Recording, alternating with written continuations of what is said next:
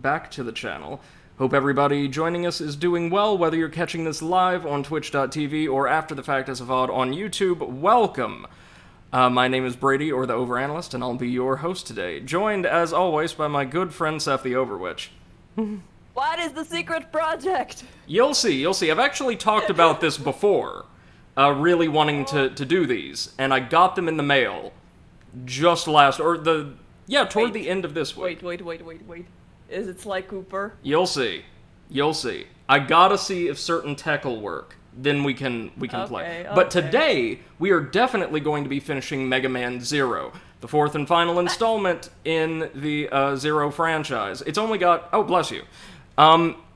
It's only got 3 stages, and then the final confrontation with Dr. Vile left. So we're almost there. Nice. I'm kinda gonna miss this series, though, because, well, A, the gameplay's rock solid, but B, we won't have any silly boss names for a while. Yeah. Not until we get around to ZX, and I want to say that those have better names on the whole. Oh, wait, no, I think one of them was a purple mandrill called... Oh, I forget what it was, but it was something ridiculous. Anyhow, I don't know. we're carrying on with Mega Man 04, which I think has some pretty dang hard stages and slightly harder bosses than previous titles, but is still really, really good. That's the one that you never finished, right? That is correct, yeah, we are now further in the game than I've ever been, I believe. Nice. So who do we have left? Nice. We have, Mino Magnus, the Minotaur, in the magnetic zone. Gee, wonder what his gimmick is going to be. We've got, was there a lizard? Water. No, Tech Kraken. Hi, Luna. Hey Luna, how's it going? And then we've got Titania, based on like the legendary fairy queen or king, depending on the legend, right? Yeah, exactly. I think it's from, like, Celtic. Yeah. Normally, the leaders or the heads of the Sealy court are Oberon and Titania, right? But I've also seen Titania used to refer to agendered or masculine fae. Yeah. Then it says hot and tired. Oh, I know the feeling. We're right there with you. So we've got 3 of the Einherjar left. Mm-hmm. I hope my pronunciation on that is getting better. Yes, it is. Is that the proper pronunciation? No, I think that you need to, like, accentuate the H a little bit more. Einherjar, but... Einherjar. Okay, gotcha. yeah, there so we like- go. But very good. Oh, Luna, yes, I Seth saw your made me tarot have reading. hopes. Very, very nice. Yeah. I've detected a large magnetic flux at point B1. The electromagnetic pulses are generating a lot of noise, and it's spreading. There's a good chance the noise could interfere with the operation of environmental control systems in Area 0. Infiltrate and put a stop to the device. This mission? This mission! Yay! This mission. Also, I was digging around a little bit in the database, which you don't have to collect codes for, like those little discs from the third game. Just as soon as you encounter a new enemy or character, their data gets added, along with their model. And that massive robot we fought at the end of the prison stage, you know, just before the end of the last stream, is called The Giant, all one word. And I think its sole description was like, it has been in prison a long time. Oh, wow. That is very, descriptive. From inside the building ahead, I'm reading a powerful magnetic field. Because of the field, your jump might be affected. Oh no. If you share polarity, you'll jump higher. But if it's different, you'll jump lower. Okay. There's capsules that can change your magnetic polarity. That's really cool. And I assume the gimmick would be disabled if we weren't, fighting Mino Magnus when the weather was in his favor. Yeah, like, look, with our polarity, we're able, to jump twice as high. Luna says it'd be a first one, literally. If you mean relationship, then yeah, I can see why that's nice and exciting. Never been in one either, but totally right as rain, you know?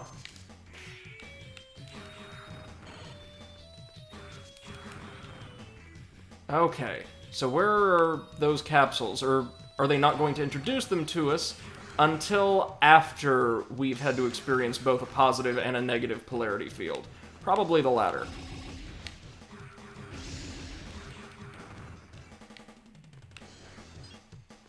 Oh, Luna, there are a lot of hard work. And honestly, like, I am always going through these phases that I want a relationship when I'm single, and when I'm in a relationship, I want to be single. So, yeah. I've never been in a relationship because I could only stand to be with somebody, A, who I really loved, but B, who I also felt like I could be, you know, useful to. Like, Yeah. so I wouldn't just be a detriment or a bother, and also where, like, we could enrich each other's lives. That's a positive thing, right? Okay, Exactly. polarity change capsule. We are blue now. Ooh, nice. Da-bu-dee-da-bu-die. Indeed. Now we're... Oh, are these the capsules? No, those just explode. Okay. Ah, they're like mines. So you said these are for GBA still, right? Yes, ma'am. All 4 of them were produced for the GBA, which is quite impressive, right? Yeah, definitely. Oh, come very on. Impressive. There we go. No. Oh, yikes. We are just getting destroyed. That's okay, you can do this, I believe. Oh, yeah, no. We're just, like, cheesing our way through the entire thing. As we do.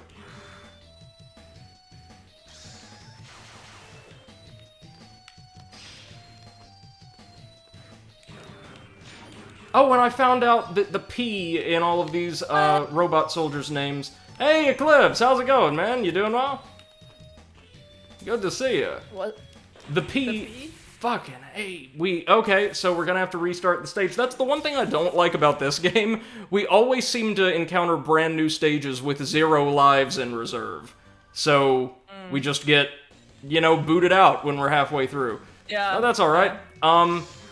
The P in all of those humanoid robots' names stands for Pantheon, which makes sense, okay.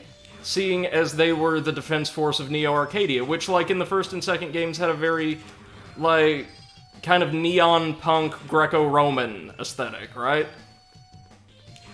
So it's not as entertaining as just being called, like, P-Base or P-Aqua, but it makes sense. It's a good name. I was hoping it was PP, but okay. Like Eclipse I said. says, I'm good. I started a tutoring job on Monday, nervous as heck. Oh, And best of says, luck, you man. got this. You'll be a fantastic Eclipse. teacher, I promise you. You're Yes. very kind, very He believes. patient, and very, well, obviously patient, but also very, very energetic and engaged. I think your students will love you. Yes. And you believes in everyone, which is a very good thing for a teacher. Yep. Trust me, I know. We work in the same field now. Maybe take Magnus with you just in case. Oh, there's an extra life up there. Shoo!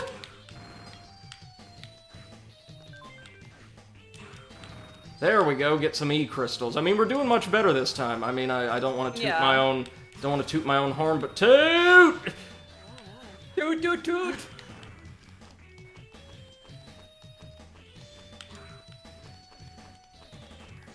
Eclipse, you gotta let me know how it goes, man. I can't wait. Yeah! We need a full-on report in the Discord. Wait a minute, what's that last skill we got? Right, we've got the stab... Oh, we've got the dive attack. Right. Nice. Non-elemental. Ah! Damn you, P-Rocket. Oh. Oh, this is nasty. But, if we've got the proper polarity, we can largely avoid these platforms. Hey, or not. We can just jump straight into them from below instead. Which is cool. Eclipse says, also, I got a new graphics tablet, one with a screen. Oh, fancy. Righteous. It's gonna enable you to create some awesome stuff for the streams, no doubt, right? Oh, yeah. Okay, is this going to be our mini-boss? Yeah, because... Oh! The hell is this? It's a crab socket. Obviously. Probably want to lower those. Mini Krabna? I mean, alright. Whoop!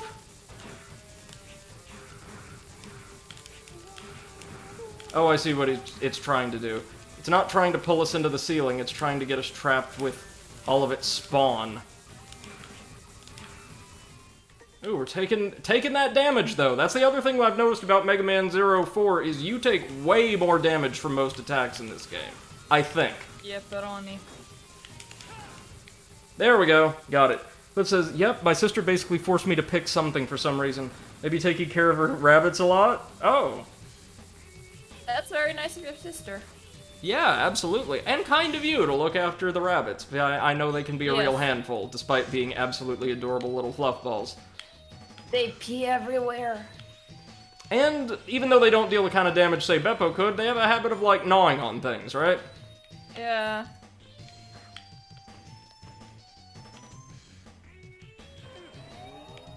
Oh no, they're sending sparks along the wires we're hanging from, just like that platformer that we don't talk about.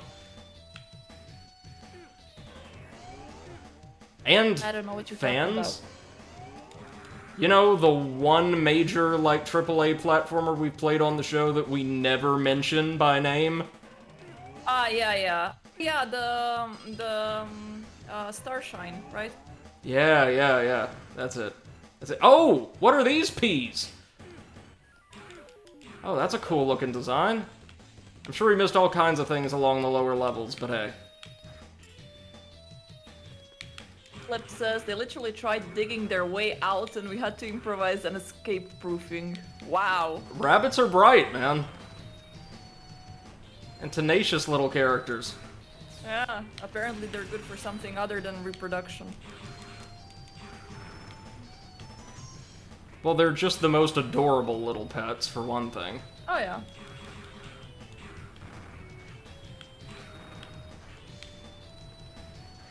Okay, so we wanna... Eh. My is insufficient. Okay, it's Mino Magnus time. Yay! Let's go ahead and top our health off a little bit, why not? Now, he's really big, and if we know anything about larger bosses from the previous titles, he's going to rely on just movement and collision damage more than anything else. Oh, okay. He looks awesome, though. You finally... Oh, he does. Come, Zero. He looks like, a children's toy, doesn't he? Like the color and the sharp angles. Kinda like those Gundam thingies. Exactly! Like a D-list knockoff Gundam you'd find in the back of the toy store. I won't let you stop Ragnarok. I am the great Mino Magnus. I'll crush you, and then... I really don't have time to listen to the rest of this. My man, Zero!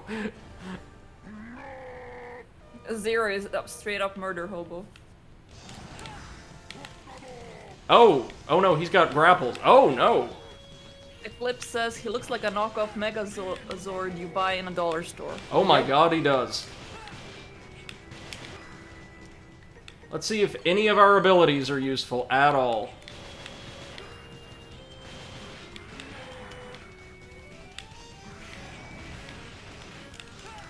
That's a big nope.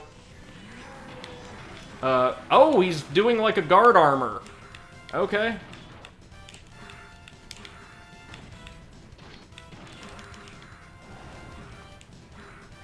He has 0 fucks to give, says Eclipse. Oh, he sure does. So do... Oh, damn it! Died within just one hit of cleaving him in two.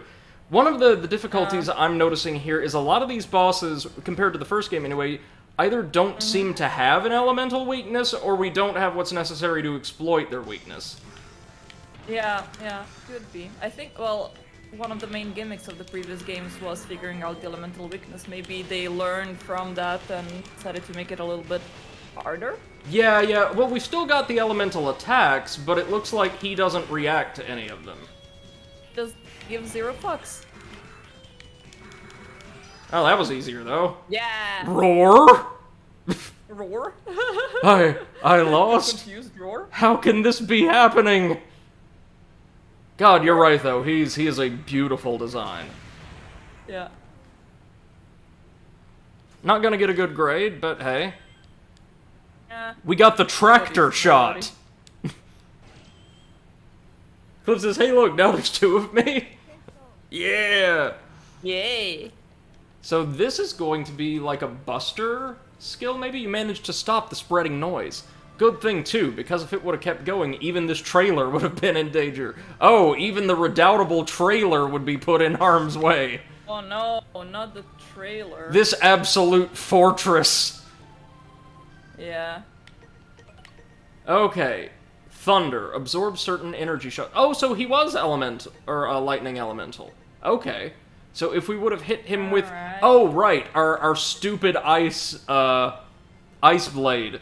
Then we would have been able to deal extra damage. Good to know for the boss rush. And remember, unfortunately, we're gonna miss out on one of these EX skills because we didn't kill Kokopetri while the weather was favorable towards him. But we've learned, Oh, no. we've grown. Citation needed. Oh, wait till you guys see what the special project is. Again, I hope we can actually air it today. It's like, you know, Christmas Eve when you see all the presents under the Christmas tree and you're like, what is it? What is it? What is it? What is it? It ends up being socks, but still. Oh, come now. You know I'd do a little better than that. Yeah, I don't No, I think that you wouldn't. would be streaming your socks. Okay, we can grab a couple utility abilities as well. We can now run faster, we've got slightly more health, and our wall sliding speed has been decreased, giving us a little bit more time to finely tune our vertical movement. I found that to be... No, we want to save. Never you mind, we want to save. And I'm curious. Guys, bear with me. Let's try running through Kokopetri's stage one more time with the weather in his favor. We won't have the boss fight, obviously, just to see if we can grab that skill. What were you gonna say, Seth? I was gonna ask, have you seen the drawing of Princess Potato I did? No. Oh my god, it's what? in the art channel. Okay, well, I guess we've just gotta do this now.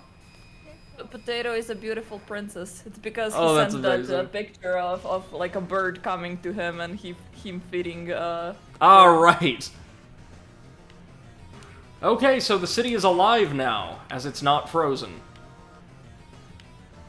And oh my god, this stage looks not only does it look totally different, it's gorgeous, right? Yeah, much better than before. Of course, Kokopetri's turrets and spikes are active now, so we've got to look out for that. And Yeah. Seth, has there been... I mean, obviously we're getting stronger with better abilities, but doesn't it seem like just by sheer luck, I'm picking the most difficult platforming stage in every game by default? Yep. Hey, though, that means it only goes uphill from there, right? I guess.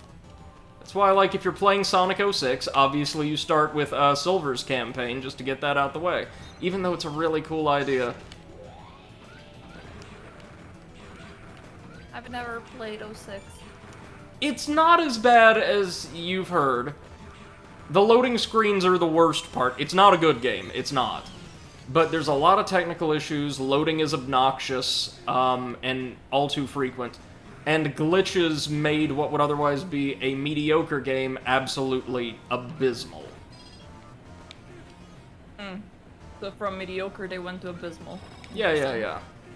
It was not like Fallout 76, where no, that's exactly what they wanted to make. There was a lot of developmental difficulty that nobody could have foreseen.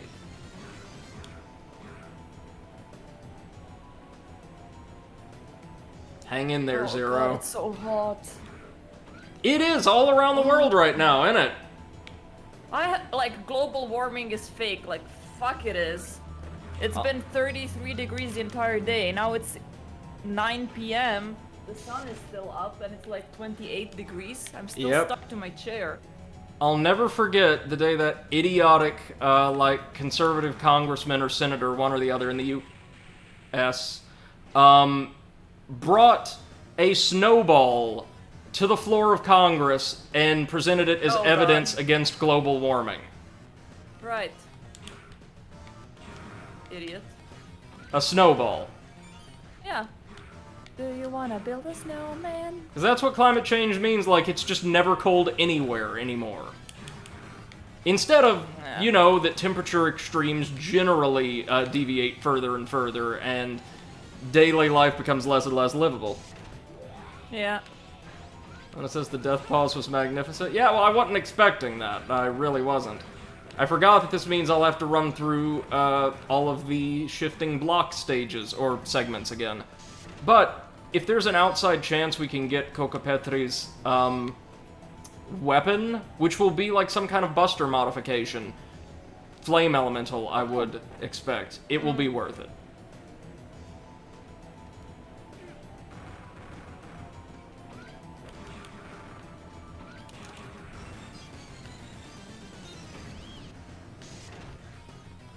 Cocopetri himself was one of the easier bosses we've fought so far.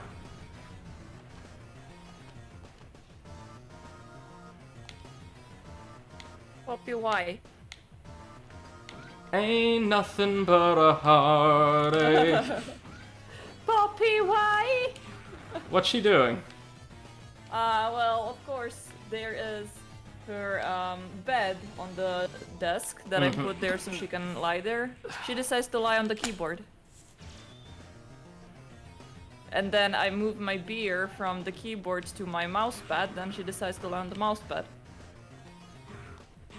I just can't win with her. You think it's just because she, like, wants attention? Yes. So she's like, oh, you're, like, occupied with this thing now, I'll just go lay on it. Yeah. Look at me! Look at me! Oh, I forgot how much I hate those shifting block tunnels.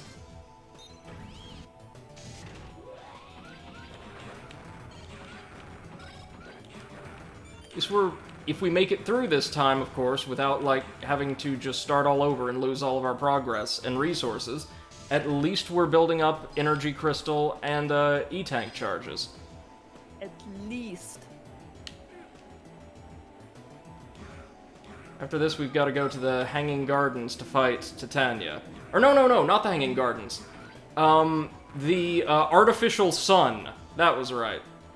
Right. Because, sure, I assume she's going to be drying out the Earth. You know, like stupidity is doing presently. Oh, God.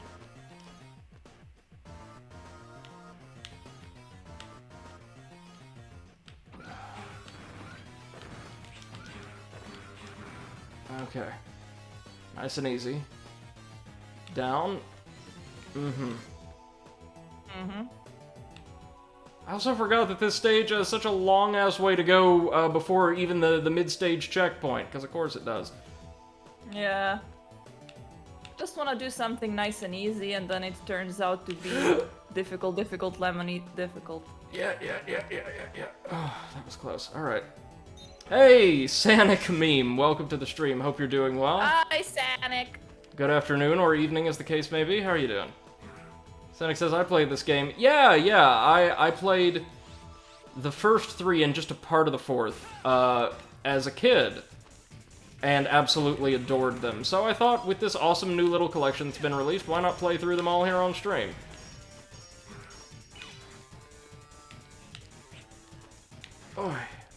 Alright. Right now we're just revisiting a stage we cleared out earlier for a couple reasons. We've got only Titania left, and we'll be done. Cynic says also there's useful EX skills. I know.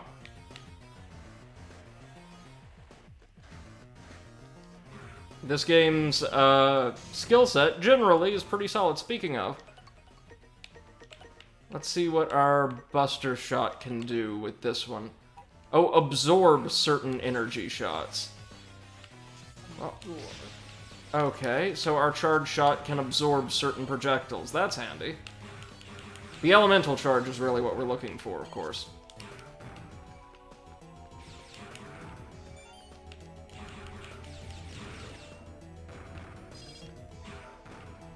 I think I faintly remember there being a tower festooned with those moving blocks here, right?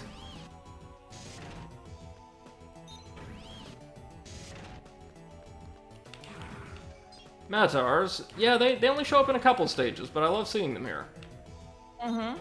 And let me see. Yep, this is it. Good. Oh, good. We were so good at this the first time. Just Just wanted to relive it all over again, you know? I mean, it was easy the first time around, so you just needed to check if it was gonna be more of a challenge. Right, absolutely, correct. Yeah.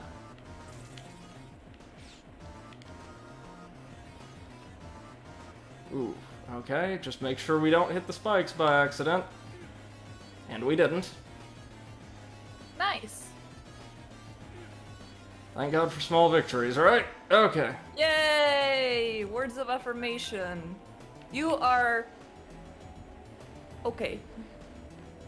It's all I've ever striven to be. Thank you. I'm honored. Yeah. My life goal is to be okay. It actually is. We strive for adequacy around here. Yes. Cynic Meme says, oh no, this part is hard. Oh, I know. I know. I want to see. Do we get the skill? Maybe not, but we got some useful goodies no matter what. No, that's alright though. At least we experienced the Living City in its more difficult configuration. That was nice. Yeah. Really quickly, let's go see if we can make anything. Thank you, Luna. I appreciate that, man. Let's see if we can craft anything with Servo. No. Which is alright. The additional chips that we have the option to craft in this game don't seem super important. Fuck you, Servo, you useless piece of shit. Oh no, wait, we're trying to be positive. He does nothing so much better than anybody else on our team. Yes. Oh wait, exactly. no, I totally forgot about somebody. Tech Kraken. Oh, Tech Kraken. How can you forget about Tech Kraken? He's so memorable. Sending Meme says you can't get the skills. I thought as much. Yeah, just wanted to see if we could. No, this is like what in your field you call like team leads, right? Like you go from, if you're dealing with one thing, you're a tentacle. If you deal with multiple, if you're like a network overseer, you're a cluster. If you're like the entire project lead, you're the Tech Kraken. Tech Kraken, exactly. So we've got to stop a sub again, just like in the third game. That's gonna be fun. Woohoo! I received a report that the giant drill sub, you know, just the giant drill sub, everybody knows, is currently patrolling the bottom of the sea. Explosives are packed on board, so I believe they're going to drill into the earth and detonate the sub. By breaking up a tectonic plate, they may start an earthquake of catastrophic proportions. Stop the drill sub before it reaches its destination. I mean, sure. We can do this. That escalated quickly.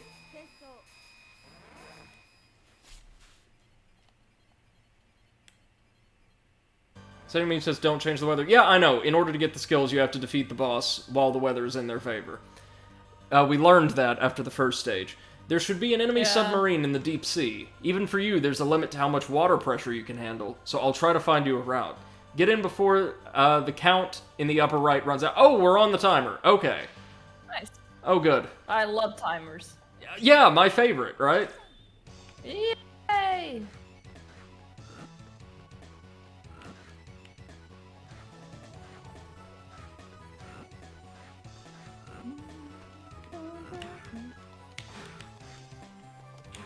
Oh, we've got digital blowfish or cyborg blowfish. That's really cute. Digital blowfish. Yeah. I don't know why I laughed at that. I'm immature. Oh, that'd be a great boss name, wouldn't it? Tech Blowfish? Yeah, digital blowfish. Best sidekick of Tech Kraken. Oh no, sorry, it's called a Need Balloon. Of course. Okay, so there's some kind of wraiths down here? I guess our goal is to just keep descending, maybe. Did you just fart? God damn it, boy. Beppo? Again? Yes, and then he looked at me like, are you proud of me? Look what I did. Such a baby. Oh, good, it is a maze. Great.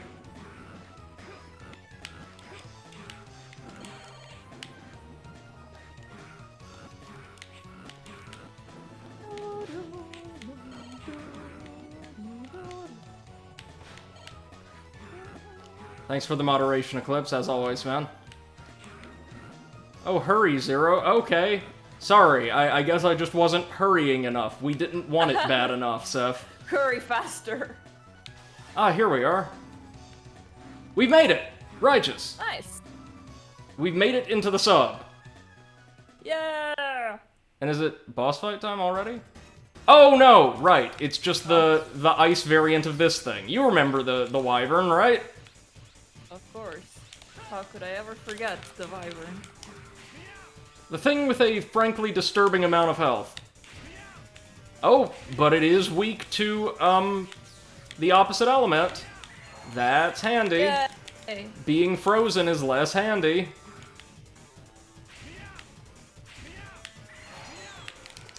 Okay, so unlike the lightning elemental one, which was more or less helpless, this one's got some really nasty moves. Nice. Yay, Lucky for nasty us, moves. we're practically invincible as long as our enemies don't have instant kill attacks. Yeah, not instant. I don't know, I'm trying this whole positivity thing, but it's just not my thing. That's alright. Okay, Eclipse, take care of it. Sonic Meme, thank you so much for the Bye. follow. Really appreciate you. And yeah, Eclipse, take care, and best of luck with your project, alright? Yay for... Never mind, I'm gonna shut up. Oh? I just cannot say yay for anything without sounding sarcastic. Oh, these are RB Hello, cannons. is it? Hey, Wanna man, join how's us it in going? voice chat? Hope you're doing well. Welcome to the stream. Good evening, good evening. Channel the positivity of Magnus. I'm channeling my inner Magnus, and I have a big craving for cookies now. Alternatively, just channel the inner, like, awesomeness, the true perfection and bliss that is Viper. It's giving me farts. The positivity or Viper? I would accept either. Yes. Viper's gonna release like a 3 album set or a 3-disc album called like I Did Olestra or something. I did Olestra, yeah. And then he's gonna record the entire album with his butt cheeks. You mean he doesn't already? Yeah. Yeah. Oh, Viper.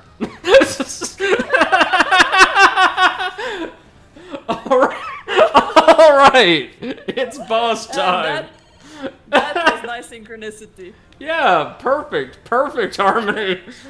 Zenik says, I joined your Discord. Thank you so much. Well, hold on now. Woohoo! Hold on. It may not be my Discord. You may have joined the old one. One moment. Yes, and in fact they did. Oh my god. I'm so behind on my tech. I'm so sorry. Seth, would you kindly go ahead and share the link to our Discord? I will. You see, Seth, the woman you're hearing with me now, and our good friend Potato, along with myself, are part of a network, the Overanalyst Network, and we combined all of our communities together, since we work together more or less every day here on Twitch. Yes. Thank you so much, Seth. You've saved my technologically inept ass again. Oh! Look at his design! Ooh. You're pretty. here. I've been waiting a long time for this, Zero. I'm not just one of the 8 warriors. I'm a remnant of the Zanai army led by the late Phantom. I'm Tech Kraken! I only put up with that vile in this whole plan, just so I could get revenge on the one who defeated Phantom. Feel the rage of my former master. Oh, okay. Oh, that was a very anime voice clip. Alright, so... he's weak to fire, as all aquatic entities would be, of course. Yeah. Welcome, Sonic. Welcome, welcome.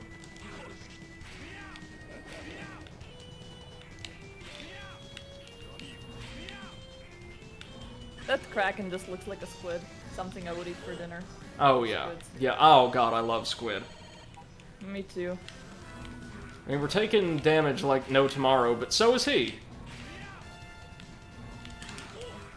I mean, you're basically tanking and spanking this entire game, so It's a viable strategy, apparently. apparently.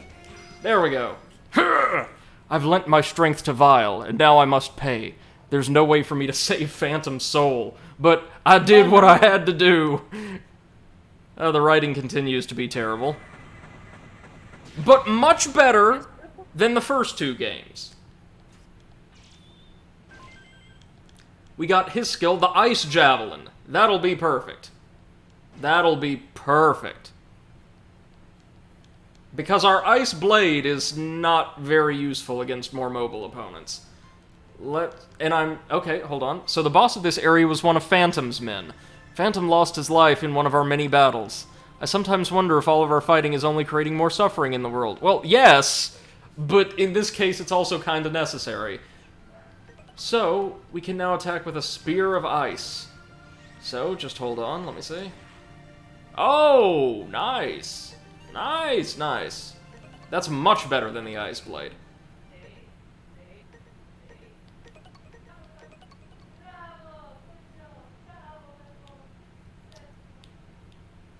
And I have a feeling that Titania is going to be our resident fire elemental boss.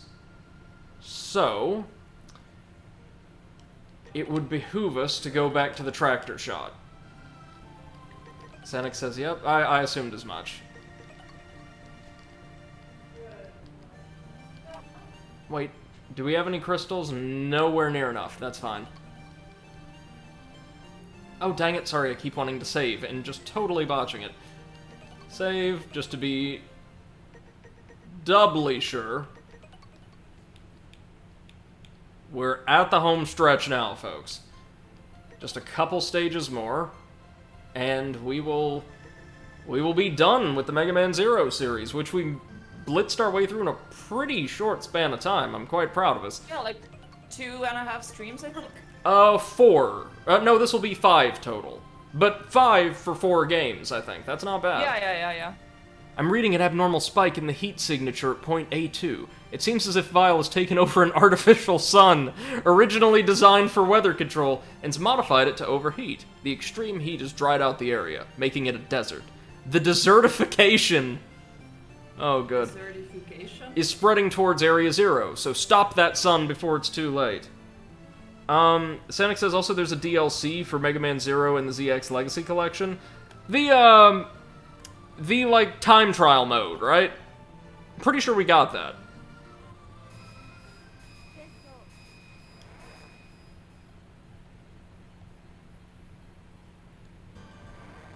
Oh, we've got a percentage gauge at the top. The temperature is rising rapidly at your location. Even you won't be able to last long in that heat. Once your armor reaches 100% capacity, you'll start taking damage. Hide in the shade as much as possible to stay cool. There are several energy generators. If you can destroy them, you should be able to lower the temperature. Alright, we're going to have to use a cover mechanic for this. I mean, alright. Fair dues. Wait a moment. Is our elf level a little bit higher? Why, yes it is. So... sure, we'll take that. Oh, and our heat tolerance is not that great.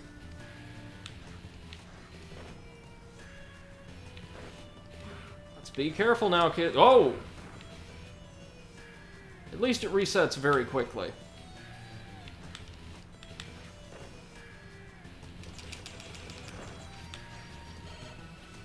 Well, time to actually use our friggin' Buster. Zach says, I'll send you the link for the DLC and DMs. Alright, that's fine. Thank you very much. I will look into it. Yeah, this is very interesting. It incentivizes a very methodical, measured, style of play. Yep. Is there anything down below then? Probably want to check that out. I had assumed this was the way forward, but maybe not.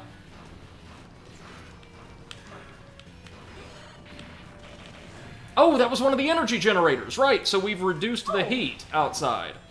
Oh, I wish real life worked that way right about now. Yes, exactly. Where's our Mega Man Zero?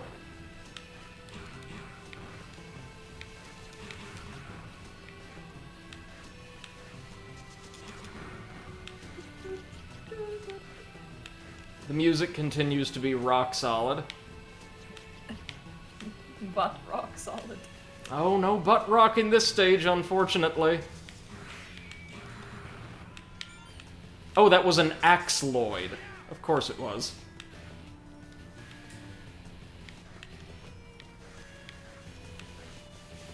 No, taking damage from the heat. Okay, time to go inside and smash another generator. And presumably, Titania's fight will be a little bit easier if we cut her power.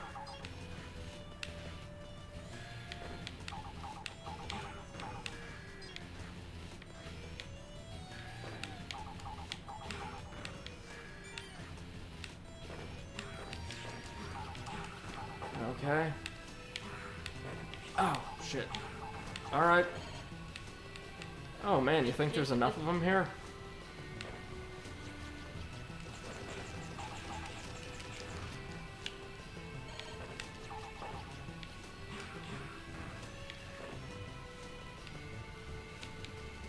Okay, what's in here? Mini-boss and our second generator, perhaps? Oh! Look at this thing. Oh, you know what? I bet we might be able to interact with him with the old Zero Knuckle. Nope. I would have lost that bet. Okay.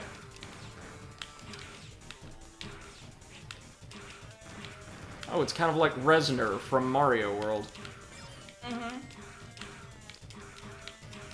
I was about to say, yeah, we've done this before. I mean, we're doing this badly, but we are doing it. And if graduate school's taught me anything, that's all that matters. Yes, exactly.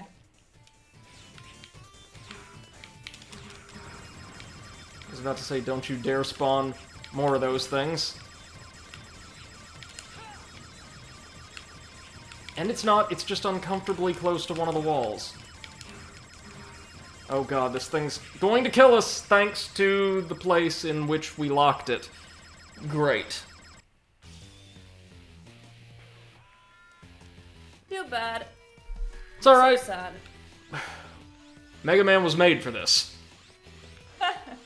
And apparently remade and remade. Yeah, right. Just like a crash test dummy. Yeah.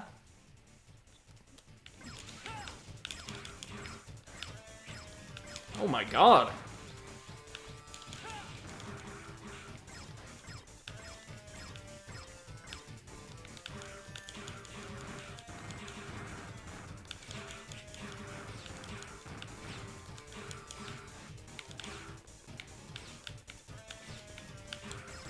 Oh no. Uh-oh. Here we go. Yeah, we screwed ourselves. Yeah, you've got to jump at such a precise angle to actually clear the damn thing. Mm-hmm. Whoa-oh. Ugh. Yeah. Yep. From the top. Oh, Lord. I do not like that. I do not like how tight our maneuvering has to be there. And the fact that, if you notice, once we destroyed all of its satellites, it moved to that exact point in the room. Mm-hmm. We don't, by default, have our shield in this game, either. We would have to pry it off of one of those flame turrets. And I don't think it's especially worth it. Nor would it possibly be useful against the boss's special projectiles. Mini-boss's projectiles, rather. So what we're gonna do is we're gonna come up here.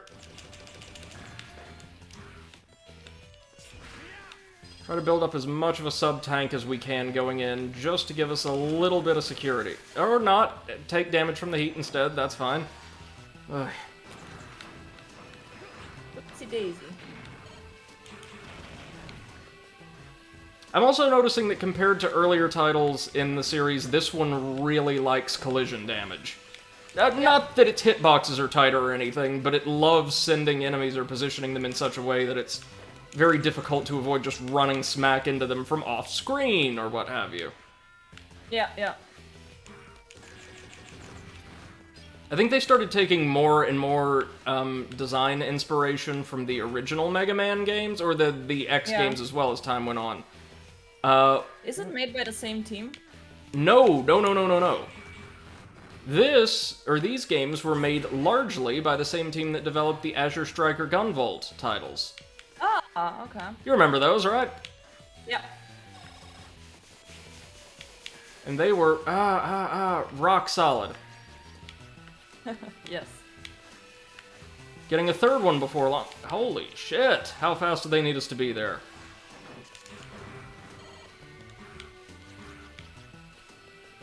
Thank you, Sonic. Yes, thank you very much. I will check it out right after this stage. Ooh.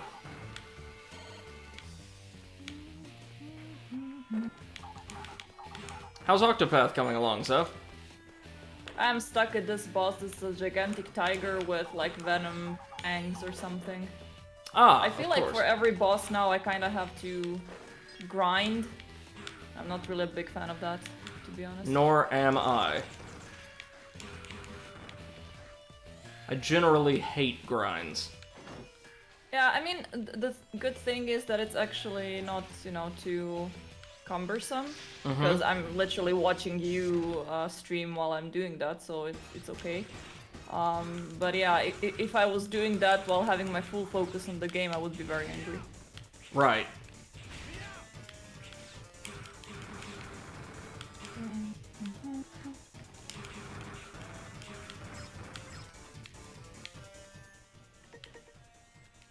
We're not going to use our tank here.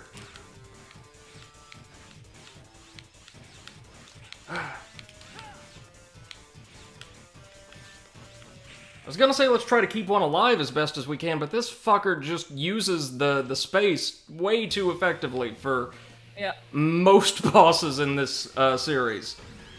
God's sake. I was reading, like, according to reviews, too, a lot of people said that this game was much easier than the others, like, at launch. Well, we all know that you don't go by everyone's opinions, like by the yeah, general apparently not. opinion.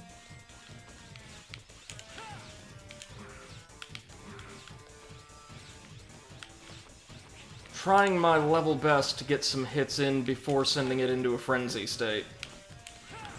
Oh god, there we go, we've done it. Also noticed that, with the exception of the one that we were able to defeat just by pulling its plug, basically, bosses, or mini-bosses in this game have way more health than they did in 0, 2, or 3. I can't really speak about 0, 1, because that one unfortunately only had a couple mini-bosses. Like, God's sake, more health than most actual stage bosses. Most of these have. Well, that was an experience. Do we at least get to crack it? No, we do not get to crack an energy generator. No pepperoni. Of course not. I'm sure we missed one.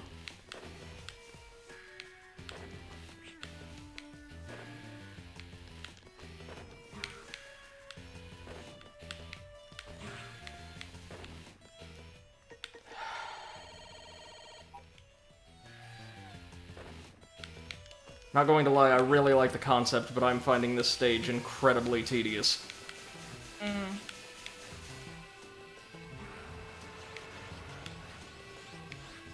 How's this? Yeah, one of them should be in here. Hey, that's helpful. There we go. Nice. And we take a hit immediately afterwards. Shit. Okay. We've turned the heat down once again, though. Whoop whoop. That's something. Oh, what is this? Some kind of bulldozer? Okay. Oh wait, no, one of the turrets is there. I'm sure we're not exactly intended to, but we can ride it up.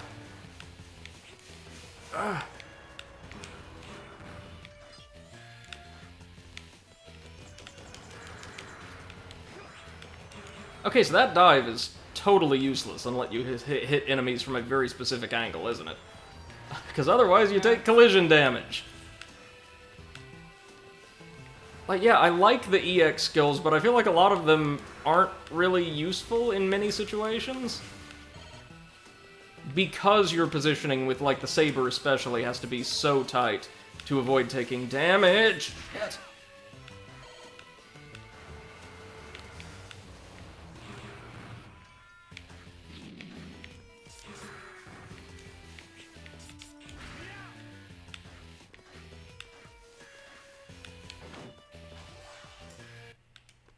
Oh no. Well, we were able to defeat or destroy 2 of 4 generators. I've no earthly idea where the others were. And as a result, yep, there's all kinds of, like, heat in her room. Yay! Ugh. It's disgusting. Oh, I like her design quite a lot, actually. Oh, she plants mines.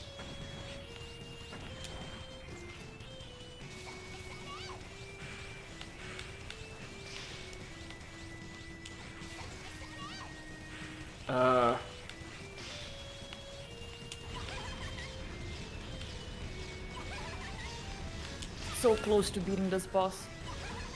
You got it, Seth. You believes? Indeed. Ah. Oh, this is gonna suck, isn't it? And no lives, good. We get a boss we can use one of these really cool blaster abilities on, and she stays out of range constantly.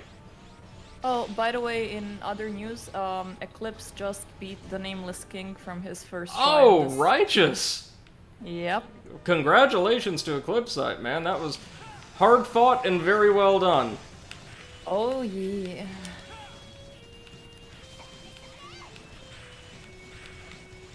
Oh, wait, that's a pretty consistent pattern, actually. That isn't.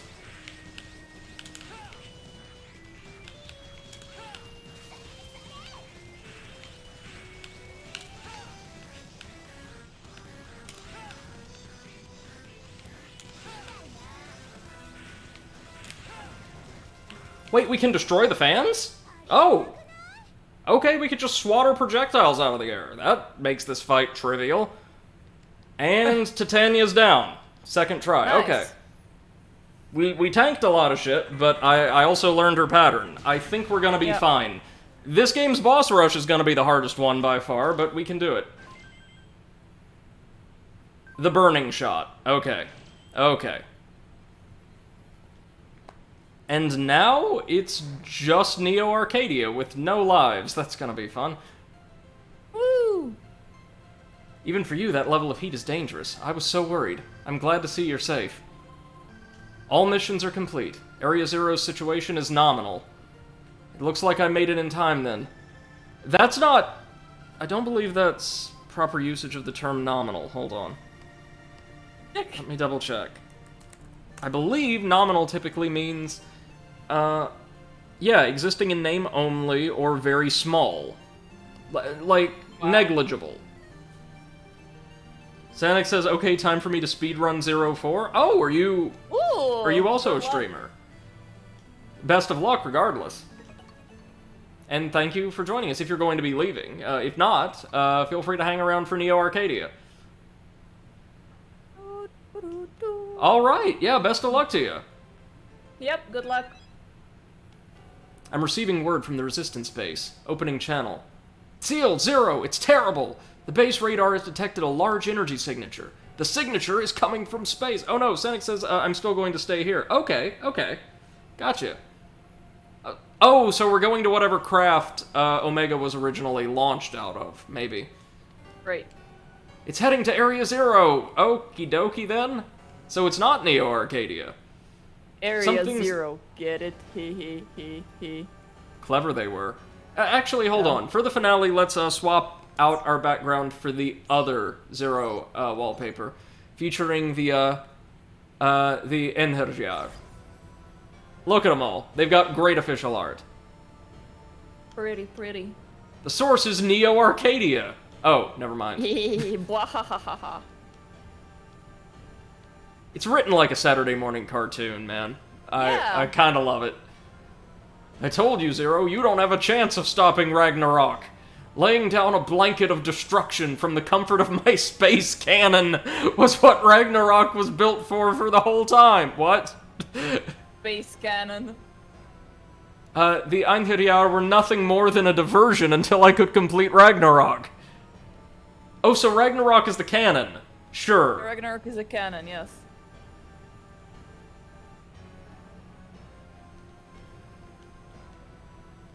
Oh man, this writing is bad.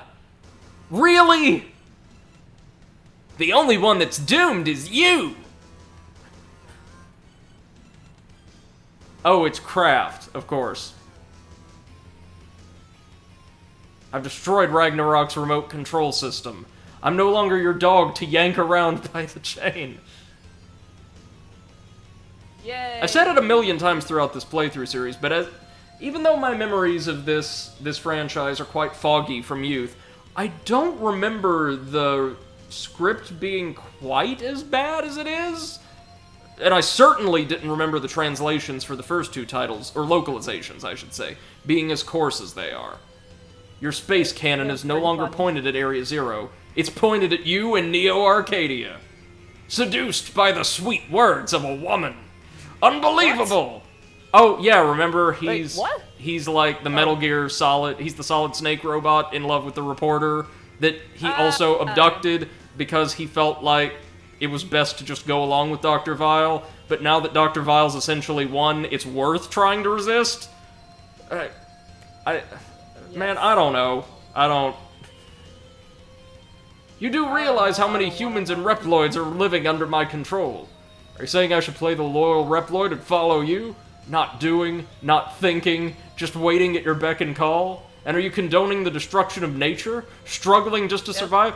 Remember, less than an hour of game time ago, this man claimed that it was absolutely not a worthwhile sacrifice to potentially kill scores of humans to preserve nature or the independent rebel forces. Now it's totally worth it. Nothing's changed. God damn it, Kraft. So I guess we're gonna have to take him and Ragnarok out. Yeah, we're gonna have to take him and Ragnarok out first. Then double back to Neo Arcadia and bring down Dr. Vile. Yeah, sure, why not? We have time.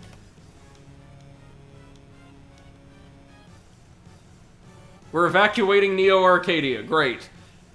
Pretty sure the entire city's been destroyed 3 or 4 times at this point, right? Yep. I would move at this point. Yeah, but remember, thanks to the Einherjar, nobody can move anywhere else because they've made it completely uninhabitable, or we're trying to by various convoluted, like, Looney Tune-esque schemes. They're dropping anvils on everyone's heads. Yeah, man, okay, I just need, like, a texture pack that replaces Luna Edge's skin with, like, Wile E. Coyote, and I'll be satisfied. Okay, what's our new shot? Burning shot. Damage enemy with explosion. Just the one. One enemy, one explosion. Good explosion, though. I approve. Not bad. And also, with our elf level being raised, we can equip one more little ability. Let's see. Slow down wall sliding. Oh, wait, add 1 to the power of our stuff. Yeah, we will take slightly increased slide speed in exchange for that.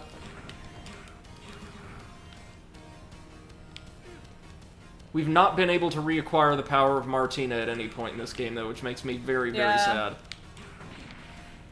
She was the best cyber elf. She gave us double health. She was the best elf on the shelf. Mm-hmm. What do we get, though? Seritanium. Alright. That'll be useful for forming all those chips we won't create. Yay! Chips that we won't create. It's the tech sector's favorite thing, right? Redundancy! Yay! A redundancy! Never a pain at all to deal with, is it? Never!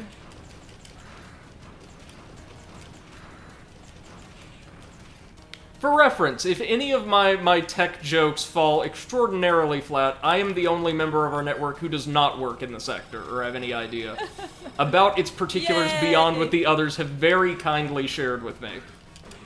Yeah. If you knew what my field is, you'll be even more frightened. Our lives are pain and misery. Wait a minute. Our lightning stab, if it makes contact with a flat surface, sends projectiles out along the floor, like along said surface. Oh, shoot! Hold on now. I think we might have just changed the game. Oh, I see spikes. Oh, I don't likes. It's not worth it. It's just not worth it. Mid-boss! Or boss rush, either or. Oh, we've got the butt rock, though! Yay, butt rock! You know you've reached the end of a Mega Man Zero game when they just start playing those, like, synth electric guitars straight out of the colon. Oh, yeah. Wait, can we grab Butt onto the rock. undersides of these platforms as well? It looks like we might be able to. Mm-hmm. Oh god, we can. Oh lord.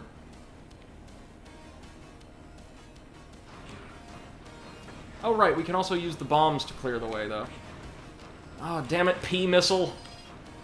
Oh, sorry, that's a V missile.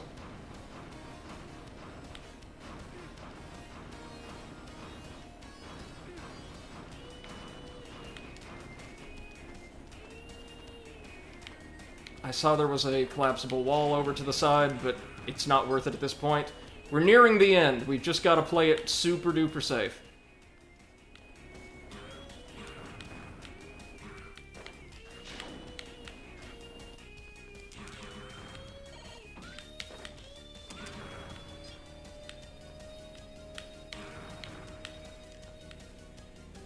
We're gonna have to drop down or something, aren't we?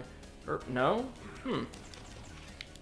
Surprisingly kind of you, Mega Man 04.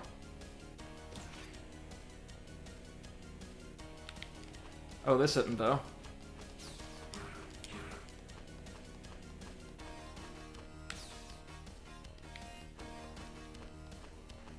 See if we can make it.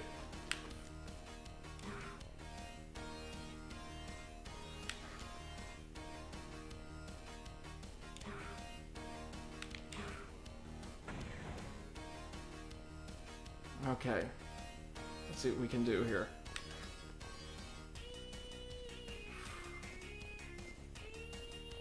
Oh, the timing here is going to be nerve-wrackingly tight, isn't it? Oh, got it, though. You can do this! Gotcha. Oh, this is a long segment, though. This is a very, very long segment of the stage. Oh, and we're gonna have to grab the next one from below. Joy. Ugh.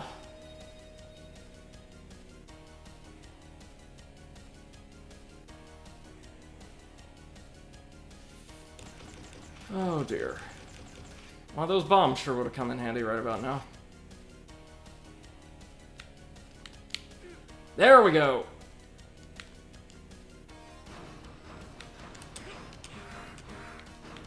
Thanks, Dive Attack, for being completely useless to the very end. Woo! Useless! It was able to defeat an enemy from above, like, without us taking damage once, since we acquired... Oh, boss time! Is it gonna be the Rainbow Devil again? Is it gonna... Oh no, it's gonna be Kraft, obviously. Obviously. Oh no, he's launched the Ragnarok. It already fired. It already fired. Seal, respond. Oh, I guess the comlink's asleep.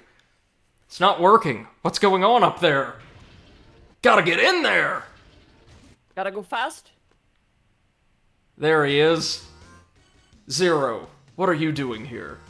I won't let you fire again. Yeah, once was enough. Yeah, I won't let you destroy that entire, very densely populated city a second time. Hi, I'm the hero of this game. You were after Vile, weren't you? Ragnarok is charging up for a second shot. This will change the world and the people in it. Do you think Neige would approve of what you're doing? I know that what I'm doing makes me seem like Vile. I don't care if people think I'm a maverick. Someone has to take a stand and fix humanity's course. Oh, here we go again.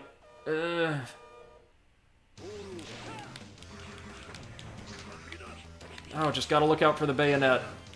And for the most part, we'll be fine. Whoa! That's a new attack, though.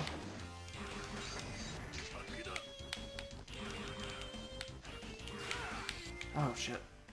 Thank you, Sub-Tank!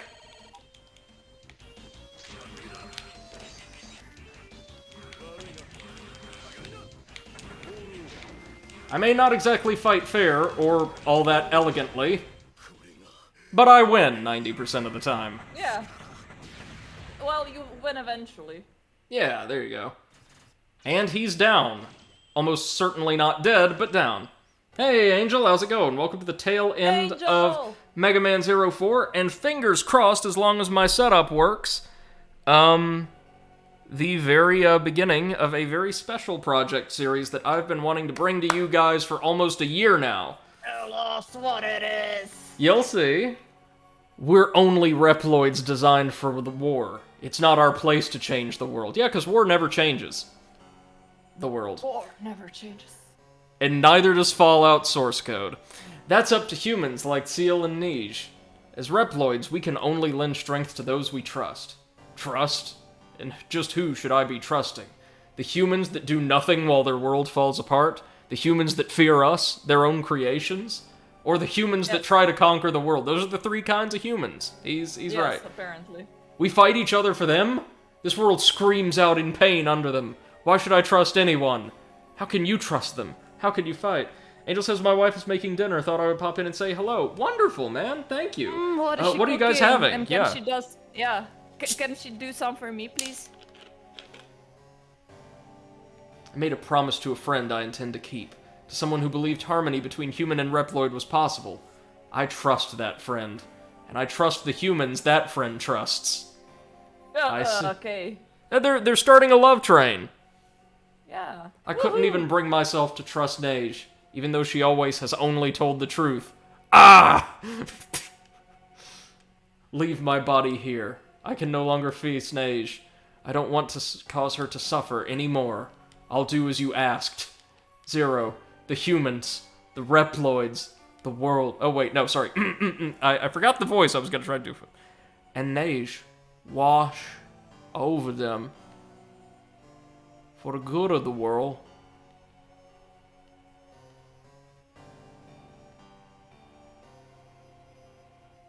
I don't know, his dialogue just seemed very overwrought. Tommy Wiseau seemed appropriate.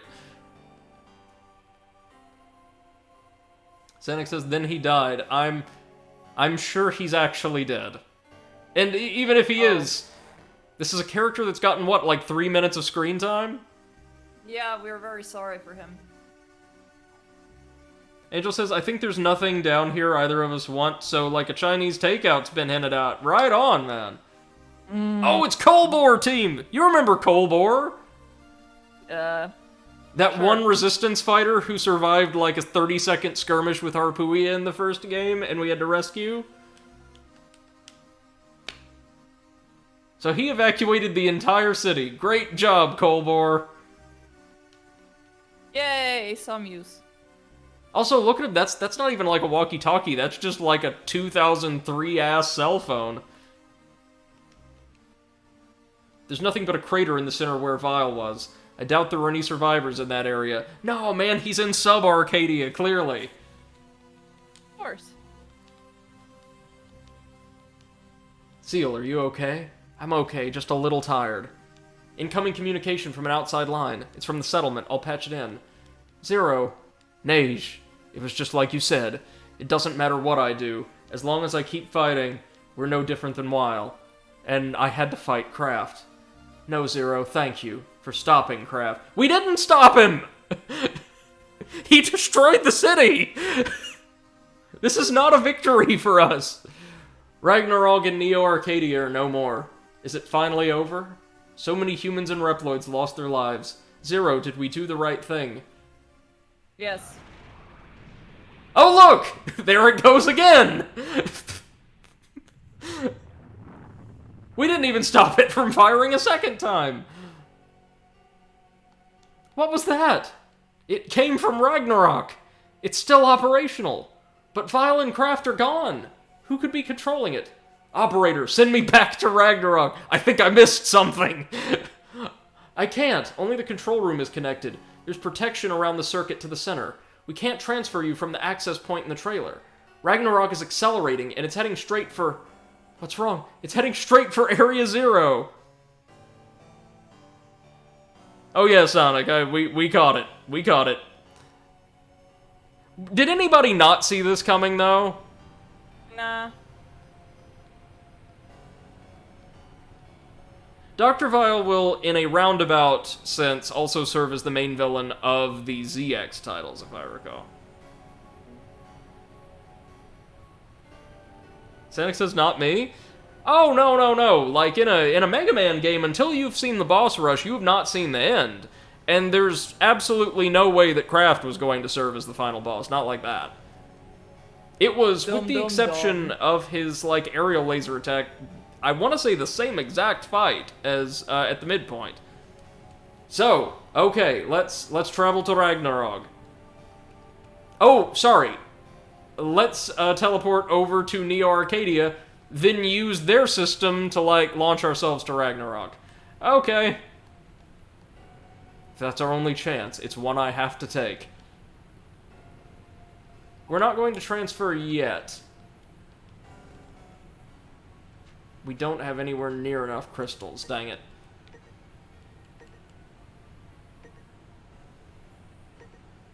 Hold on a minute. If we go over here, do we get a triple attack? Or an attack wave? That's kind of sort of helpful. Angel says, did you say this was 4? Yes, sir, it is. We're at the tail end of the 4th and final proper Mega Man Zero game. After this, there's the 2 ZX titles, which I'm not overly familiar with. I played a little bit of the first one, none at all of the second. They've got kind of more of a pseudo-open world structure. I'll be interested to see what we think of those. Overall, though, I've liked this sub-series, or revisiting it as an adult, quite a lot.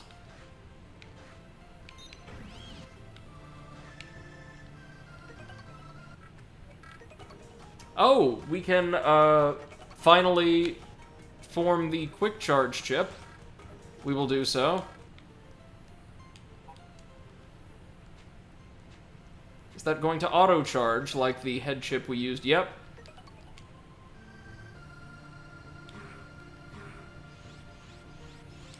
Oh, no, no, it just increases or decreases the base charge time for our special attacks. That's still useful.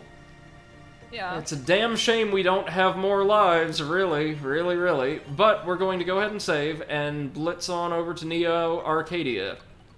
Or to Ragnarok. Not entirely sure. Or no, we're going to use the teleporter base, which may be its own stage, to travel to Ragnarok. So, yeah, here we are. We just completed Ragnarok Control, but we're heading to the teleporter base now to cancel the jammer. Alright, one last Neo Arcadia stage. Let's do it. Let's go!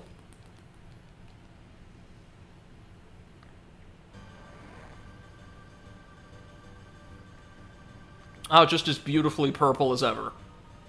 In order to send the transporter coordinates, you're going to have to disable the base's protection. You can disable it by pulling all of the switches at the end of each of the hallways. So this is going to be maybe kind of sort of our boss rush. Alright, let's flip some switches, yo!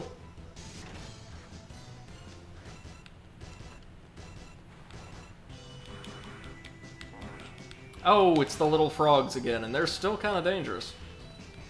Adorable, but dangerous. Yep, Peroni. Oh, there's Digital Blowfish, our favorite.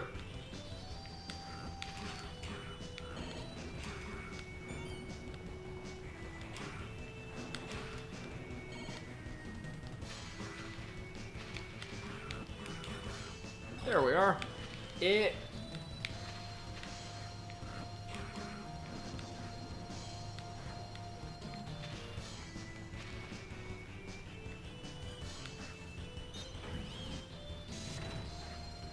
Alright, I guess it's time to make like Konami and hit the lever! It's a bunch of these things again, from the third game, right? The little cyber mines. Let's go ahead and pull that out, now that we've gotten a little bit of energy. Or actually, let's... Oh, never mind.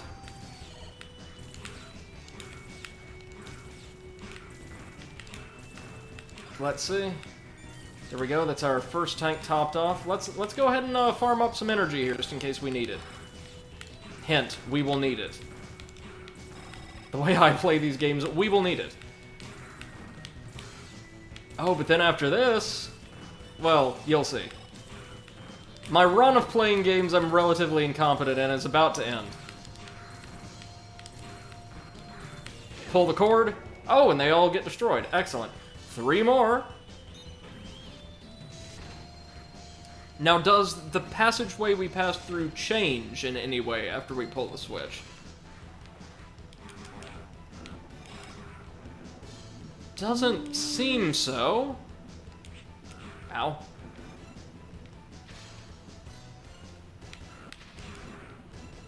Sorry, 1 second. Going to need a minute to grab a quick snack. Be right back with you in about 90 seconds. Don't go anywhere, y'all. Yay! Okay, in the meantime, this heat, y'all. It's horrible! Okay, I'm out of topic. This is literally that point when people are, you know, out of topics to talk about, and they're like, what about the sweater? Weather, not sweater. Why did I say sweater?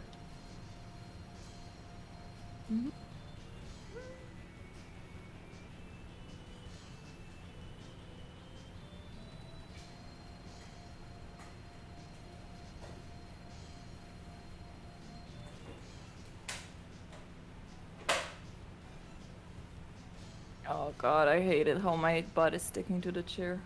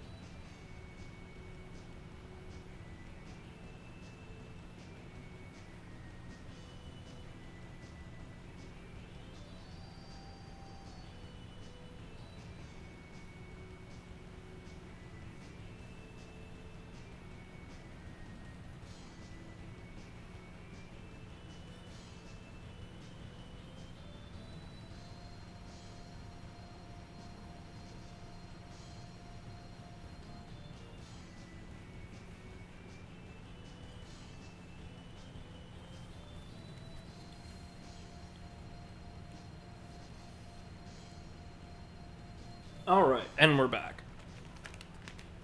Welcome back. Hold on, I have to adjust my headphones, and there we go. How's the Octopath grind coming, Seth? I fucking hate it. I hate the grind. Oh, it got worse since we started the stream, has it? Yeah, I'm getting tired of it at this point. Are you in chapter 5, though? For most characters? Nope, chapter 3. Ooh. For most of them. I want to say, I don't know for certain, but I want to say most characters have 4 or 5, maybe? I think, judging by how the story is progressing, I would say probably 5. Oh, yikes, and if that grind keeps up... Without, like, I don't know, characters unlocking some ability that allows you to quote-unquote train in order to gain levels in exchange for money or something like that, like you could in Hyrule Warriors, I have no idea how that's going to play out for you. Yeah. Time to fall through the floor, but unlike in most Bethesda titles, intentionally. To find our second plug. Yay! Oh! It's the little bomb haulers from... Oh god, which stage was this? Was this Luna Edges? Yeah, maybe. Oh no, we have to use our good buddies the bombs here.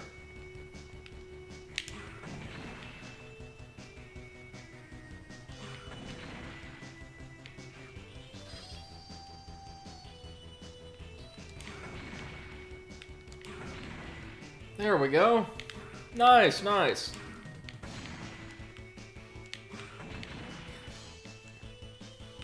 I think we had to do something similar in... Was it 0, 2, or 3 when these telly bombs first appeared? Yeah. Also, what a name. Telly bomb.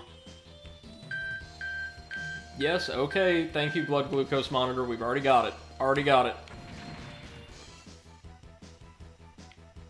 Because we're just ahead of the curve like that. Here on the Overanalyst channel, you know, staying alive and all that. Staying alive, staying alive. Oh, what a song. The Bee Gees were the best, man. Alright, here we go again. There we go. 2 left. Time to climb our way back up. This shouldn't be too hard. Back again. Exactly. Never gonna keep us down. Or generally vertically disadvantaged. Yes.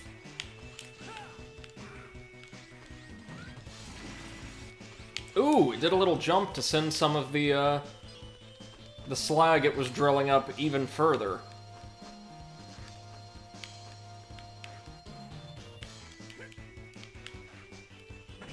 Ooh. Yeah, but now we're gonna have to deal with climbing the walls, since we didn't leave many blocks behind, with telebombs encroaching from, like, pixels away. Oh no.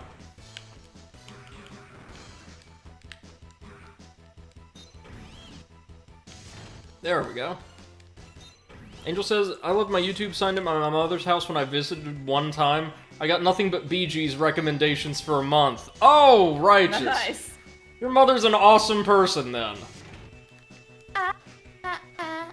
Staying alive. I mean, probably very frustrating for you, so I'm sorry, but at the same time, that's pretty righteous. Yep. Oh no, what do we have to do here? Oh, just jump the lava.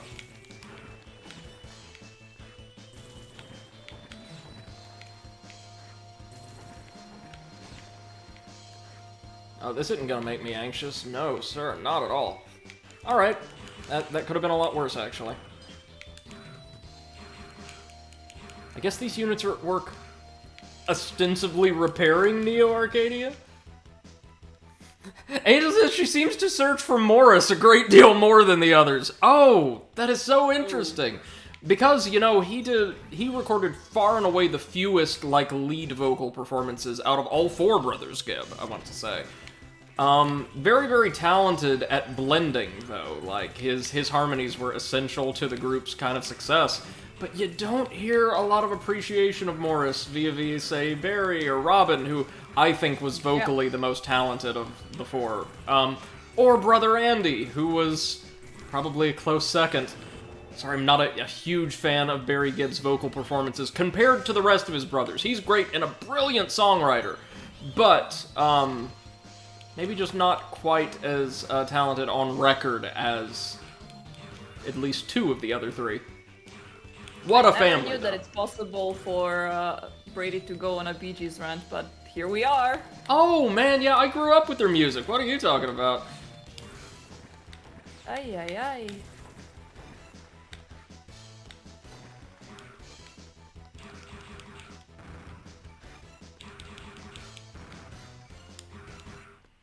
You know, soul music and the general soul canon is like my kit and caboodle, yeah? Okay, now it's time to go up. And then back down again. Never gonna keep me up.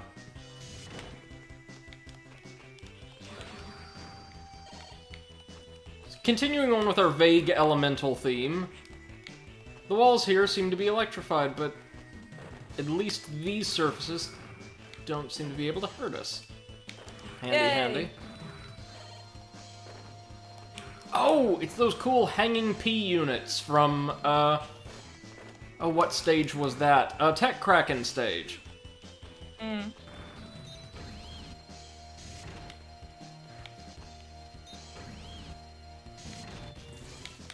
Alright, now let's farm a bit of health if we can.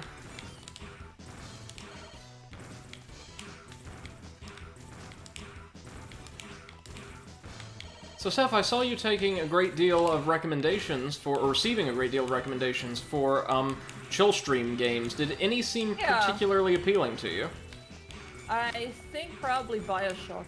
Ooh, yeah. I think I would want to go through the Bioshock series, because I have it, the Bioshock collection for the Switch, so it would be also nice to see how it performs on the Switch as well. You've played through the series before, right?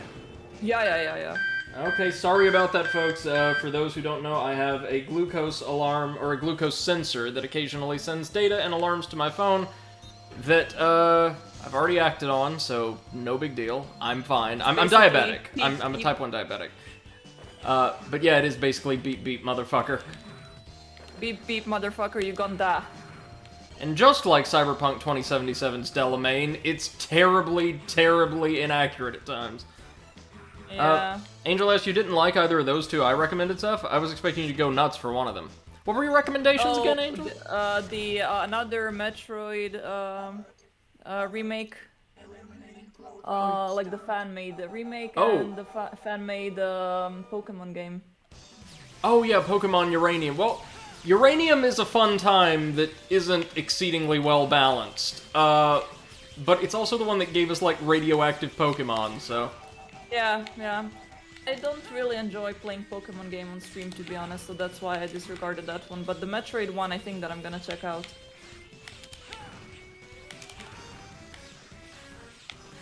Oof. Oh lord, we're not doing super well here. Where's the boss? There we go. Oh god, it's doing the thing I hate.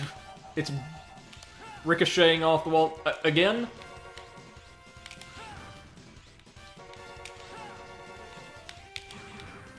Oh, it's like dial a turret. Okay, we can do this. Uh-oh.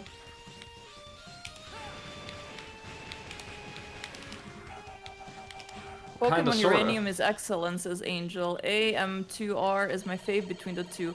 Yeah, I'm gonna check that one out for sure. Haven't played a Metroid game in a pretty long time. Metroid Dread looks great, doesn't it? Mm-hmm. It's no Metroid Prime 4, but it looks good. Yep.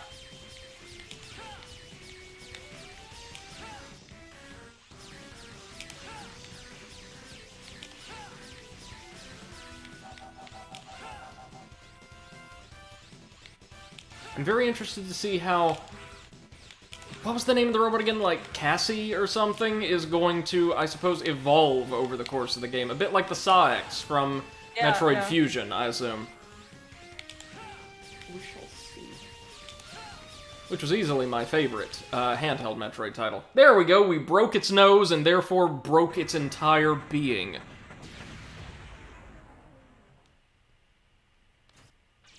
Alright. Farewell to Neo Arcadia. That was a very solid final Neo Arcadia stage.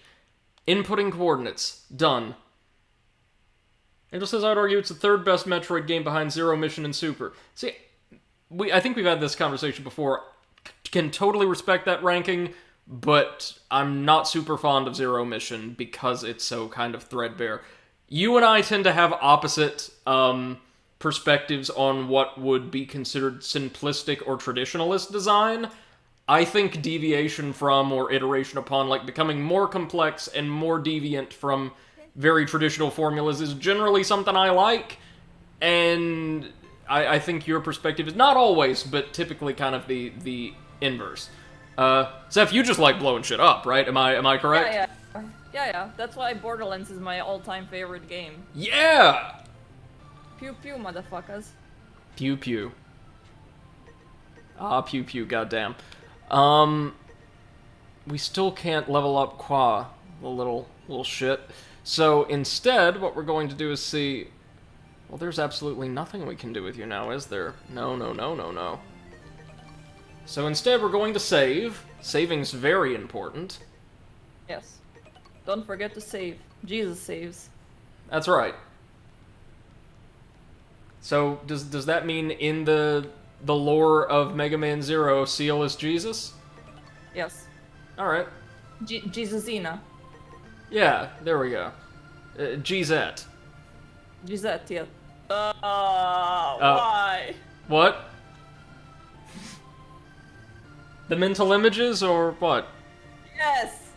You don't say GZ with a straight face, come on. For the record, I am actually, like, a practicing, believing Christian. I don't want to say, so that makes it okay, but... Angel says, surely we're due a Super Remaster at some point. Well, the thing about Nintendo now is they port so many of their titles to, like, their most present consoles' virtual storefronts, right? So I would assume as long as it's available on Switch digitally, they're probably not going to, and I really hope Nintendo doesn't return to their business model as of the Wii U era, where they just hew to the same formula, lots of remakes, lots of games that were spiritual successors to, so basically very, very mild iterations on classic franchises over and over again. Sorry, 1 second, I will need just a little bit of additional snack. I'll be right back with you. We'll be back to destroy the teleporter circuit's programming after this. After the commercial break. Mm-hmm. Da-da-da-dum.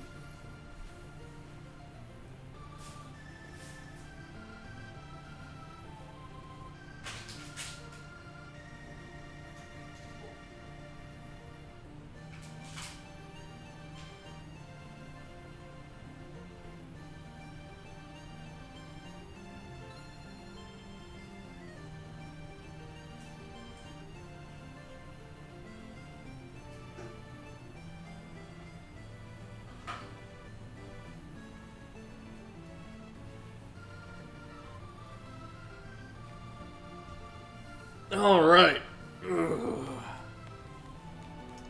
You know you're old when you start making noise when you sit down on the floor, right? Yes. Finally, I beat the boss. Yes. Congratulations! Which That character's only took- story was that? Tressa, The merchant? the merchant. Yeah. Ooh! So, she's one of the weakest characters in combat, right? So, Yeah. her bosses probably would So be ba- a big grind. Yes, and she was basically useless, so I had to work extra with the other three.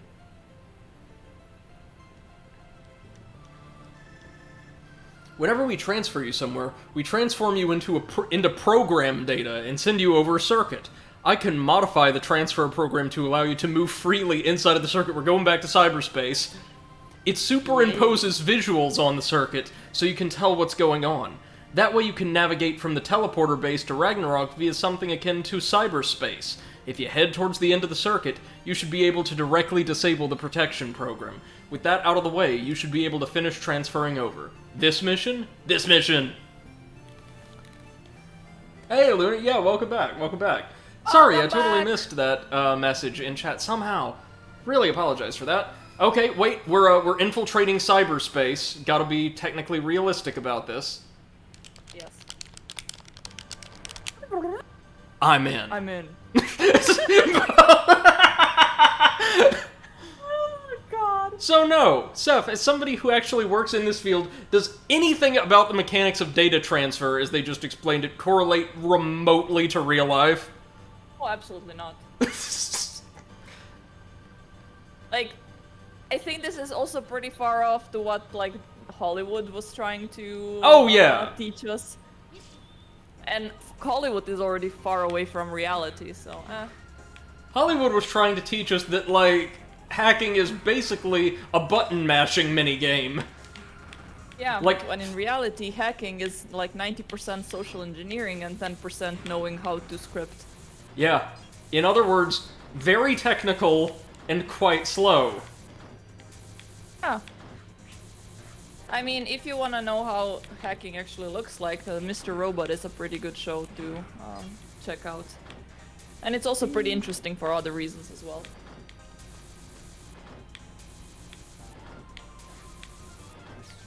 Oh no, you don't, laser turret, or L turret, or however you are christened in this game. LP turret. Oh, the loss protection turret, or prevention turret. Bane of all shopping mall thieves.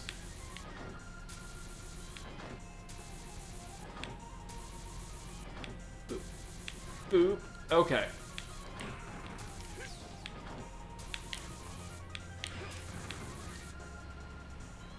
Anything? You would expect something to be down one of those little gaps, but no, just death. Why am I so bad at navigating through hazards in this series? Oh, but you know there's got to be something up there. Hold on.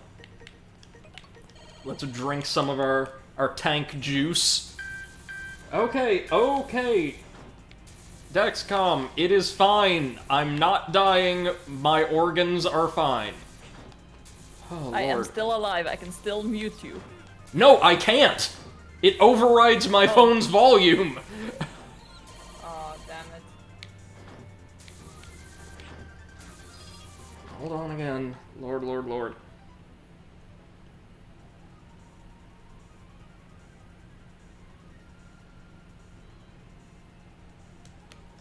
Alright. I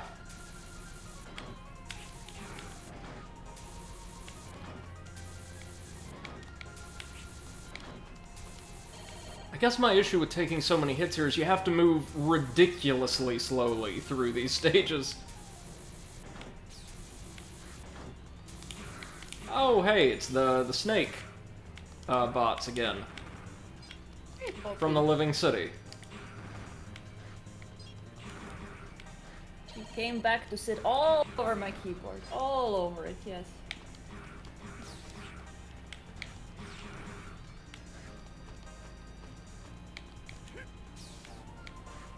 Okay. There we go. Slide.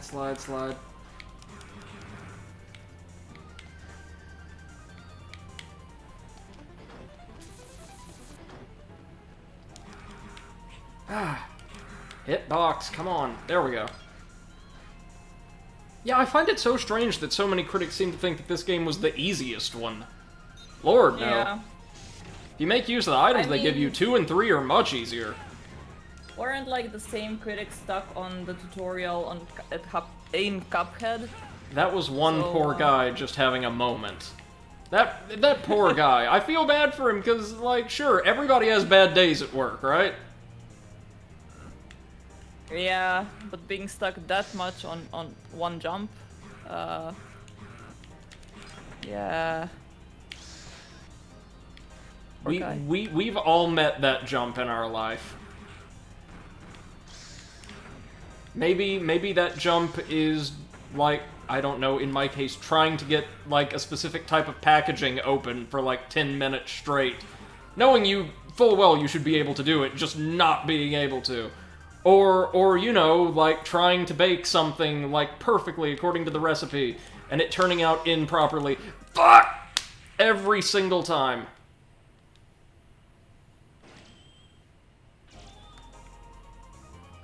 Good news, they put an extra life right inside the room, so they know exactly what we're in for. These are also enemies from Tech Kraken stage. And they are called Cryonions.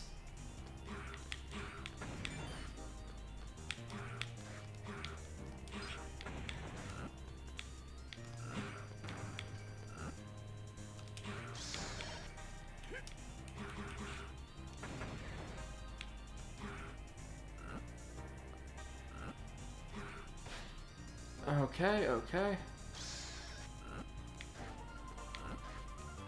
There we go. Yeah, that's handy.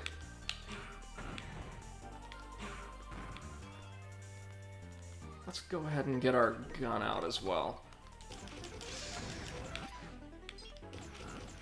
Gonna make this next part 1,000 times easier. Well, kinda, sorta. Really? Now notice, their projectiles can come from a very healthy distance off-screen. Ours cannot. You get a little bit of leeway beyond the bounds of the camera where you can hit something, but not much. Not much at all.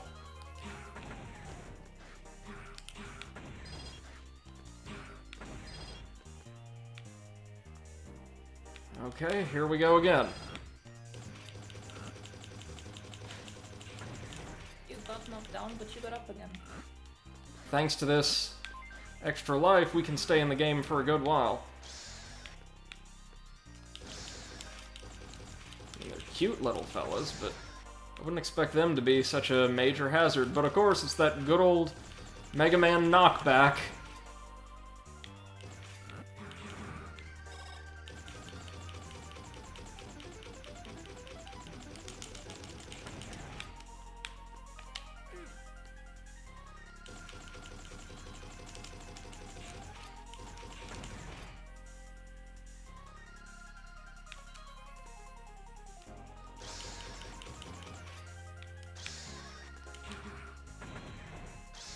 Two aren't synchronized, or two sets of platforms aren't synchronized perfectly, so we should be able to line up with that next one at some point.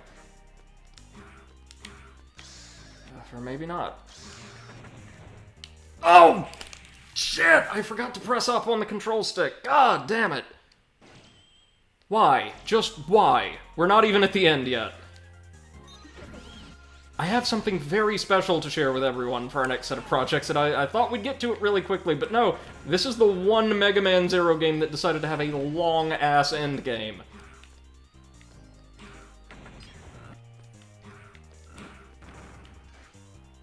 Also, the most platforming-focused we've seen... No! Oh, maybe. Maybe Mega Man Zero 3's final stages were a little bit more platforming-centric? It's hard to tell.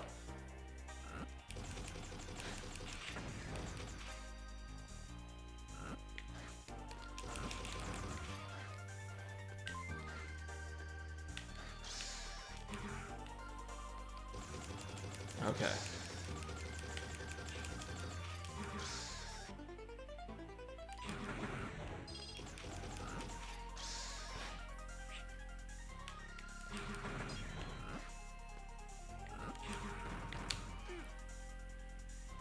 Hey, MC, how's it going? Hope you're doing well.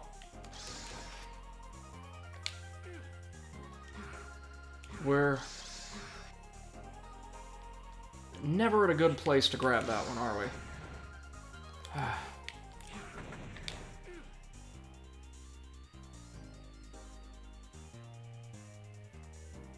Well, I can definitely see why people were cross with the Cyber Elf system getting so severely simplified. Didn't hold down the up button or jump button long enough. Ah, shit! Oh no.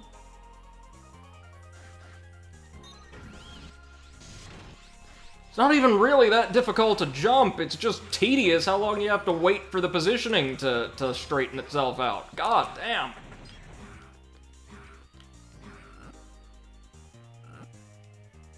Get ready for, yep, the blowfish that comes in from off-screen and hits you right when you can't really seriously evade. Good.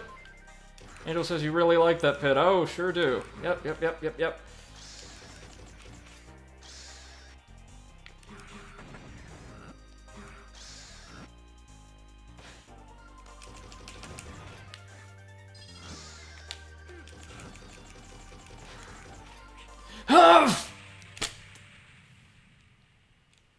It's the knockback! If I could take the damage and keep hanging on, like, you know, you would be able to in most games of this sort that were made during this time, it'd be fine. It'd be not great, obviously, due to the damage, but we'd be just fine. But these, no.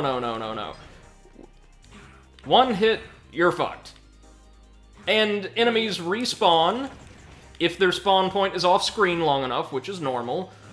And the platforms put you past their respawn point, so you've got to deal with them every single rotation. And if you don't, well, you might be dead, you might be fine, because their navigational screw up, like these poor little guys. Well, they seem to be made out of the same stuff as the Rainbow Devil. MC says, I love the sound of Brady raging in the evening. Oh, I know. Right? I'm fully convinced that's the reason you watch these streams at this point. Oh, yeah. There we go. Oh, these. These were from El Pizo's second stage in Mega Man 02.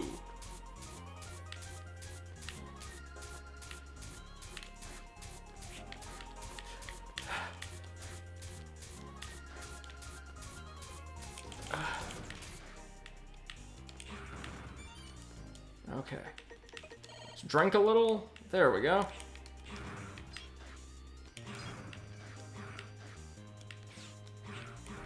Up. God damn it. What I happened? put my lip balm on and Poppy wanted to cuddle, so now I have a mouthful of hair. What is this? Oh, it's security. Security! MC says Seth, tarot card read. Will Brady succeed? You know I will. Eventually. Oh, I see what it's doing. Yeah, it's gonna be one of those. Ace of Cups, yes. He will.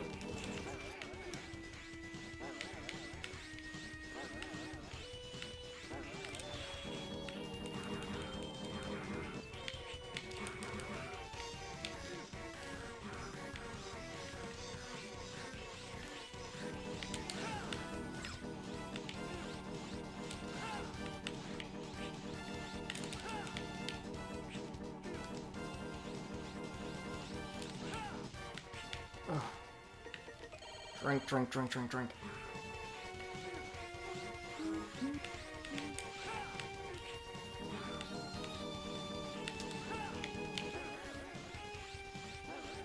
This is basically a Soul Master attack from Hollow Knight. That's easy enough to deal with. Yeah. Those crazy iframes this thing has, though, those are not.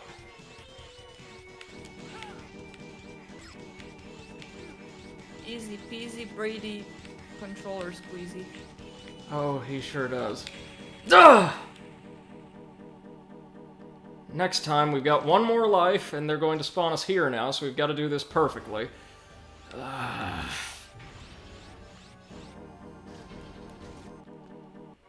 keep in mind, after all this bullshit, we've still got the boss rush and Dr. Vile in a separate stage. Angel says, I was thinking that too? Yeah, it was the first thing that came to mind.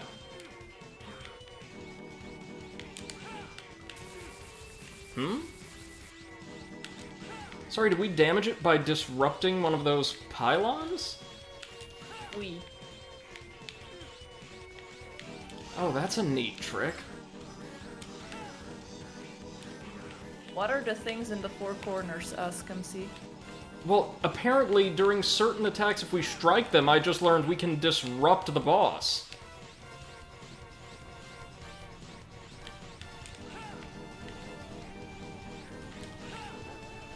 Okay, Soul Master time.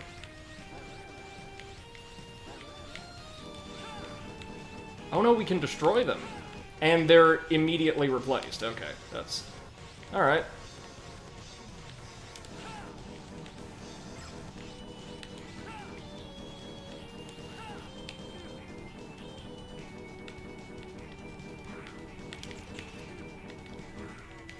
Ah, stop. Okay. Nice and easy, nice and easy.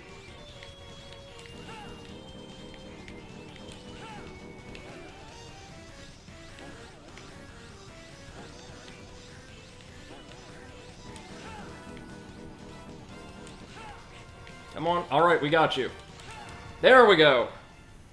See? I told you, Tarot never lies. Thank you, Taro. Then thank you, Seth. No worries. We're done. I am just a messenger. Now it's time for Dr. Vile. Then we're done, I think. He's all that's left. Whoop whoop. Back up at the Ragnarok cannon. Thank you, Angel. I appreciate that. That one wasn't too bad. It really wasn't. Like a lot of bosses in these games, they just deal so much damage so quickly that it's really easy to die your first time in, but the patterns aren't super hard to learn, at least most of the time. Mm-hmm. Oh, Streamlabs is letting me know animated emotes can be disabled in settings. Does that mean that Twitch Gaming could have stopped all of those POG emotes? Yes. And they didn't. They chose to let evil persist in the world. Damn it. Yep. We're gonna need something like 1,000 E-Crystal to level up, so I think we're good. Dr. Vile time. With the no lives. So let's look forward to doing this twice. Yeah, I've come to the conclusion I don't really like the simplified, kind of streamlined Cyber Elf system, because A, it stripped a lot of fun collectibles out of the stages, and B, it significantly reduced the amount, or the extent to which players can customize their loadout, or their moveset. Mm-hmm. What a shame. What a shame. Now let's head to the Ragnarok Core. Ragnarok.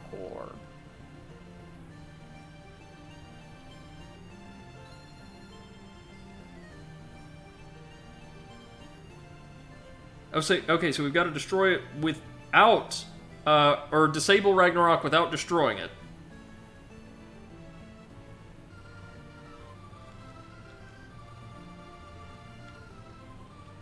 MC says streamlining is often cancer. It can be.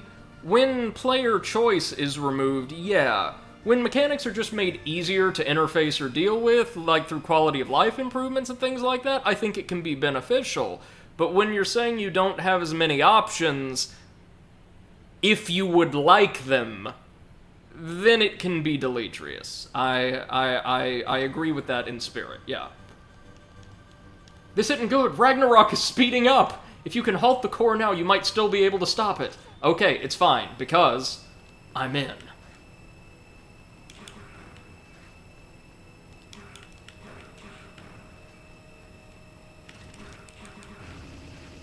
So, if we go in order... Oh wait, no, we didn't fight the bosses in the default order used for these, or this game. I think we just kind of went around cluelessly, as I normally do.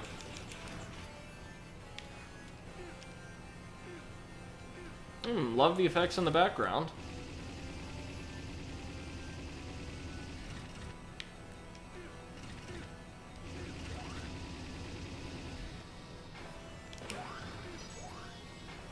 Ooh, crystals. Yay!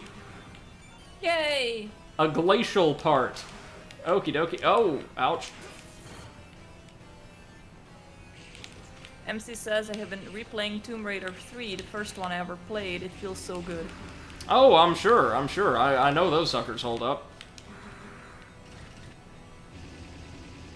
You were able to get quite a deal on all of the classic Tomb Raiders as well, weren't you?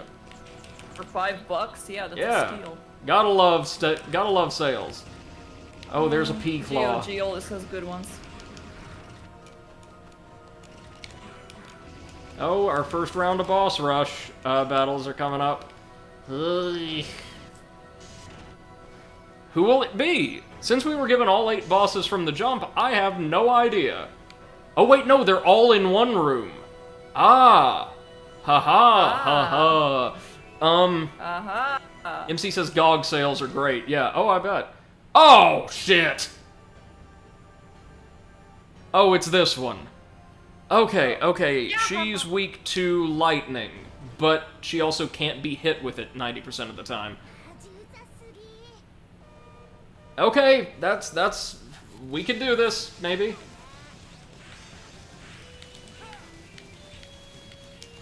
We can do this, maybe.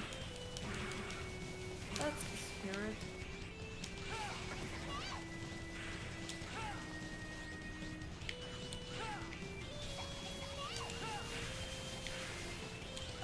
MC says the only thing I don't have from the physical copies is the level editor shipped with Tomb Raider 5 that I have my CD still. Nice. Didn't know that Tomb Raider had that. Just barely got her. Ugh. Nice. Yeah, that one's nasty because none of our abilities, the elemental abilities we're given, can hit her. They cannot. Okay, we've got half health. We're probably not gonna manage this, but still, let's give it a go. Oh! It's the easiest boss out of the lot. Okay. Nice. We could probably do this. Everything on this earth was born doomed. Oh, the dialogue's still terrible. I love it. Oh well.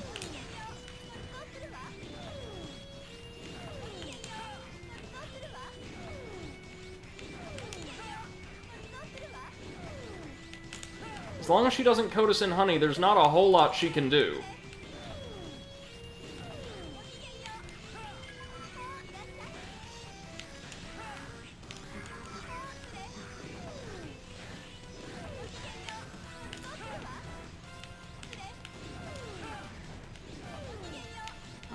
These bosses are chatty, ain't they?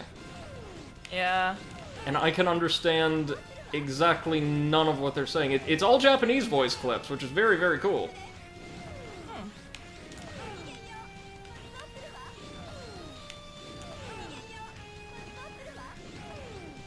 We lucked out fighting her after Titania.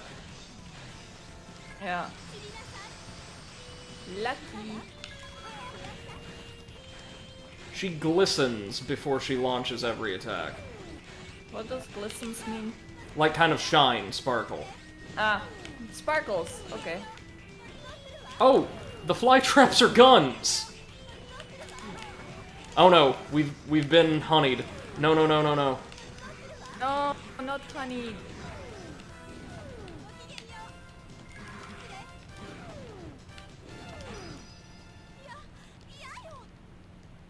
There we go. Oh, Why'd we have to take so much damage? It's okay though. We might be able to pull this out regardless. As long as the horse isn't next. As long as the Pegasus isn't next. Oh! It's Tech Kraken. Yay, Kraken! That wasn't too bad, right? The last one? Oh, his fight, you mean? No, not at all.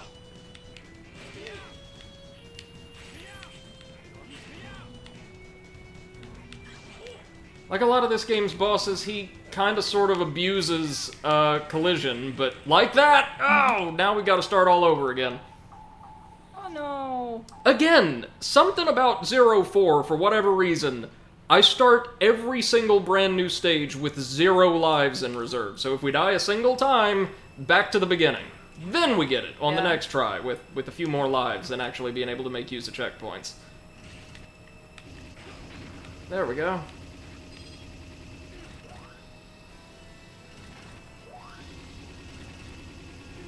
I guess the most difficult thing about this for me is my preferred playstyle, or the playstyle that worked for us over the first few games, does not work any longer here.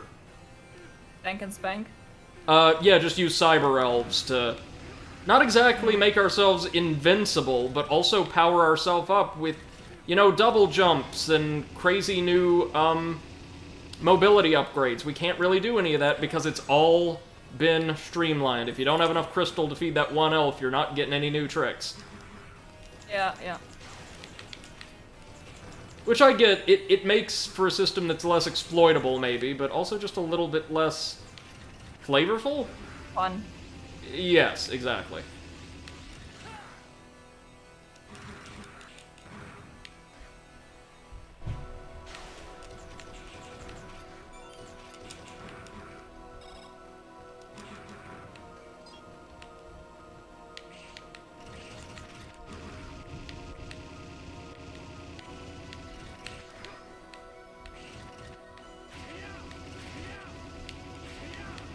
There we go.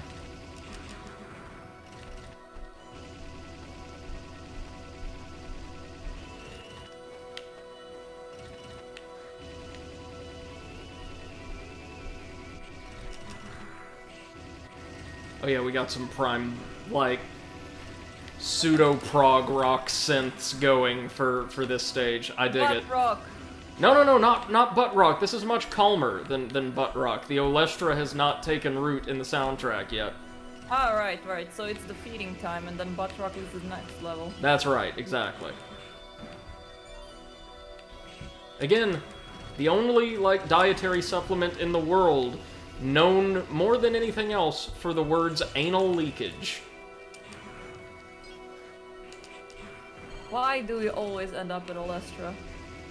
Because it's amazing. It's like one of my favorite episodes from history. Yeah. And that's the thing, is I understand that the reason why they don't just say, oh, loose stools, why they said anal leakage was a separate symptom was because, Children were frightened. Well, they were. But Olestra, right, we have to remember, was indigestible by and large. So, you eat enough of it, instead of having it just mixed in with regular bowel movements, Olestra itself will just kind of seep out of a person. Nice. Just sneakily leave.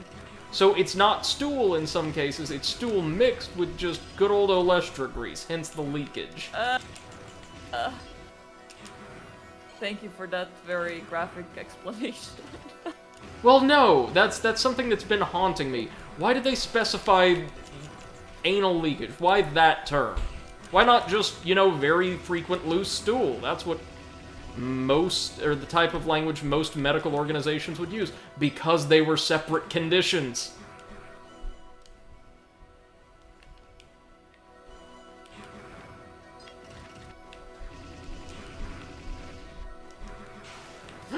Okay.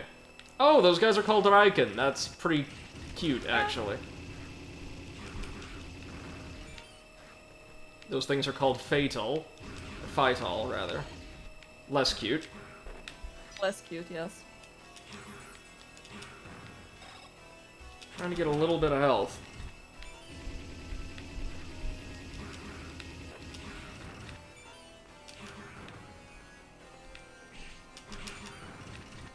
Got some from the, or got a part from the V-Claw. Yay! V-Claw. Oof.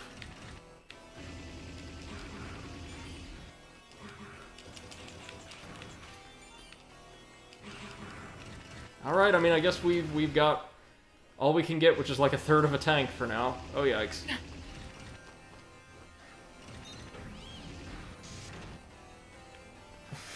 Yes, he says, from anal leakage to Orlando. Yeah! Yeah, Dark Souls was trying to tell us something the whole time.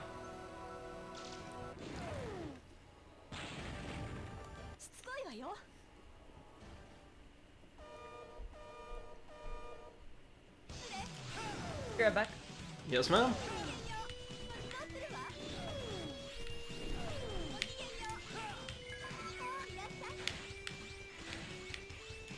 Alright.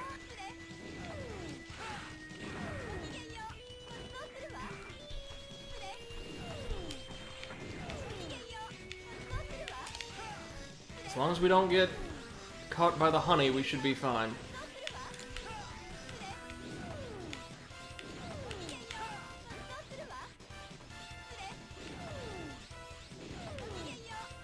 Huh, she's staying up there for a while, isn't she?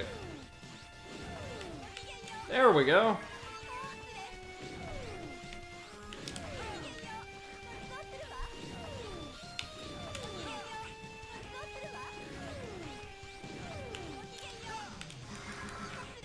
Ah, she's healing when she glimmers. That's it. I'm not able to hit her either. We had this down to a science before. Oh, that's an attack we'd never seen before.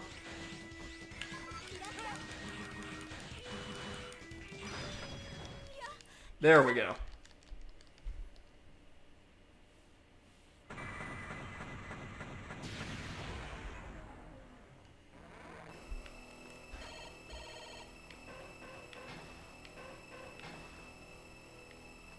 Might want to save Titania.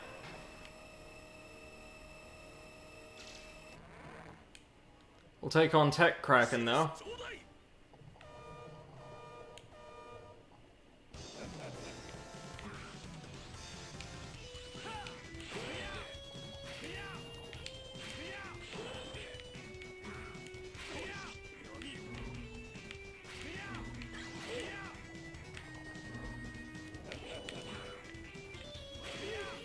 See, one of the issues I'm having is we can't safely exploit the boss's weaknesses. Specifically because, all of our elemental attacks are tied to these new special moves we got from the bosses. And all of which tend to require us to put ourselves right up near the enemy and sit through a pretty lengthy, relatively lengthy recovery time.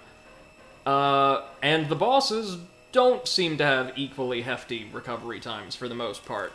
That's fine though, I suppose. Up next is... Oh, Mino Magnus. Okay, well, we can handle him, probably.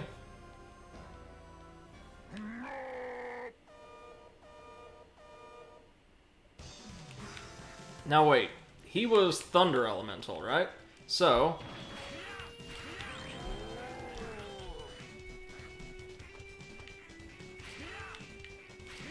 Oh no. Oh no, it's this again. Ah. I have returned. Welcome back. Yeah, no, he was Thunder Elemental. So that should be dealing lots of damage, and it's just not. I don't think boss's elemental weaknesses have changed significantly, or the way the elements interact with each other have, rather.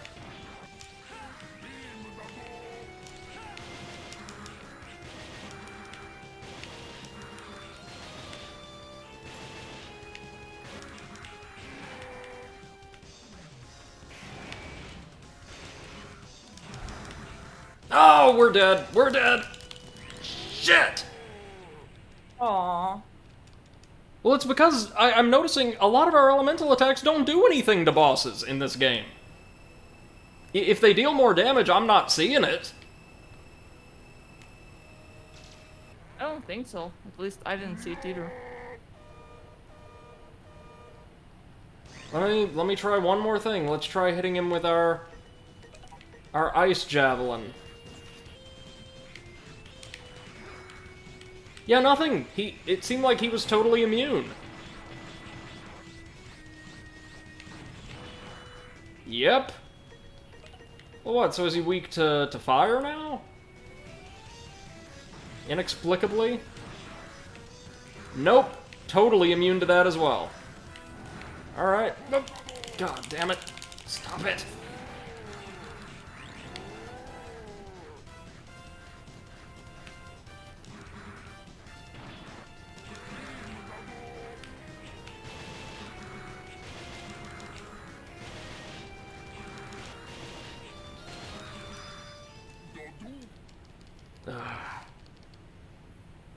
Yeah, this is... A boss rush in a Mega Man game is nowhere near as much fun when you can't make use of all your weapons and yeah. intuitive knowledge of boss weaknesses when you're just kind of stuck with what you got. And I mean, I'm sure there's a way to do this, but it's gonna be drastically different. Oh! It's the turtle. Okay. I kind of like this guy. I like him too. Dead. Oh wait, no, yeah, I was about to say he's weak to lightning, of course.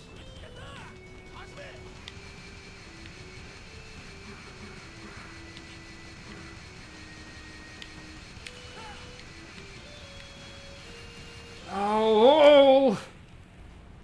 Normally it's only 3 times. Oh, God! Sorry I'm being so negative, but God's sakes, I hate this. Yep. I've never played a Mega Man game where I've actually gotten boss weapons, and a couple of them it was difficult for you to. X7 and X8, for example, where the weapons feel so fucking useless. Well, weapons, techniques, really. Yeah. I mean, for me, when I think about Mega Man games, I always think about exploiting the enemy's weaknesses. That was kind of always the thing, right? Mm-hmm. So, for them to do this, it's kind of weird.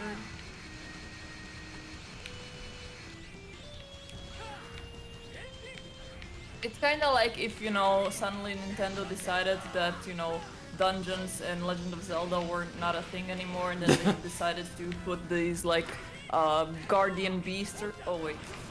Yeah, oh wait, no. See, we could exploit his weakness that time, but this boss also gets iframes and deflects most physical attacks, so... MC says I have the weakness table here. Yeah, no, he's weak to lightning. It's just hard as hell to hit him with the lightning attack.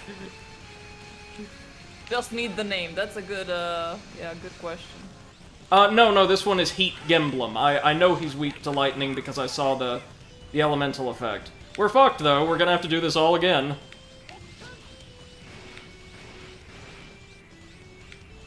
What was Mino Magnus weak to, though? Like, just for my information.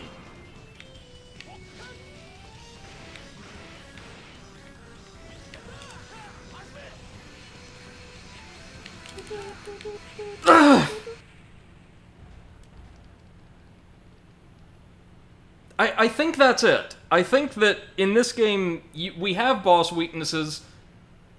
It's just impossible to hit any of them with what they're weak to, and Many of them don't flinch like they did in earlier games when we exploited a weakness. They just keep going. Holy hell. Like, the final bosses... What? Weaknesses, ice. Seth, correct me if I'm wrong, we hit it with our ice attacks like 3 or 4 times and it did nothing. Pretty sure you're right, yes. Oh, he's probably also got absurd amounts of iframes then. What in the hell? Like, I'm sorry, I hate that I'm complaining this much, but I was not expecting this in the endgame. I was not expecting it either, that sucks. Sucks potatoes. And potato's not even here. Yeah. Hope he's enjoying himself, though. Oh yeah, he sent us a picture from Galijana, it's really nice. Galijana is a small village close to my hometown. It's not at the coast, but it's like more in the inside of the peninsula. But it's like, I think like half an hour with the car till the nearest beach. Ooh, nice.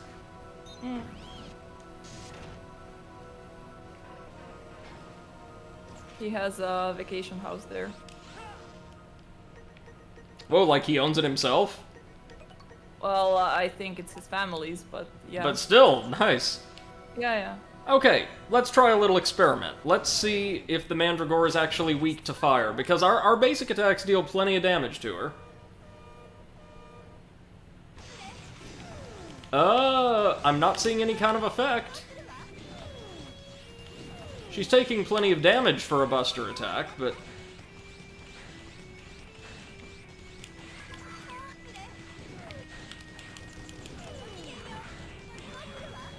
Maybe that's it. Maybe bosses aren't, like, deleteriously affected by their weaknesses anymore. They just take more damage from them. Which is... Yeah, could be. Kinda garbage. Kinda sus. Yeah, this is definitely dealing a little bit more damage, and way more than we would have dealt with just our... Whoa! Our, Z-Buster alone.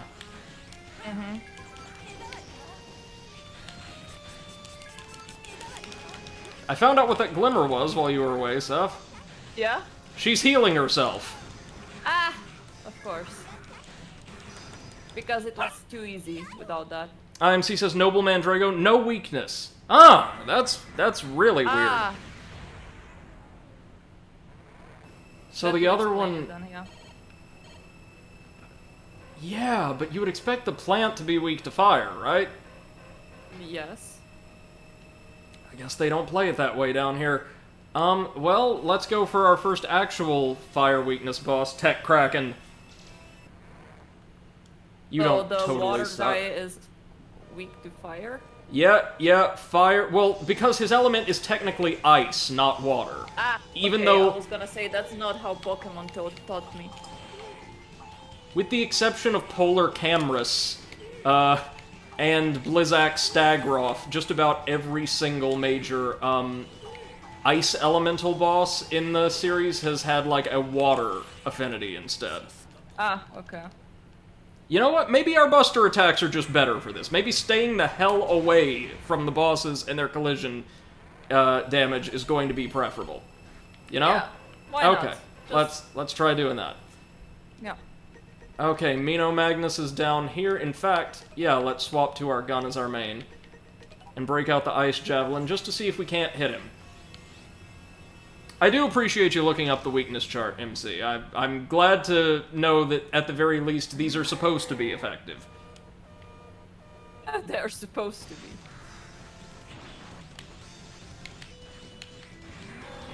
Ah, right, but if they do something like this and just decide they're invincible for a while, well, you're screwed. Yeah.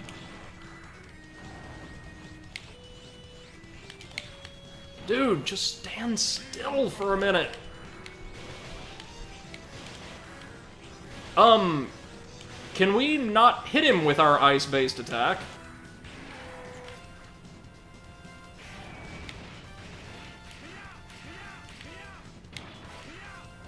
Oh my god. There's a boss with a weakness I cannot exploit because we cannot deal damage to him, well, with our ice attacks. They get caught in his axe somehow? Interesting.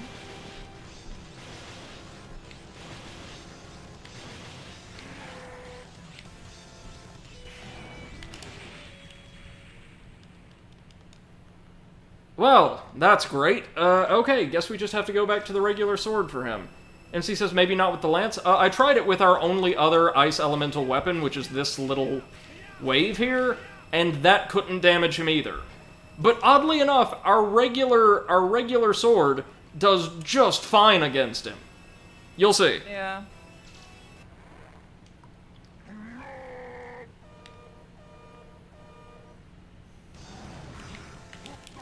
Oh, never mind. He grabbed us. Aw, he doesn't want to let you go. And he's doing this stupid shit again.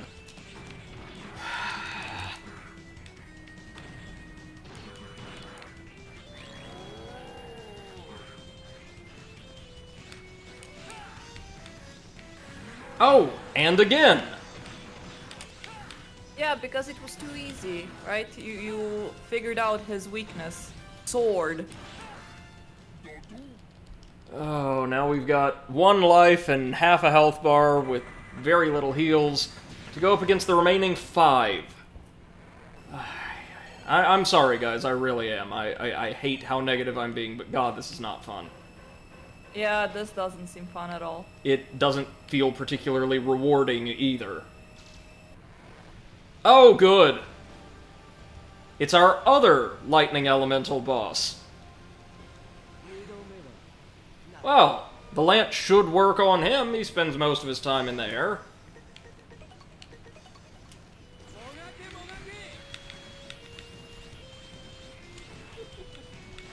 Never mind, he dodged it perfectly.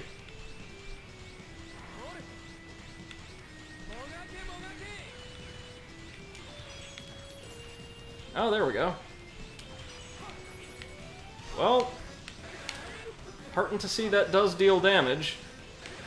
Even if, as usual, the boss can just fucking dodge my attacks! Like, what? Look at this! What a piece of shit.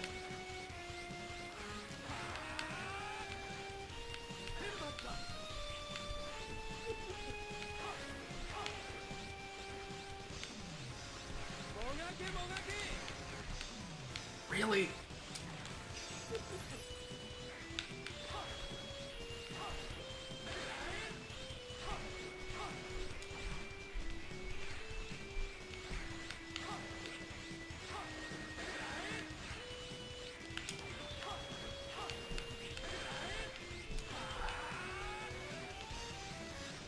Oh, sorry, he's invincible during that attack, is he?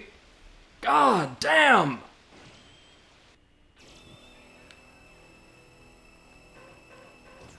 What we're not used to from elsewhere in the series, regular viewers can attest at this point, is bosses where the boss is weak to a certain weapon, except when any of the following, like, 20 conditions apply.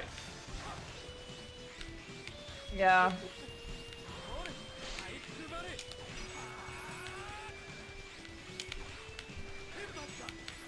Like, X had some very generous iframes, but he was also the last boss of the first game.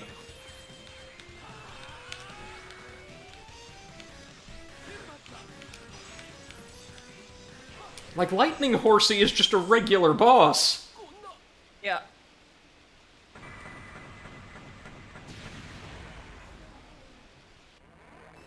Okay. Let's see what's next. Oh, this thing. Right.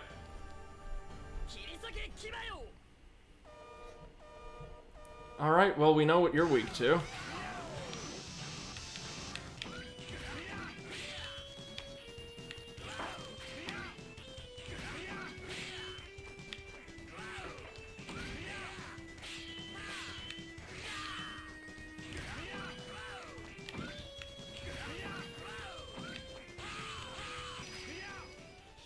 Alright, we took lots of damage, but we got him. Now it's Kokapetri and the flyer. Oh, and Gemblem, and we're done. If we can make it that far.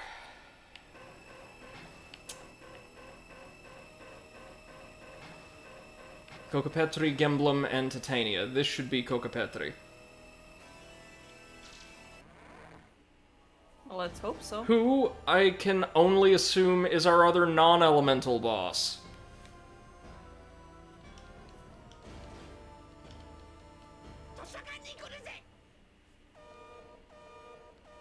What a strange little guy. Alright, let's see what we can do. Hey, Eclipse! Thank you so much for the raid. Hope you're doing well, and congratulations on bringing down the Nameless King. First try, I heard. Very impressive. Oh, no, no, no, no, no. Is it just me, or did he not use half of these attacks in our first fight? Maybe you're just going too fast. Yeah. Oh, what? Never mind. Maybe we're done. Now we've got to do the whole thing over again. Brady, can I suggest that you leave this for the next stream and then maybe play the Yeah, other yeah, thing, yeah. because you're getting very frustrated now. Sorry, we're not progressing at all. Hold on. What are we doing? Whoa. I mean, it doesn't matter, you know. Really quickly, we will have to load. Eclipse's first attempt at the stream. Yeah, it was a lot of fun. Then Freda brought me back down to Earth, but that's the last serious threat you've got, I think. You've got the final boss of the main game, but with all the levels you'll have, man, you should be able to burn it down pretty quickly. I want to say the final boss has way less health than anything you fought recently. So, you've almost got it. You've almost got it. Okay, so, this isn't going anywhere. I am fuming right now, so we are going to see if I can't get my other project to work. Give me just a minute, guys, because I have to, like, play around with a little bit of tech. Exciting! We're gonna have to mess with audio levels and all of that, but I think we should be able to stream this with my current gear. Let's see. Give me a minute. I am so excited, and I just can't hide it.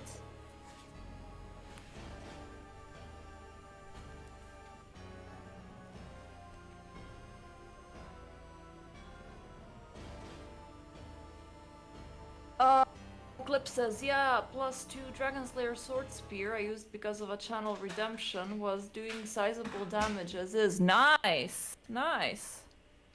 Okay. Now. Did you beat anything else in the meantime?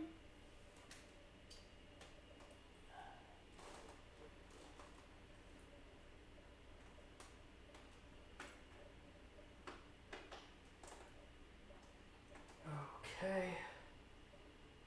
There we go.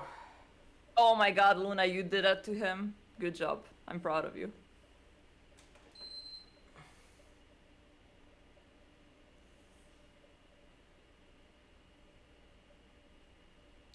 Ah, right. One moment. I will have to address this in settings. Give me just a minute. Yep. Also, where is... There we go.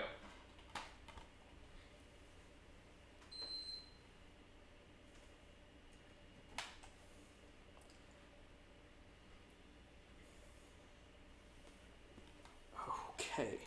Now.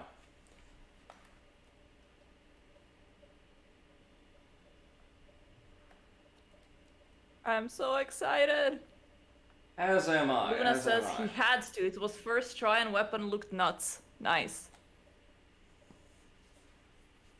Clip says, yeah, a +2 Dragon Slayer Sword Spear. Used it because of channel redemption. Was doing sizable damage as it is. Oh, nice, nice. Ugh. Very nice. Okay, let me see.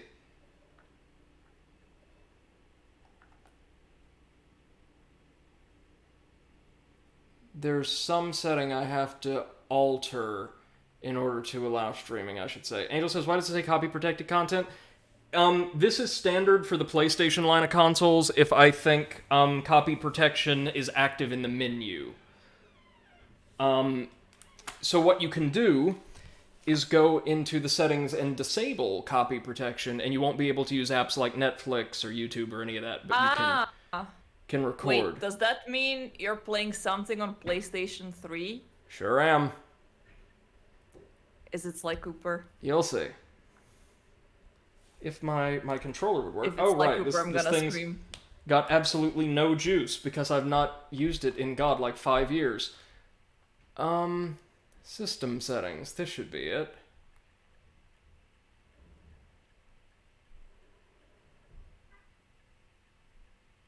Maybe.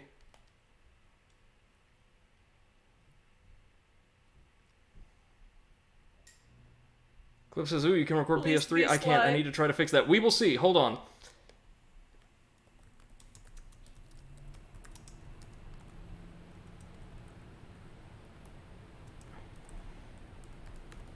Okay.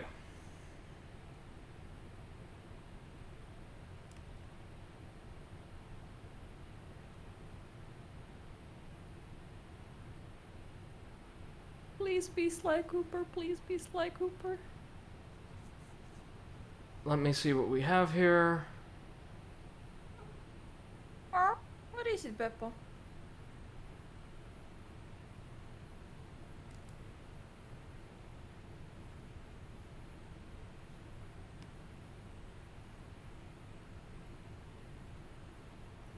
Beppo, no.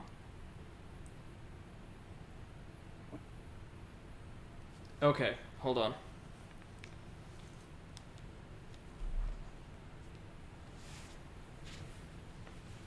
Hold on a minute. So... That be Sly Cooper, I know it.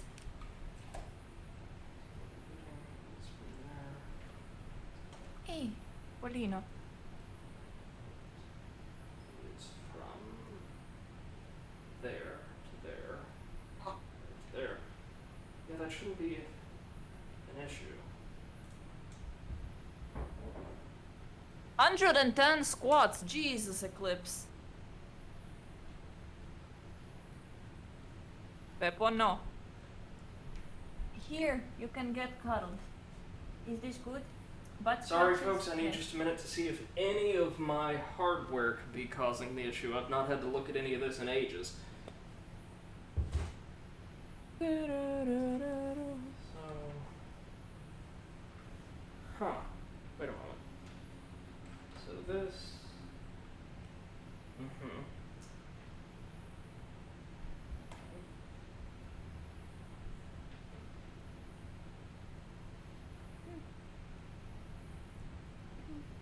What if... Probably ain't gonna do anything, but... Oh, there we go. Copy thing is over. And we see a screen. And copy's back on.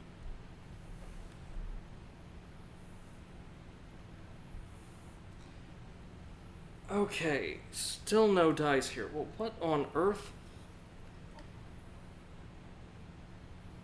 It should be an easy enough fix.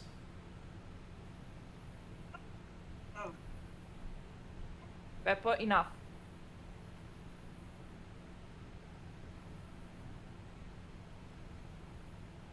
I'm sorry about this, folks. I'm trying to set this up as we go, and it seems to be giving me issues because, again, by default, and with good reason, PlayStation consoles tend to have pretty solid copy protection. You can disable it very easily for PS4. Again, so long as you don't access apps like YouTube or Netflix. Here, they're giving me hell, though. Hold on a moment. Let me see. What if I load something up really quickly?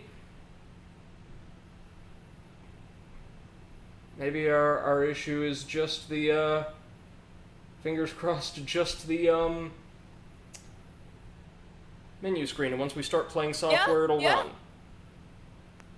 Something, it changed the No. screen. Copy protect.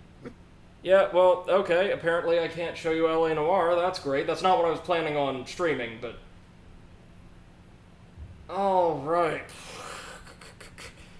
Eclipse says it's cool, PS3 is weird, and, is your cap card internal or external? It's external. This is so strange. Like, I totally am aware that platforms like Twitch hadn't completely blown up at the time, but around the time during which the PS3 was released and produced, people knew that, like, folks online were going to be recording and commentating over their own gameplay footage, right? Yeah. Yeah, oh, definitely. That is so weird. Hold on. What can we do? You know you were at the end of your rope when you're just, like, unplugging things and plugging them into other slots. That's basically how it goes, yes.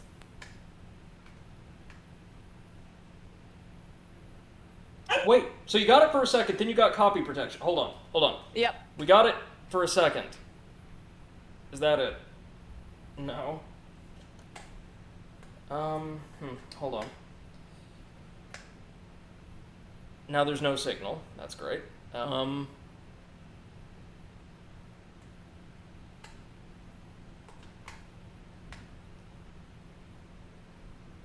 Yeah, something definitely was there for a second. Yeah, it was.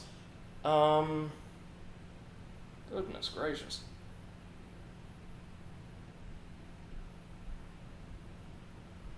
It's also entirely possible that the issue is with this specific capture card. There we go. Which capture card is it? Well, now we're seeing the stream infinitely, which is not what we're wanting. It is the AverMedia, I think, like, Live Portable 2 Plus. It's intended for use with current generation hardware, but I assumed there wouldn't be any issues with older consoles, and I assumed incorrectly. One moment, I also... Yeah, they are convinced that there is copy protection All right. here.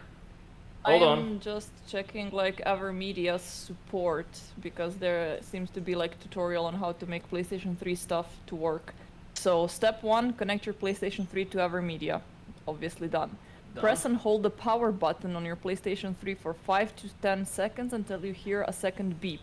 This will reset the display settings. Okay. Have you done that? Oh, we can do that.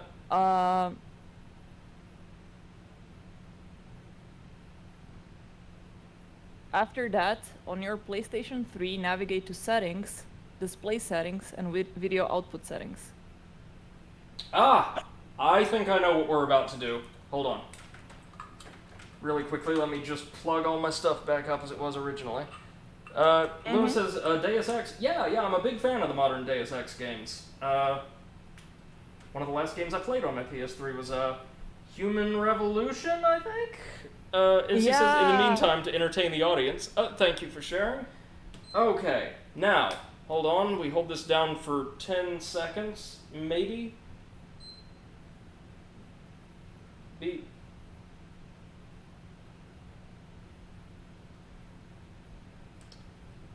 Okay. Thank you so much for this, Seth. We might be able to get this. What we're gonna do, an available HDMI device was detected. Do you want to output video and audio using HDMI? Yes, sure. So apparently the thing that you need to select in the PlayStation 3 settings, like the video output settings, is Components D Terminal. Okay, so hold on.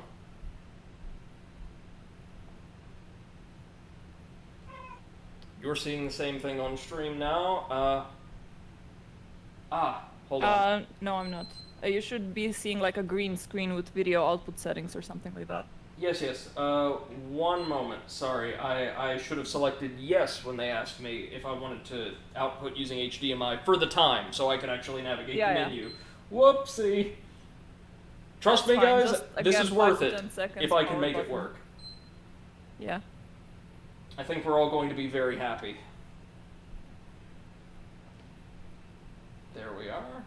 Okay, and a new HDMI device is detected. Yes. Come on. You can do it!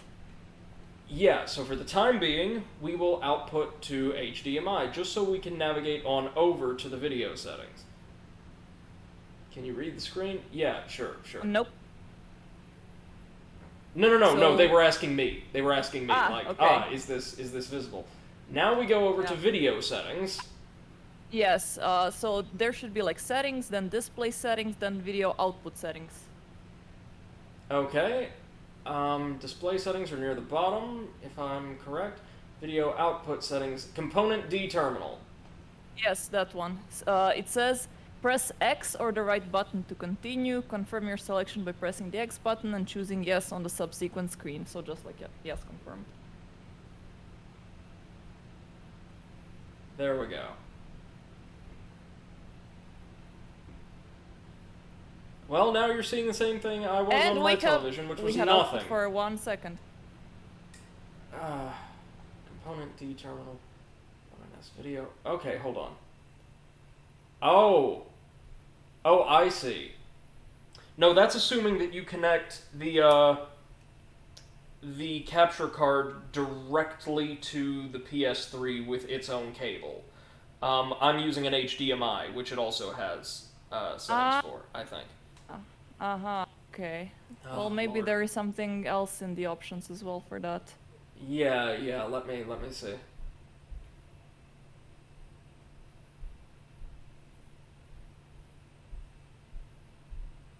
Are you not entertained? I am so sorry, guys. I thought this was going to work flawlessly. I did not think about PS3 and its weird copy protection, which essentially means you can't stream or share or record anything, including your own gameplay.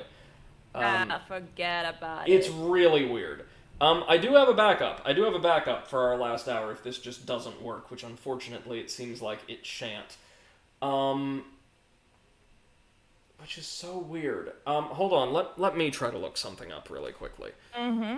Let me see if there's any component of my rig that might not be working properly.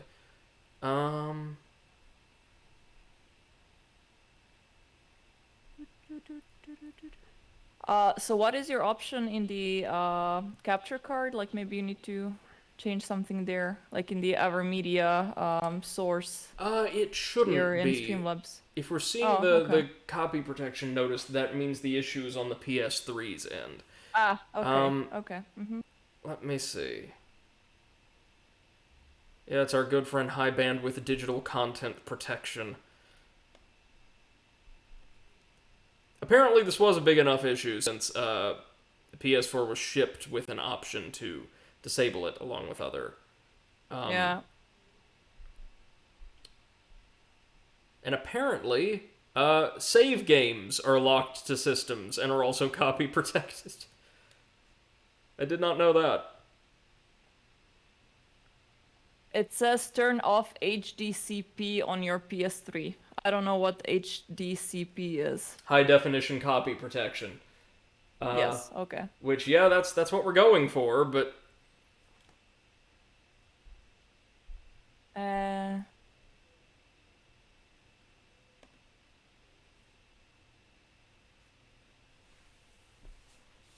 OMC, you can't play what I was going to show you guys on a PC. No, sir. Let me see. Adjust settings. No. As long as both outputs are plugged in, one into capture card and other into monitor to play the game, I get no trouble. Somebody wrote. That is very strange. Okay, give me a moment then. Well, we can just take this, I suppose. And then take, which one of these is the input? And if this doesn't work, I will just switch us back to my initial plan B. So they said straight from the TV to the console, and then another from the TV to the capture card, right? Yeah, exactly. Alright. Oh, man. I'm just sitting in a morass of wires here. Cable management! Yeah, there's another HDMI I unplugged just a second ago that ought to do the job. But where did it go? That's the question. Oh, Angel says 60% of the PS3 library is playable, like through emulation. That's really impressive, given how nice. intensive many of those games are. Let's have a look. Yeah, See, true. where is my second? I know one of these didn't just disappear, or at least I hope it didn't. That would be awkward. Oh, wait, no. So it's the one from the television. Right. It's all the way over here. So plug that in. There we go.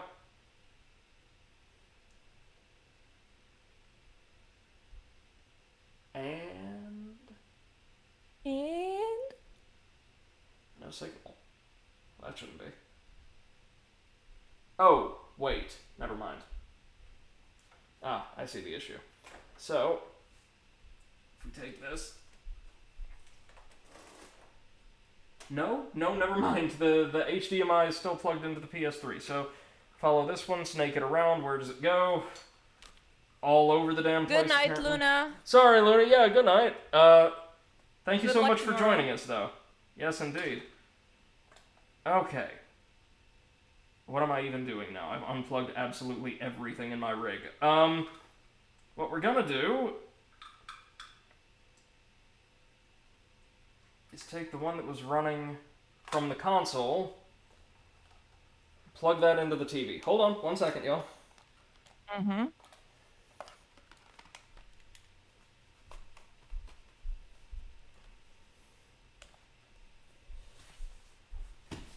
Yeah, some people are claiming that they had to have both plugged in, otherwise they couldn't get it to work.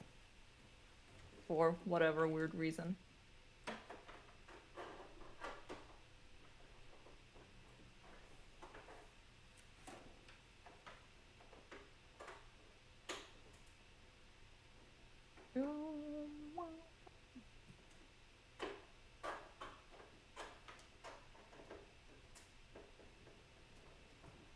Okay, there we are. That's step 1 done.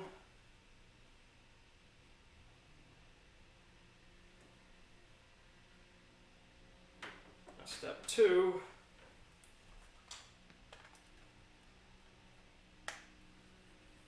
Be like that. Any dice. Let's see. No, but try now with the the resetting the video's output, like with the 5-second press or whatever. Yeah. Maybe yeah, you have something new. We'll see. And of course, you did remember to disable HDCP in the settings, right? There's no way to disable HDCP in the settings. That's Okay, the wait. crux of the issue. There is for PS4. There is not for PS3. I believe. Did you see something about that? Let me check.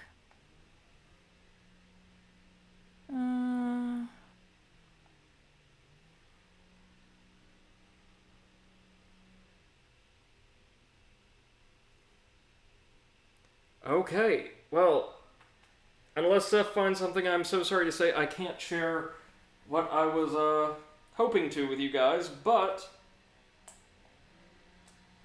well, there's a couple things we can do. Hold on.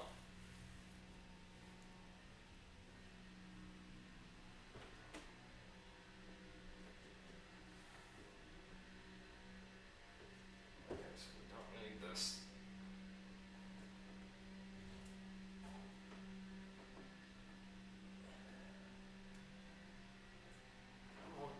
There we go.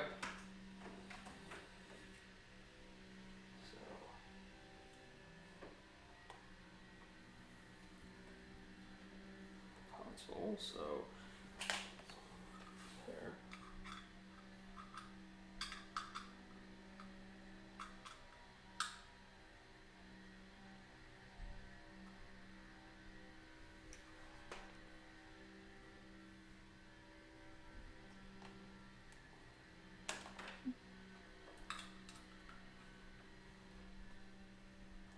Oh, and now.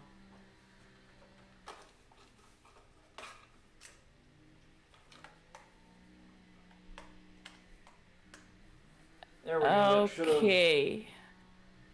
It says here that to bypass the HDCP, you actually require an HDMI splitter. Ah, right. Well, that's the thing. My rig, as part of, I use it just to get the same signal to my television and my capture card from the console. I use one. Yeah. And just no dice. Well, alright, folks. So I'm sorry to say, we're probably not gonna get to show my special project today.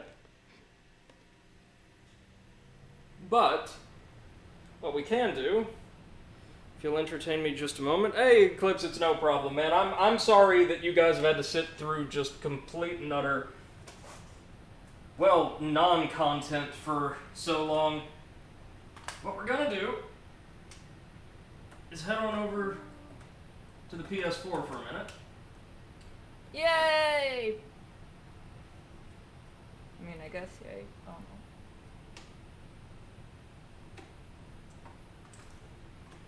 And I will see in my downtime between today's stream and tomorrow about this. I can't guarantee a solution, but I do guarantee I'll be able to find a concrete answer as to what specifically the problem with the rig is. And if we find a solution, then I promise you we will get to see that project. Now, here we go. Where do we go now? Oh, Lord. There's at least one other way I could stream this using PS4. But it's not something I want to do today. I could find the relevant title, the relevant content, and play it through the PlayStation Now service if it's on there. Mm-hmm. It's a green screen copy protected content. Yeah. That's because my PS4 is booting up, and it's like checking the cache and all that. The one thing Sony did not want people doing with their consoles was just, I guess, bootlegging seasons of Friends off of Netflix. Apparently. And again, I get it. I totally get it. I don't. At the same time, it's frustrating.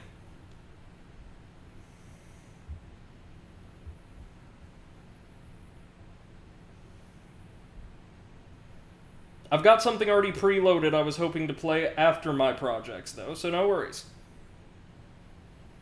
Ooh, what is it? You'll see.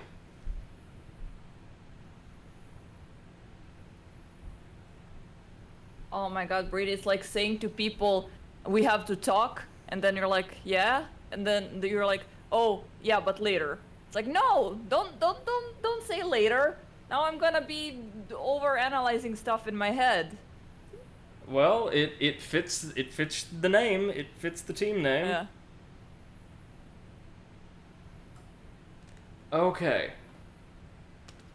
PS4, are we working? Eclipse says PS3 is just weird. I get why, but, like, I don't know. It was developed in this really weird kind of liminal time between, like, old school, practically analog consoles, you know what I mean? Like, no online functionality, or in the case of GameCube and PlayStation 2, very, very limited online functionality. Nobody was thinking about integrating non-gaming applications into, like, game consoles, and you didn't have to consider all the IP rights that go along with that. The PlayStation 3 and Xbox 360 came around at a time when, looking back, right, obviously to us at the time, it seemed super convenient and super, versatile. But in hindsight, a lot of that integration, and especially, like, the online stuff, was cumbersome as all hell. Brady, it says your PlayStation 4 was not turned off properly. Are you one of those people that, like, takes out the USB without ejecting it first? No. What are you talking about? No. And just says, tisk, your video game console's telling you off. Well, yeah, what else is new? This has been, like, just a greatest hits for me all day. Okay. So. Psychonauts! Breathe. as many of you are probably aware, I am extremely excited for Double Fine Psychonauts 2, which should be released multi-platform in late August. What is it? Have something like August 23rd or somewhere thereabouts? Something like that, 20-something. Yeah.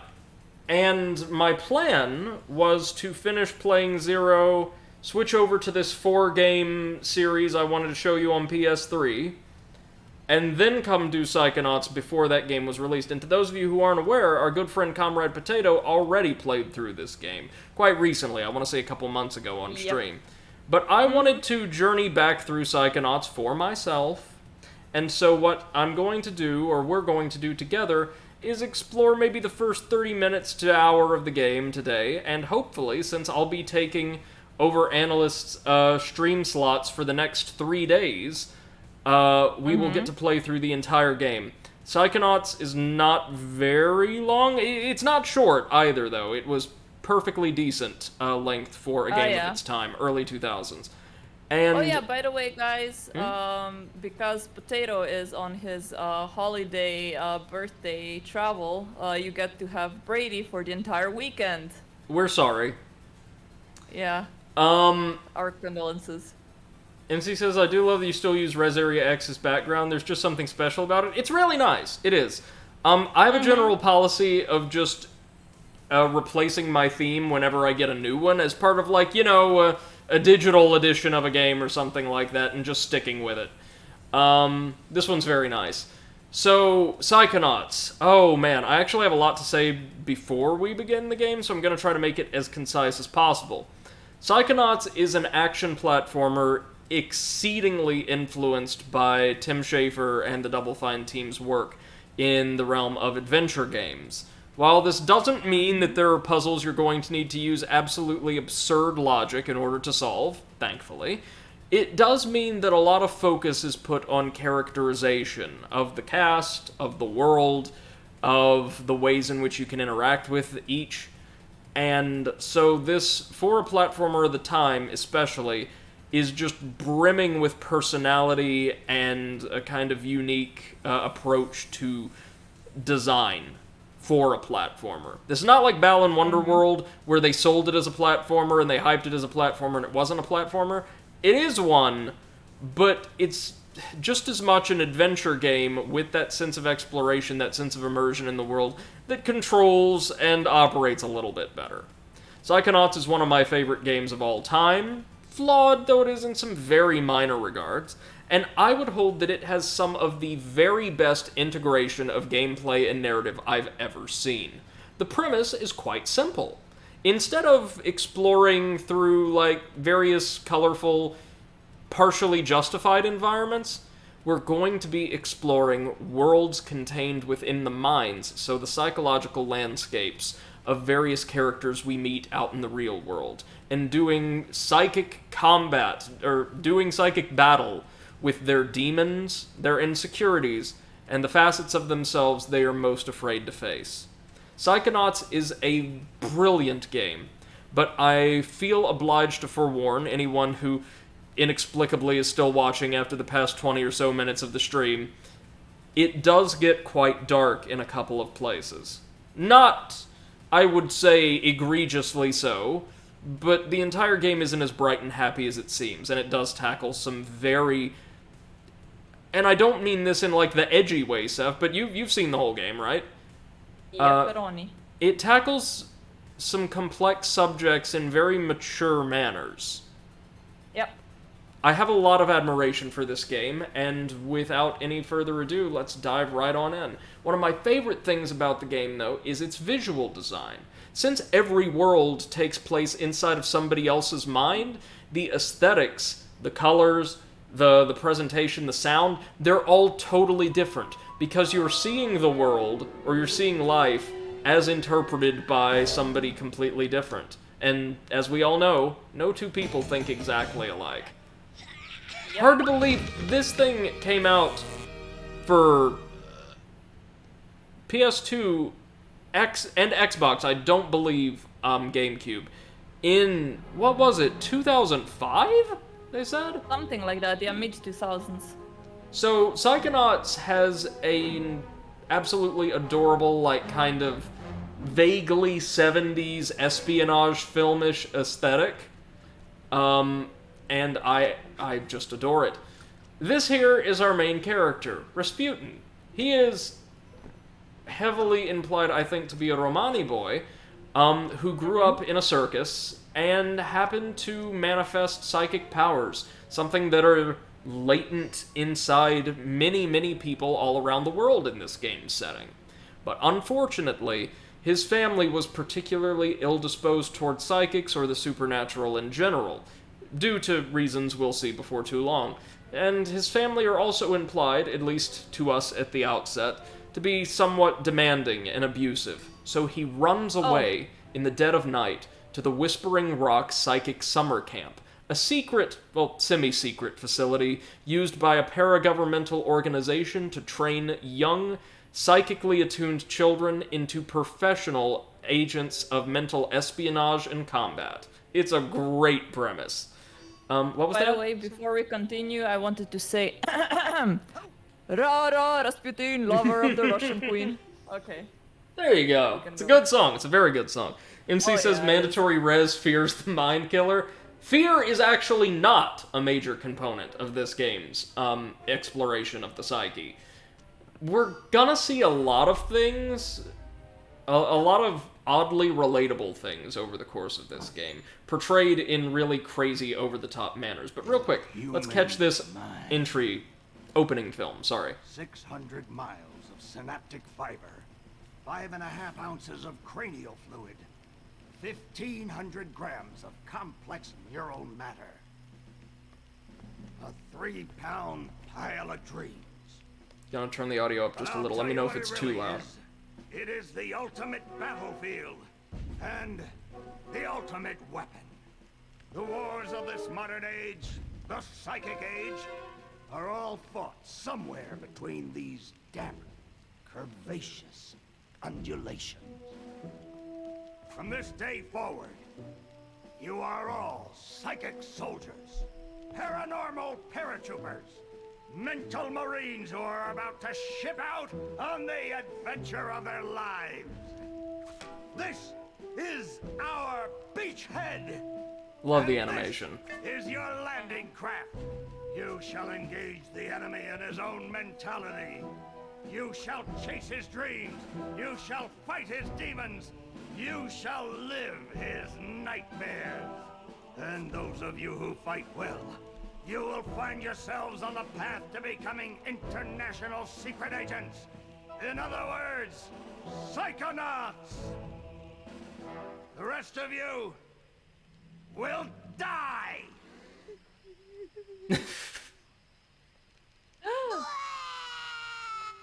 Oh, Maury. Children, you are not going to die.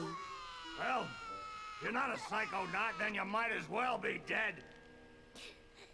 They told me this was a summer camp. Ah, Dogen. Don't worry about old Coach Oleander. I've been coming here for years, and trust me, nothing ever happens. Yeah, Dogen, Lily's right. You don't got nothing to worry about. Except for that giant monster in the lake I was telling you about. Bobby Zilch, I told you to stop scaring people with that ridiculous old legend. I don't want the kids to be afraid to go out at night and walk alone on the perfectly safe paths of Whispering Rock Psychic Summer Camp. And we don't want to scare our special guests, superstar psychonauts Sasha 9 and Mia Vodello. Whoa. Light monster! Formation. Dogen, the little guy with the tinfoil cap, is absolutely adorable. Yeah. Oh, I wanted to say, when you mentioned oddly relatable earlier, I remember the Cinnamon Toast Can video about the 1,000-pound ladies, and when they started talking about... Yeah, they started talking about farting in the pool and how it feels nice because of the bubbles. Yeah, I just had to share that with you. Okay. I'm sure you've seen them react to one of my favorite YouTubers, right? starts with a Yes. D. Is Rasputin... Hi, people! And I'm back cooking again. Raz. Please don't kill us, lake monster! Compelling. Armored like a tank. Sorry I'm late. I don't want to disrupt your briefing, Agent Oleander. Agents 9, Vodello, please, continue. Where do you think you're going? You've broken into a highly classified remote government training facility. I know. Isn't it great? Listen, why don't I just sit over here quietly with my fellow Psychonauts? Hey, how's it going? I like So fun fact, almost every other child in this camp is terrible. I'll call his parents. Yeah. But don't you train Psychonauts We'll get here? subtitles after this cutscene, no worries. To soar across the astral plane. To wage psychic warfare against the enemies of free thought. That is what Oh, I wrote love that on game, the it's so front of the adorable. pamphlet. Those Oh, words God, are it why is. I'm here, Coach Oleander. And touching. Do you remember what you wrote on the inside of that pamphlet? You were born with a special gift. But the people around you treat it like a curse. Your mother is afraid of you. And your father looks at you with shame in his eyes. Come to Whispering Rock Psychic Summer Camp, and you can show them all. Back home, your powers make you a loner, an outcast, a And the quality of these circus cutscenes has actually But in held this up dojo, remarkably well over 16 years. this Yeah. psychic dojo. They make you a hero. Get that soldier a bunk. So Raz was able to talk his way into a bunk at You Whispering can Rock in the stay here short for term. A few days until your parents come for you, but we can't let you participate in any paranormal training without your parents' consent. I'm sorry. Wowie. You're so lucky. You get to go home soon. Home? Back there, I was just like you were, Dogen. Punished by my own family for having powers I never asked for. But here, I have a chance to be something. To make a difference. They may come for me, Dogen. But they'll be looking for Raz, the boy. What they're going to find, what they don't expect, is Raz, the Psychonaut. And then you'll make their heads explode? No. Do you do that? No. Well, That guy is so once cute. kinda. But now I wear this special hat. He's also one of the most powerful people in the setting. Yeah, But of he course. has mental defenses like I've never seen in someone so young. If I could just get him in my lab for some experiments, I'm sure he could withstand more than the others. That kid's 1 in a million, 9. But I'm not gonna let you turn him into one of your guinea pigs. I got big plans for that mind. I'm also quite impressed with exactly how flat the two other instructors, Sasha and Mia, are. So let's see. Which bunk would we like to take? Oh, bottom bunk. Yeah, that's nice. It's much easier to Yes. get out. And like So- if you roll in your sleep, you don't accidentally die. So that's Yeah. also good. That's right. Okay, so we get to pick. This is basically just a profile name. It never shows up in game. So let's Yeah. let's honor the probably the greatest Psychonaut of our reality. Let's just call this Viper's bunk. Or Vipes, yeah. That's actually what he calls Vipes. himself in many of his album titles. Vipes. Yeah. Like Oh! butt wipes. Man, it takes me back to see the memory card notification from the PlayStation 2. Oh, Yeah. man, this is my childhood right here. So, just for clarification, Coach Oleander, this guy... All right, settle down in here. Big day tomorrow. I want to see each and every one of you runts in my classroom at 0600 hours on the dot. I'm the early bird, and you're the worms. Got it? Now, lights out! he's actually the effective director of the camp. Hold on really quickly. Can I not pause and get us subtitles yet? I'm so sorry about the lack of subtitles, guys. After this cutscene, we might be good. Exam before we start. Huh? Look over that way, if you will. Can I pause yet? No, you actually can't pause. Wow, what's that? Oh, that's a Psi challenge marker. The staff scatters these all over the camp to test the students. Every one of these you find advances you a whole rank. Uh-huh. Now look up for me, if you will. Some of the old markers have fallen apart. You'll find bits of them flapping around loose.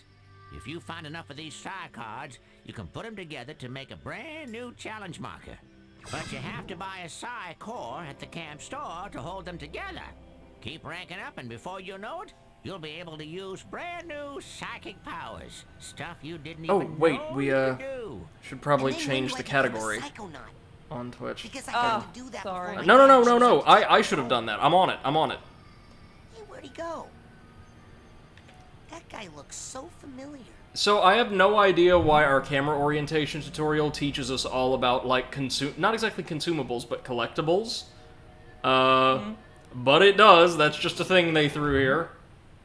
I was going to say, Coach Morso Oleander, the short, military-styled gentleman, is the camp director, de facto.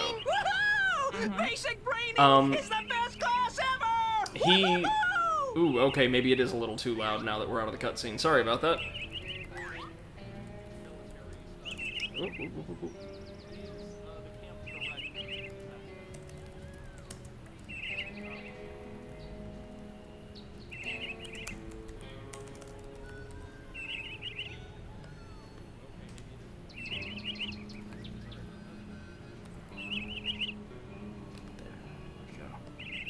Alright.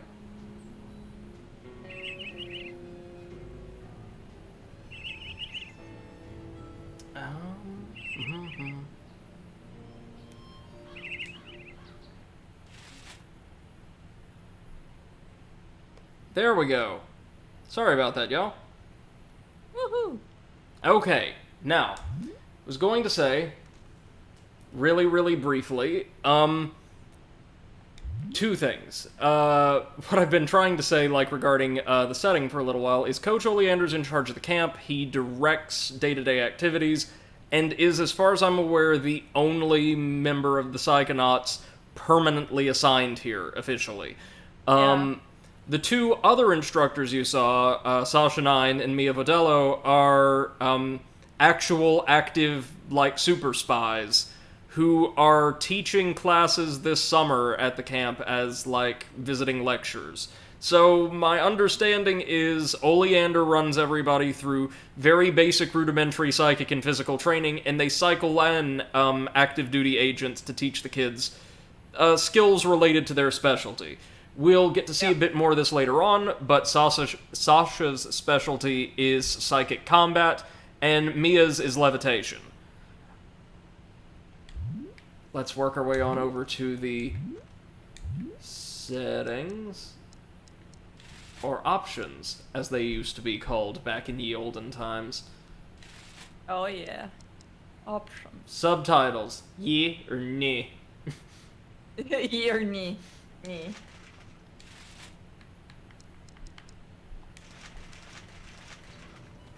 And just so you know, there is a lot of dialogue in this game, and I mean a lot of incidental dialogue, between every single stage. Evening, Schnaufy! How you doing, man? Hanging in there? How's your day been? Between just about every single set of stages, we can explore Whispering Rock and other locations we'll gain access to, talk to everybody, find old characters in completely new locations with, and I don't mean like incidental dialogue for us, but like totally missable little miniature cutscenes relating to their interactions with each other and with Raz. And lots of campers have storylines that will progress throughout the game, whether we witness individual stages of those stories or not.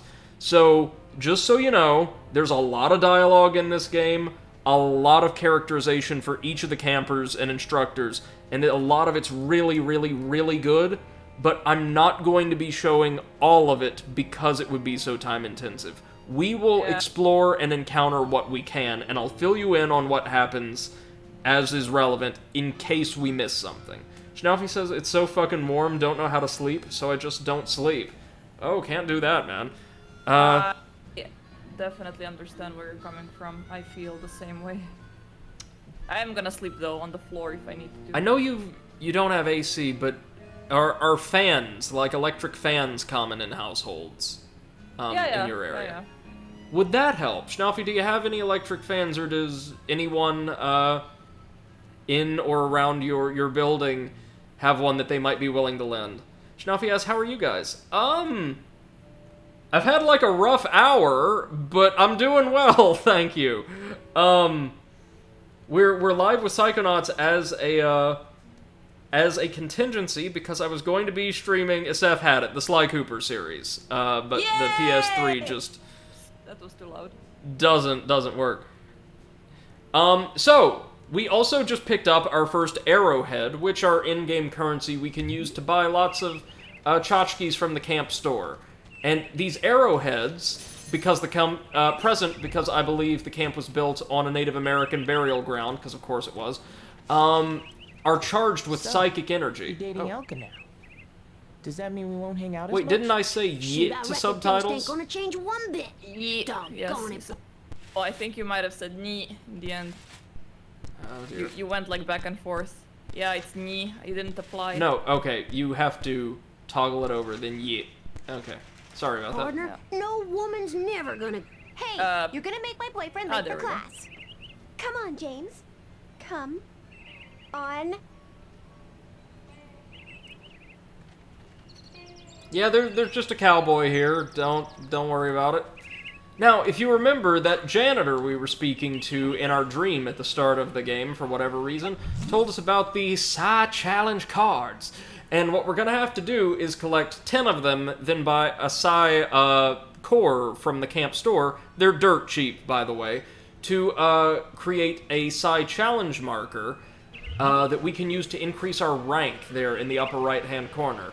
Now, rank, for the most part, is a completely optional mechanic. You really don't have to engage with it at length in the game, but for every 10, or later on, I think, maybe 20 ranks you earn, you gain a new, largely optional use, psychic power that'll make maneuvering through the game a little bit easier. There's only one such power you earn that's totally necessary, I believe. And by worst, did you possibly mean the best? Because that's what I was thinking. No, I meant worst, as in I can't even believe we're friends, it's so bad. Look deeply into your Yeah, these are heart, the kinds of Kitty. conversations And children I have. think you'll find that even you believe the Levitators is pretty much the dopest name a band could ever have. The Oh, look at the little Levitators? lizard. Are we some No, sort of cover lizard. band that only plays graduation ceremonies for motivational seminars? We like you, lizard. Would you please welcome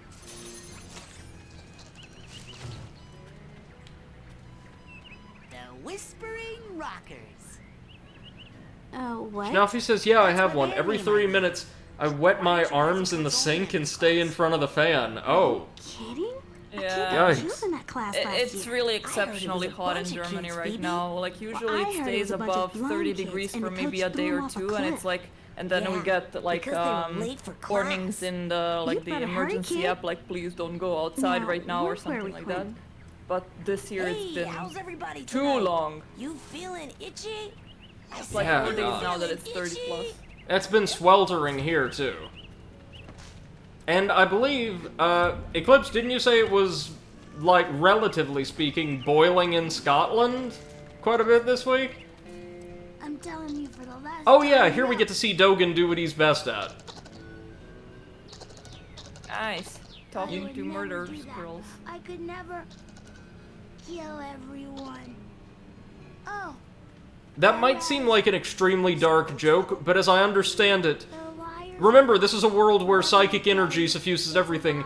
The squirrels actually are telling him to kill us. You going to class? Nice. Yeah, I'll meet you up there. As soon as I get these Dogen is a very sweet kid, and also an extraordinarily powerful psychic. His specialty is immolation. Ooh. Hold on just a minute. Just heard something fall. What the? Yeah, something fell behind you. I am not. Oh. I wouldn't.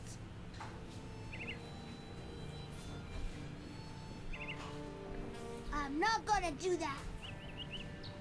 Oh, well, that was no big deal, thankfully. So smart. That was, just a bunch of recipe cards I had stacked on top of my refrigerator falling down.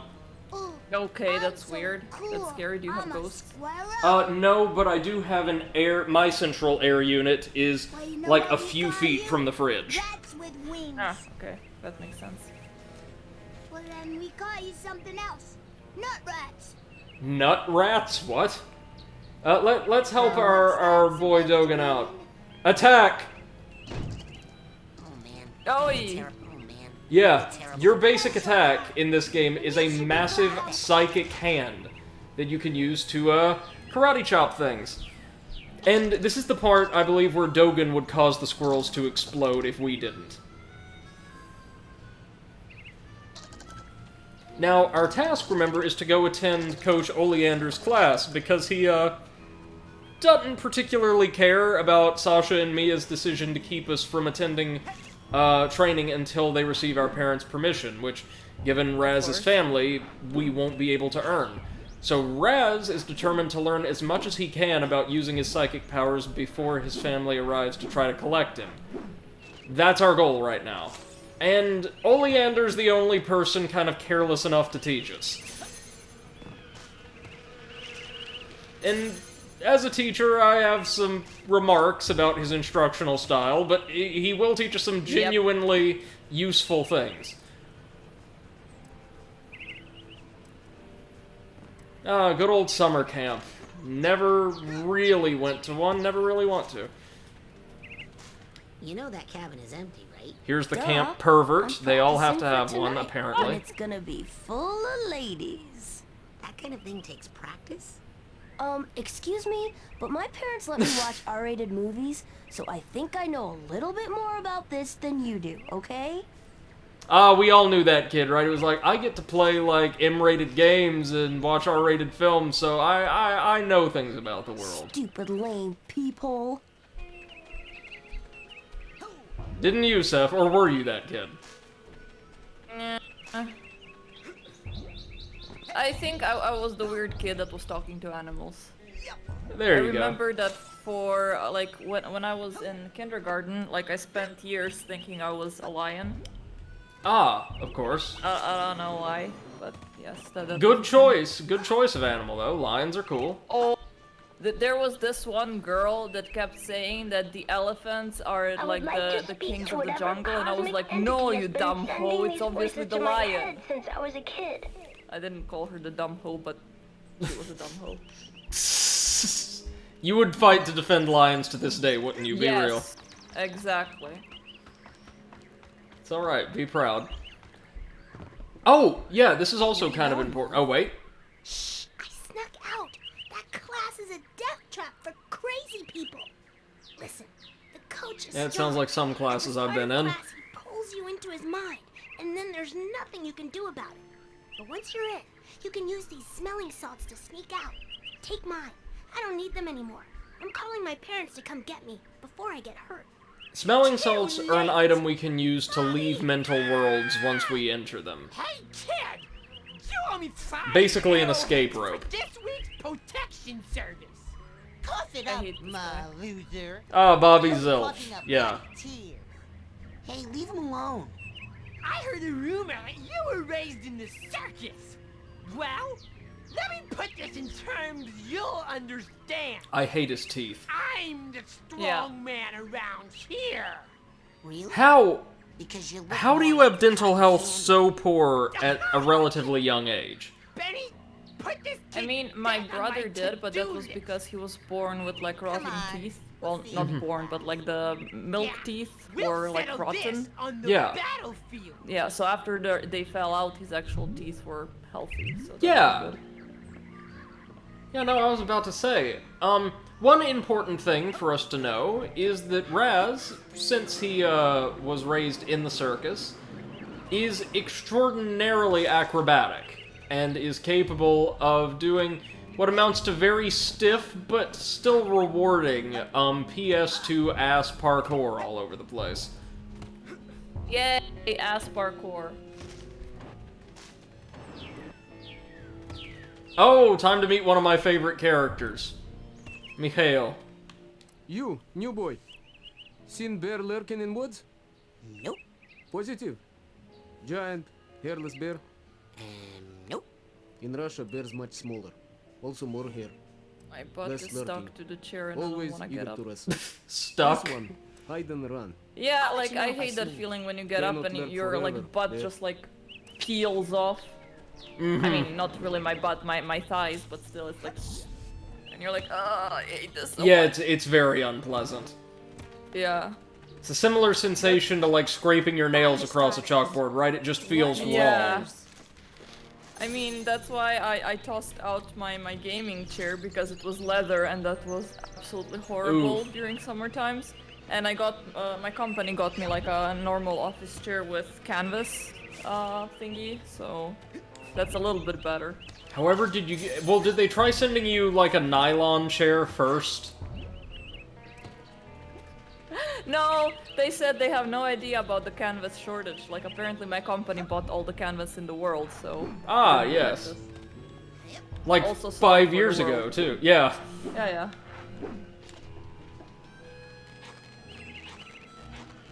Just going to explore around and collect some of the Psy Challenge markers and cards we can gather at this point. More and more of Whispering Rock will unlock as we progress through the game, but right now, all we can explore is this little area near the cabins and Coach Oleander's... I guess I would call that a lookout tower? Whispering Rock will unlock. Like, this is a very silly, exceedingly humorous and well-written game, but there's a couple moments where, like, we're going to have to stop to appreciate some genuinely well-formulated, like, very, very human character moments. Ah, there's something here frozen in a block of ice. Looks like it's completely frozen in a big block of ice. Thank you, Raz. I just said that. We'll need to return here later, once we have a way of thawing the ice. Maybe we could take a page out of our good buddy Dogan's book.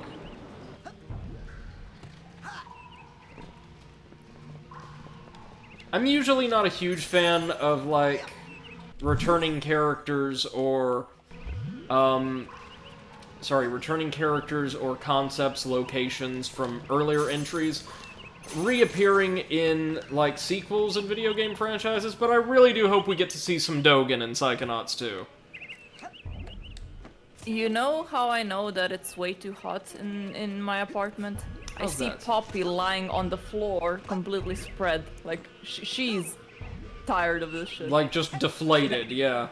Yeah, she never sleeps on the floor because she's scared that, you know, Beppo is going to attack her while she is sleeping.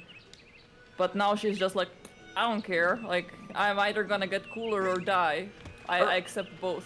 Are her fears well-founded? Would Beppo just straight up attack her? Oh yeah, Beppo will just like run and just like sleep on top of her. He doesn't understand he's fat. Well, big. He's a hot dog.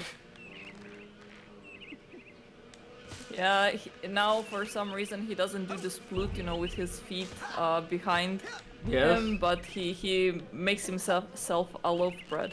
A loaf bread. Oh, of course. Yes. Of course. So, like, he just collapses all four of his feet Yeah, underneath himself? exactly. Oh, Beppo will learn how to feet eventually. Schnaufi says my cat also lies on the floor. Yeah, it's just...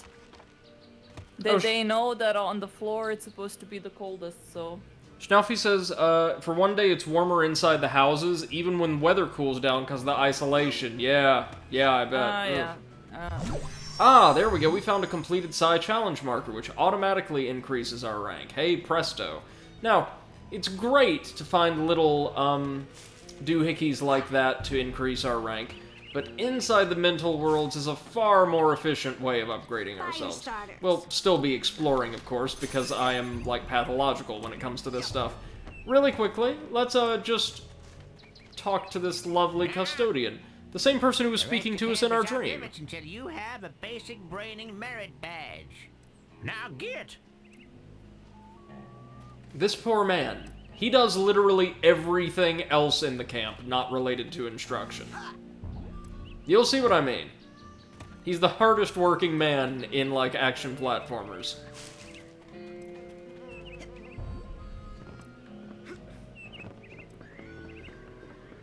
Is Poppy an outdoor cat? Asks Schnaufy. Nope, she's completely indoor. I did buy her a harness so I can take her for walks, but we haven't been yet because it's been so hot.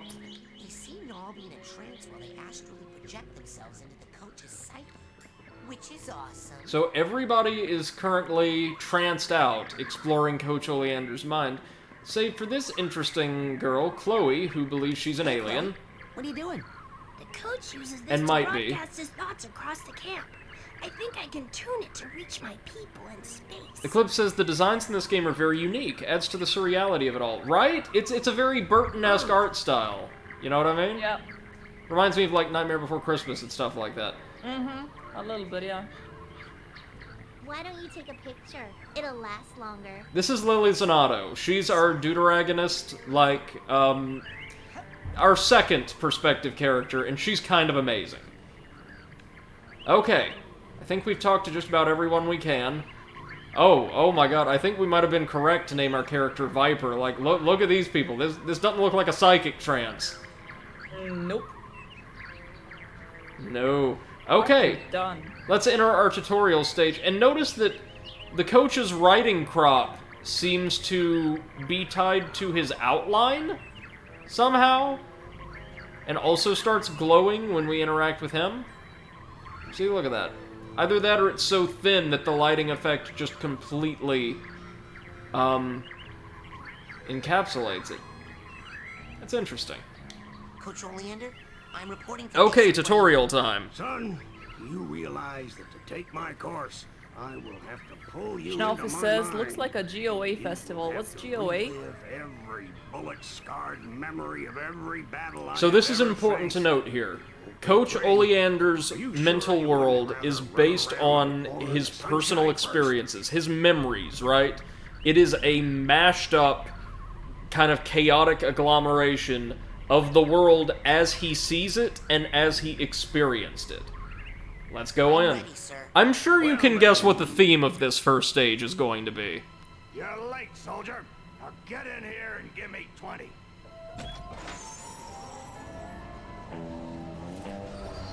Oh, Schnaufy says it's an electronic music genre. I see, I see. Oh, okay.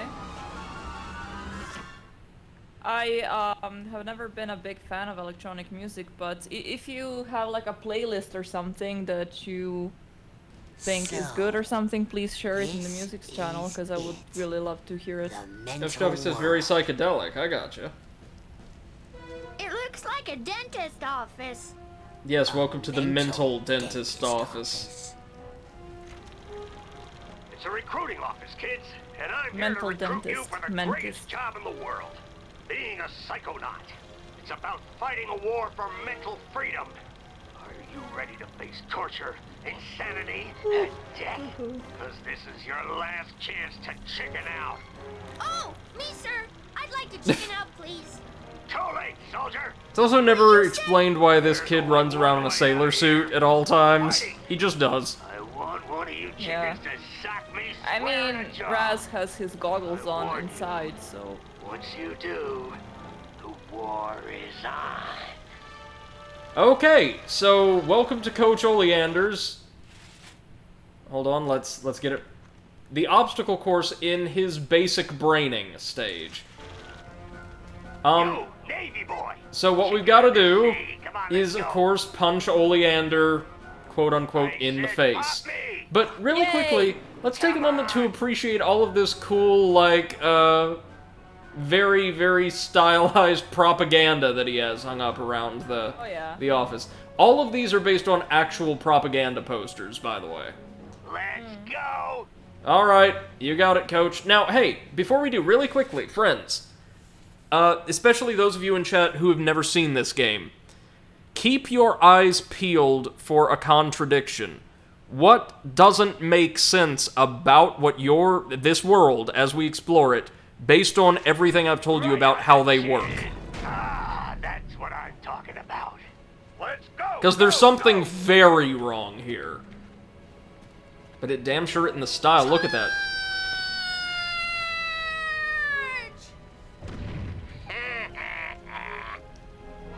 What kind of obstacle course is this? That kid just got killed. A mental obstacle course, you Contradiction. bleeding heart. Interesting, says He's not dead. His astral projection just got kicked out of my mind. I love it. He's projecting himself across the blade of a giant, like, trench knife. Right now. So, really quickly, let's just appreciate the style of the game's very first stage. We're in, like, a terribly distorted early 20th century, really circa World War II era trench. The sky has cloud formations and a general color pattern evocative of, like, jungle camouflage. There are plants formed out of, like, very, very high caliber bullets. Unexploded ordnance and razor wire just dot the entire stage. It's really impressive. And guess what? By the way, I just wanted to say, like, maybe if people are not history buffs, they're not gonna notice the contradiction without a hint. Maybe just give them a slight hint what to look for. Of course. This game is implied to take place right around or before the time in which it were released. So, maybe the 2000s to the 90s at the very earliest. It's entirely possible, given, like, the aesthetic they're going for, that it's set in the 70s, but even in that case, the contradiction is still present. I ask you again, and we'll point it out at the end of the stage if nobody gets it, but what isn't right about this? There's something really wrong, and I never would have gotten it on my first playthrough. I didn't get it. I mean, on the first playthrough, usually you're not that observant of these dragons, so... So yeah, we just collected a figment, and I'll show you really quickly so we won't do so again. These are your primary collectible inside the mental worlds. They are, essentially, just glowing little scraps of concept art, meant to represent, like, well, figments of your host's imagination. And for every one you collect, you get a handful of points toward your next psychic rank. The most efficient way to level up in the entire game. Yep. This is emotional baggage. I love the visual pun. We all have emotional baggage, kid. Why don't you make yourself useful? Aw, Sort some of poor it out while you're baggage. in here. I've been there. Eyes peeled for a tag that matches. We've all been a very like it. sad steamer trunk. Yeah, and How I Met Your Mother, I remember they did, like, visualization with people actually carrying that luggage with them. You will pick up that tag and you will put it on that bag you just found. Unless you'd rather just Because drop it was and like, be funny oh right yeah, now. you don't wanna date people You with hit that ladder hard, son. emotional baggage. Show it who's- And then towards the end they were like, yeah, but everyone has emotional baggage. Now, in the case of this game's emotional baggage, should we collect all 5 pieces throughout one particular host's mental world, we will unlock a special reel of concept art, just for that stage. The devs were really, really keen on giving people an insight into their development process, which I think is great. They even made an in-house documentary, like a full-length documentary film, detailing the development of this game, which is so cool, I think. Oh, speaking of in-house documentaries, have you seen that Hellblade 2 is not even close to starting production? No. Yeah, basically during the Nintendo Treehouse, there was just like a short skit or something, and apparently, basically the studio, what it's doing now is just collecting interviews and information about the things they want to do, so they haven't even started yet. I really respect how intent on being respectful and accurate in their portrayals of very serious things they have been consistently. Yeah. And also them being so open about it because, you know, CDPR was not No, they were not. No. Oh, look, it's our good friend Bobby Zilch. Hey, Bobby Zilch, you useless piece of shit. Near what appears to be a toy rocket just stuck into the ground. Looks like a test. Another hint for anyone who's, like, trying to play our little game. How old would you say Coach Oleander is? Like 40s, maybe early 50s? It's really hard with a distorted art style like this. You're stupid. The coach is stupid. The whole camp. Yeah, and people don't tend to like draw wrinkles on characters anyways. Right. Like, for instance, I did not know this. Edgar Tegley, who, is the host of my favorite stage in the entire game, and one of a handful of levels that got me to start thinking really seriously about game design when I was younger. He's supposed to be one of the oldest characters you interact with in the game. Never seen one so meaty before. So Eclipse says he looks old, but then there's like ladders and such that look like the imagination of a child. Good guess. But here's the what stands out to me now that I go back through and play through this for now the third time I think I've played Psychonauts. If this is supposed to be anywhere from the 70s to more likely the 90s or 2000s, why is this middle-aged man who apparently already served for a very long time in the military remembering World War II? Like, these aesthetics, right down to, like, the pickle hobs, these are all things we associate with the World Wars. World War I and II. I don't think there's anything from, like, the World War I Club remix in here, but... Bowels move more than you do, Pokey.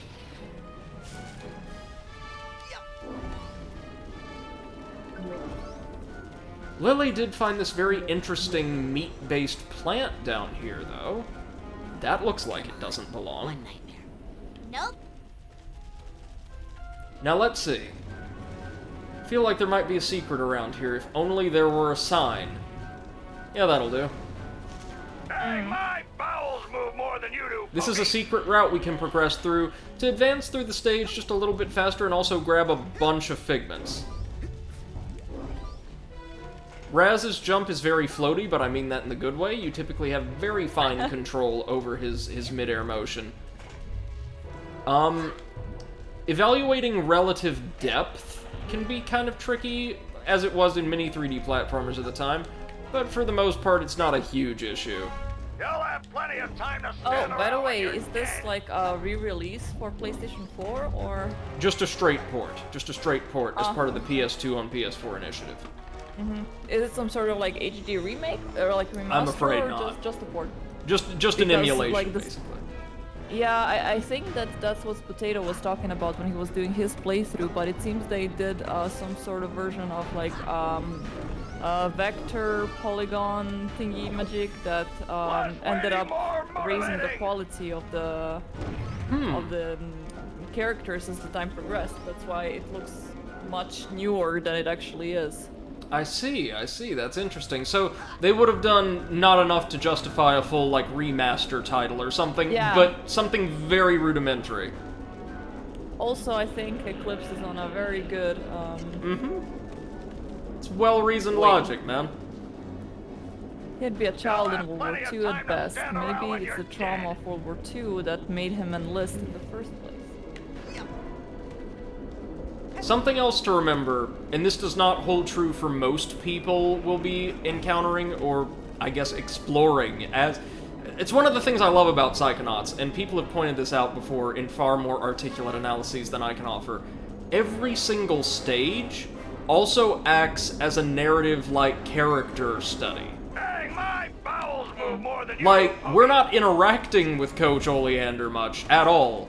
But we're learning a lot about him through, just playing through this stage.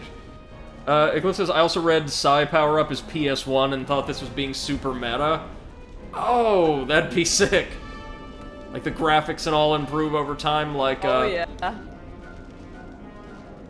What was that? Was it Evoland? The pair of, like, indie pseudo-RPGs that were all about, like, emulating the evolution of RPGs as a genre over time?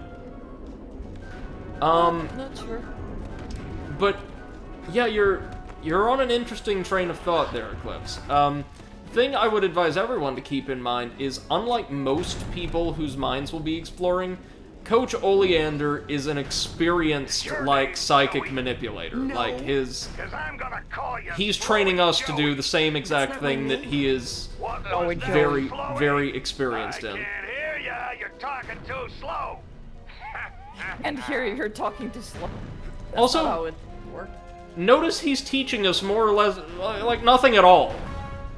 Yeah.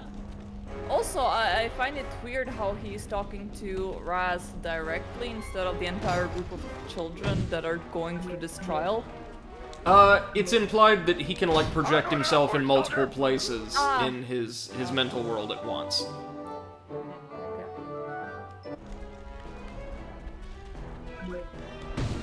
I love, too, when he's not present on the screens, they just have, like, stock footage of paratroopers and armored divisions. Yeah.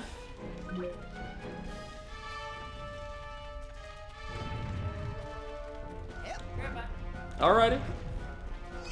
Folks, I think we will play out the first stage today, and then save the next the remainder for tomorrow's stream. But I hope you're enjoying Psychonauts, I know I am, and I want to apologize again for taking so long to attempt in vain to get the Sly Cooper series working, and for getting so frustrated with Mega Man 04, but goodness, that was not a quality boss rush, in my opinion. Clip says, I am enjoying it. Glad to hear it, man. Glad to hear it. This is a beautiful game, and if you haven't seen it before, I am absolutely honored that I get to be your first experience with Psychonauts, because it really is something special. And of course, I'll be streaming the sequel on release day, provided I can get my hands on a copy. Shouldn't be too hard. Clip says, it's fine. Technical issues are irritating, but they happen. Thank you. It's, they are frustrating. Whatever way you want. Just get on it. One of the tricky things about streaming rigs, I guess I should just say setups, is that you require so many disparate pieces of technology to work in exactly one very specific fashion. Can you hear me? Oh look, Bobby Zilch's little minion is trapped and alone on the wall. I'm frightened. Well, oh, looks like we didn't have to do anything. Oleander took care of him. Alright, I'm back. Poppy managed to move a little bit to follow me into the toilet and walk into a wall, and I found Beppo lying under the bed, just like completely polluted everywhere. Lying in wait. The clip says, Mentales über alles, is that German? Yes, it is. It means, I believe, either mind or mentality overall. Mentality overall, I think. Okay, so here's our buddy Dogen in front of a minefield, riddled with the imaginary figments of, like, dismembered limbs. I keep blowing up. Actually, I think Mentales über alles would mean something like psychics overall. Okay, that makes sense. That sounds like Oleander. Follow me. I'll help you through the mines. Okay.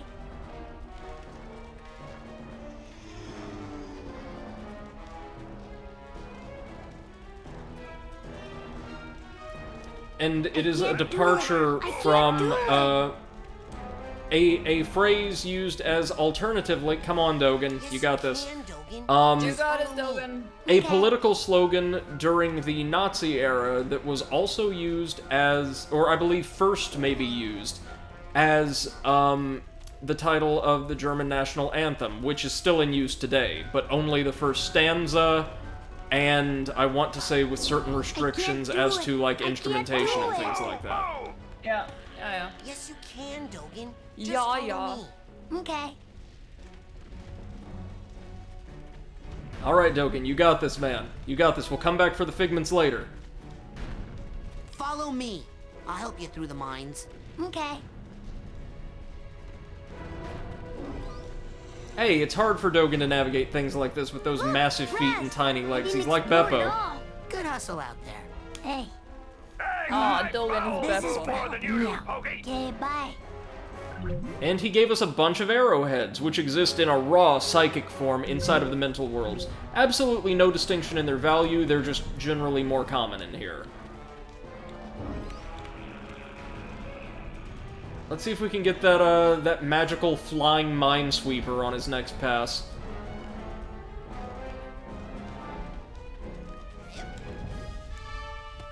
We're gonna try to get all the figments, but it's no big deal if we don't.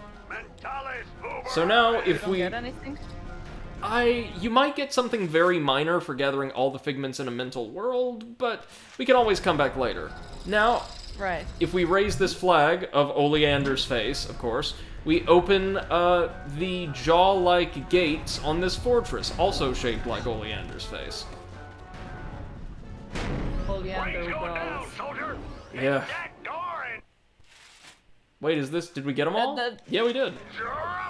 That is slightly, you know... No one told me to pack a chute. I don't know. Washington have a Going in the wrong direction. Yeah. Just jump, sissy. This is... I think his name is Elton. He specializes in telling very long, very bland stories. Okay, let me start over. Why is that a specialization? Well, he's telling us a story about the time he took his dog for a walk. And then we turned right. Oh, of course. And then we turned a soft right. And then That one time, poor dog. And then we took a side Just listen to this for a minute. And then we stopped and asked for directions. And then lady had to go to the bathroom. And then lady saw a gopher. And then lady had to stop Yeah, fuck and this. scratch. And then I gave lady a bone. That felt rewarding. Now let's bail out of this plane. Whee! Goodbye! No more! Yeah. That story was so interesting.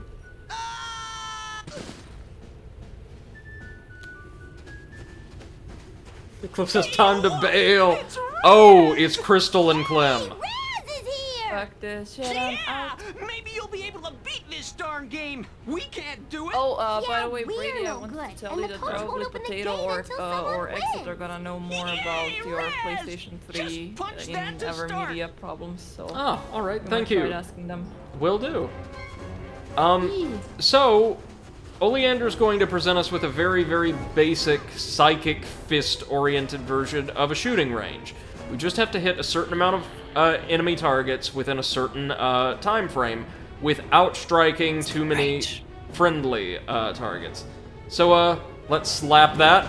You score enough points on this course, Smack kid, that and I'll button. give you a reward.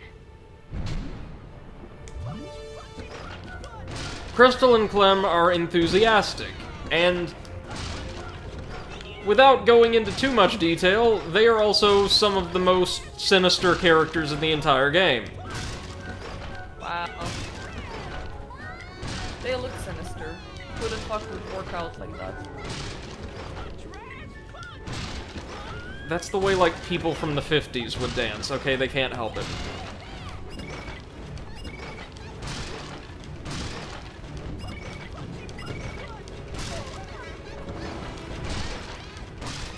Good job, soldier. Now here's job, your soldier. reward. Yeah, here's our reward. Their deaths. Arrowheads. Ooh. Nice. Yeah, but now we can play for prizes, so let's give that a try. If we get 30 points inside of 75 seconds, we'll be fine. And we'll probably get some arrowheads from Oleander. Hey, I appreciate this activity because at the very least this is something that you would associate with training. He's like actually trying to teach. Well, not exactly teach, he's trying to proctor an assessment of our abilities in a certain area.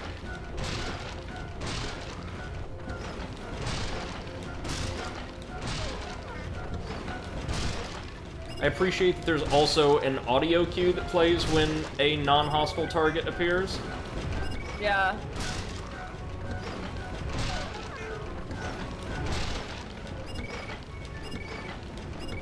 Really? Eh. There we go. Got a handful of arrowheads, that'll do. Oh, time to meet one of my favorite types of collectible. Sentient little collectibles. Secrets, these tiny bolts in their minds. But the enemy is not allowed any secrets in wartime, are they, soldier? So go ahead and bust open this vault. I got nothing to hide. Yeah, so in every mental world, there will be 2 vaults that we can find and strike to open. And each of them will give us a reel. Think like, one of those little reels of slides for old school Viewmaster toys, if you remember those. Yeah. Detailing in beautiful, like, hand-drawn art, like, kind of like storyboards, a certain episode from our host's past. And oftentimes, almost always, it'll be related to the condition they find themselves in psychologically at the time. Here's why they feel that way. Here's why they're afflicted with this memory or this condition.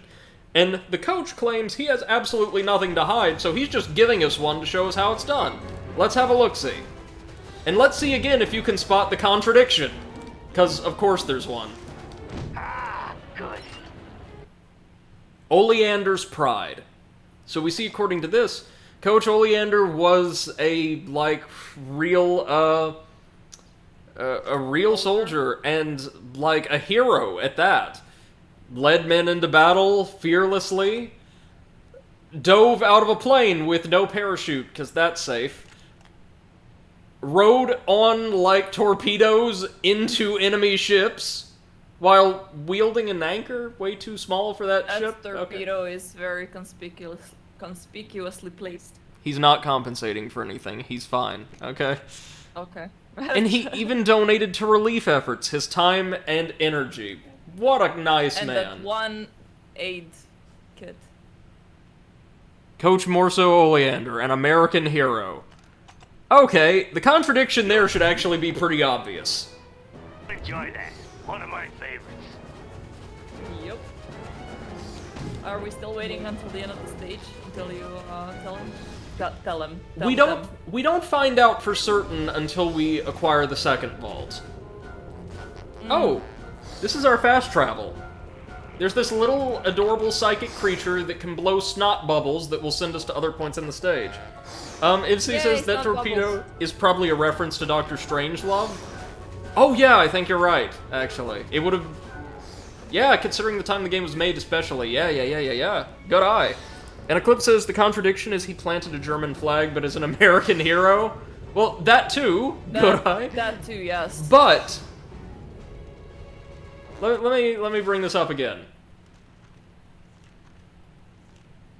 Hold on, we have to go over here to memories. Look at his build.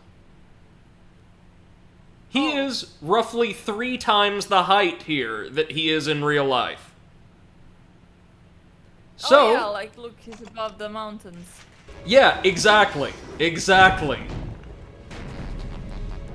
Shenanigans. Okay, so now we have... Sus. No! Oleander's kinda sus. He is. Eclipse says, ooh, true, I didn't think about that because it was so stylized. Yeah, so a lot of the vaults are drawn in that stylized art style, but it's rare to see something so exaggerated as that. So, all we have to do here is strike these brick walls in order to create barricades of compacted ice and, well, other brick that we can dash between in order to make our way up to that gun emplacement. Let's go!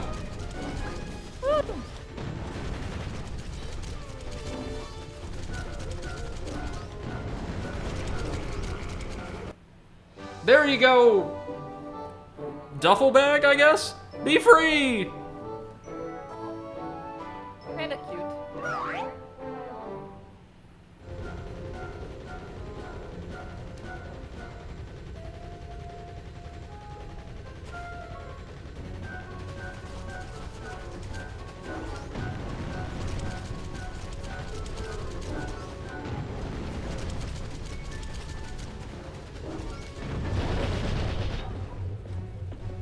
Okay, and with that last wall being struck down, we disable the gun turret. Eclipse says, if it's so exaggerated, is that the fantasy, not this? Well, you're really in the right direction. Seth, you eventually found out during Potato's playthrough, right? Yes. You came back and got the second vault? Yeah.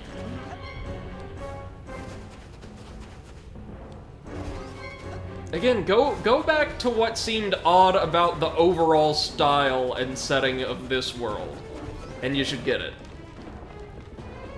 Didn't we also talk about it in our podcast about mental health?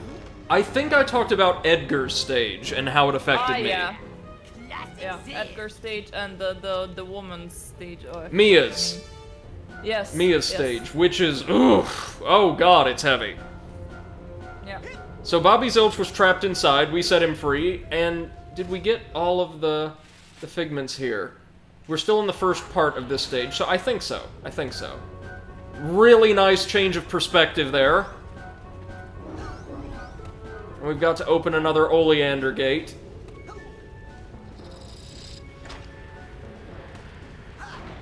And slide up his esophagus to our next destination. Oh, look at these cute little pigs in, Allied infantry hats. Oh. Oh. And notice there's a lot of elements from World War I and World War II being blended together here. You can grab poles like that and swing on them. It's all about upper body strength, you know? Yeah, and Eclipse says it seems weirdly futuristic with stylized gun turrets despite being mainly World War II, which he's too young to have been in. Right! No! You just got it! You got it! It was in there. Exactly it. Oleander's remembering World War II even though he's way too young to have served in it. And he also wants us to see him as a hero literally several times his size. Yep. In his mental world, he's much bigger, both literally and figuratively, than he actually is. MC says, since we're talking mental health, Discord video section. Oh, alright, thank you for sharing. Alright, let me see. Senua Saga, Hellblade 2, a saga in the making. Is that from the Treehouse, the E3 conference thingy? It's something that I said to Brady about what they're doing right now. But boy. Excitement abound. Yeah, I'm gonna watch the video. You can collect Thank them you, with a Eclipse. specialized piece of equipment. MC? Sorry. Sorry. Sorry. No worries, goddammit. no worries. Steer clear of them. I have the midnight brains. I have that at all hours. So, yeah, these are mental cobwebs. They are barricades that we will need a special tool from the camp store to clear away. But don't worry, they're not just walls in our way. After we collect them, we can take them somewhere in Whispering Rock to be processed into, well, psychic energy that we can then use to advance our ranks, so like more experience. Oh, I wanted to ask you, do you know if Senua Hellblade, Senua's Sacrifice, was it, has a physical copy for Switch? Ooh, I do not know. I've not seen one, but I've also... Well, I've not been in any physical retailers in a long, long time. Yeah, because I really, really want to get a physical copy. It's entirely possible, even if it didn't get a full physical release, it's been the subject of a limited one. Could be, yeah, like signature games or something like that. Is very difficult. Most cadets can't handle Limited run. Yeah, look at these poor kids. They can't make the grade, but since Raz was raised as an acrobat, he can handle it. It's but a flash one. I know it's on Switch, MC. I was just wondering if it has a physical copy or not. Because I don't know why it's my pet peeve to buy digital games. Me too.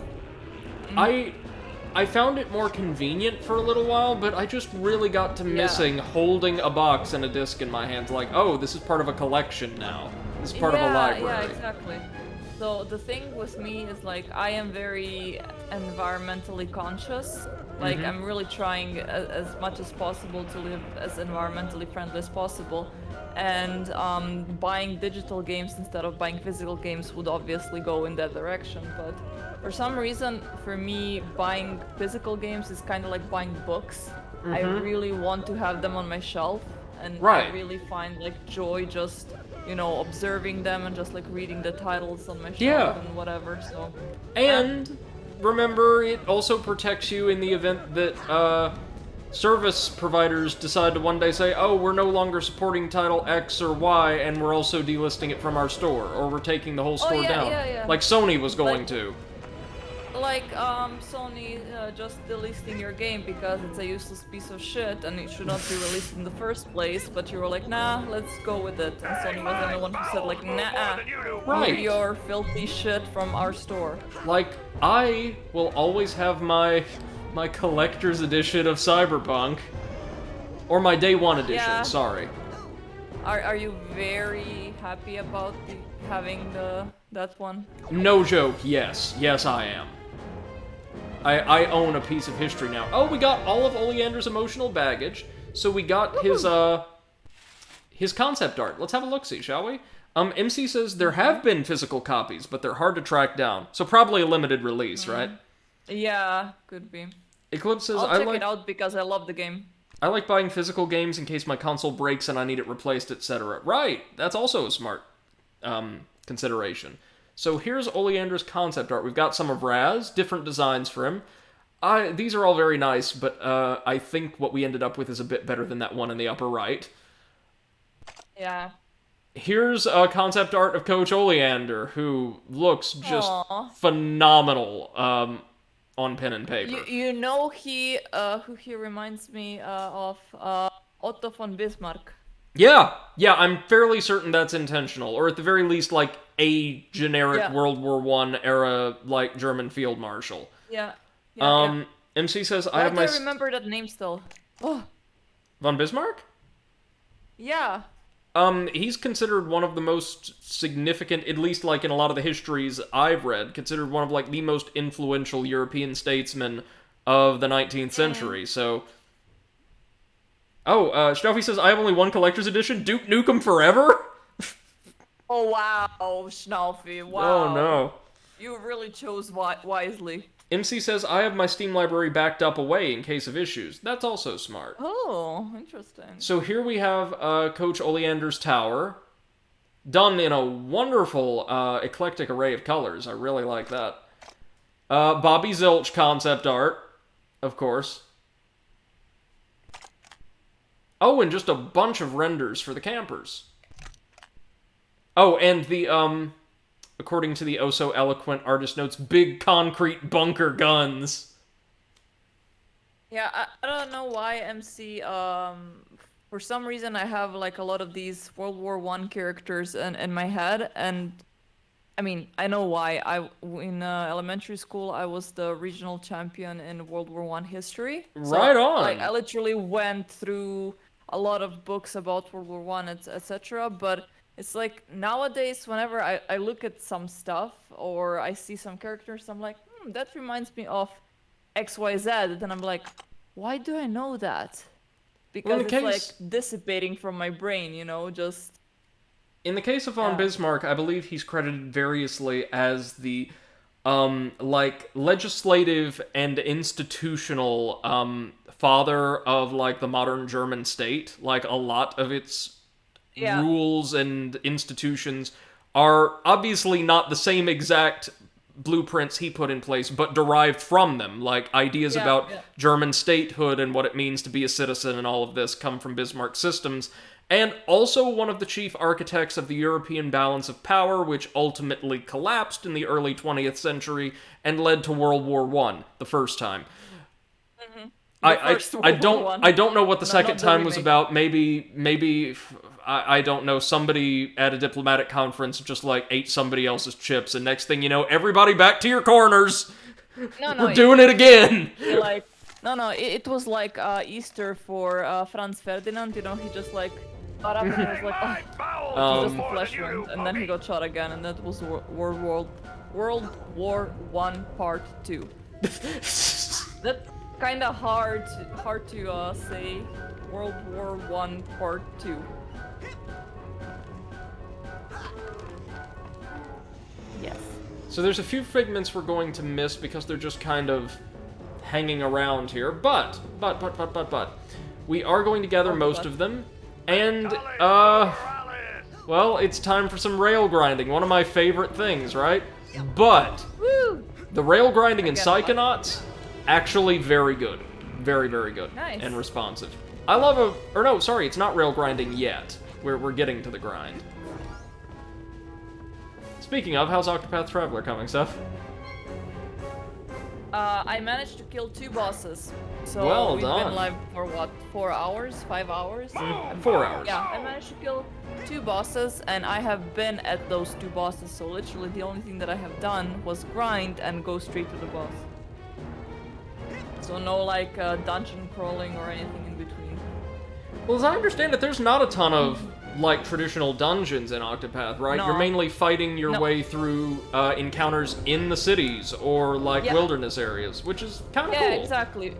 Basically, every path, like every story, requires you to use your character's ability. So, for example, whenever you are going with Hanit, like the Huntress, where you can provoke people and make her leopard, how do you say? Sorry, what? Can you repeat? Leopard. Leopard.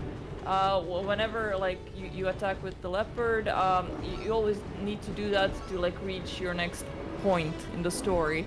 Or with the scholar, you always need to find a certain information, or with the thief, you need to steal a certain item to progress, etc. So I really like that. That was a really nice gimmick. So as the scholar, do you spend like 80% of your time in-game just begging for funding? Basically. I thought so. It's accurate then. So we are missing a few figments on this rail grinding course, but that's okay. Oh, here's Bobby Zilch up ahead. Fuck you, Bobby Zilch. Nobody likes you, Bobby Zilch. And we just have to throw him from the rail. Yeah. Shitty Bobby Izzy Zilch. says World War I Part 2 is not that inaccurate since the conditions imposed on Germany after World War I had quite a heavy toll. That's true according to some interpretations. According to others, and I've not looked into the situation enough as a political scientist to offer a definite perspective, some people say, though, they were a factor, but there were just, like, very, very long brewing cultural tensions in Germany that were set to explode one way or the other, no matter what. Definitely, yeah. And correct me if I'm wrong, Seth, is the latter what the German perspective officially is now? That, like, it honestly, wasn't... I don't know. Like, maybe Schnaufy knows.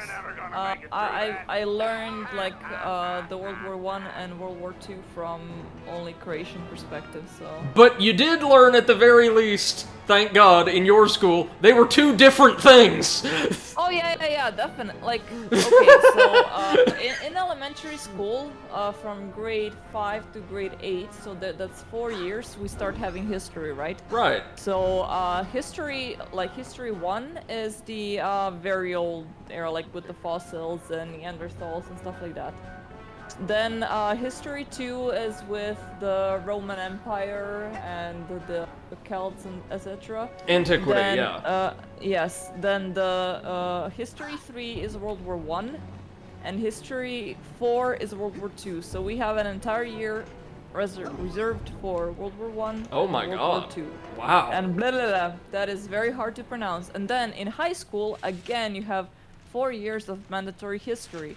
First year, again, is the Neanderthals and Egyptians and whatever. Second year is Roman Empire.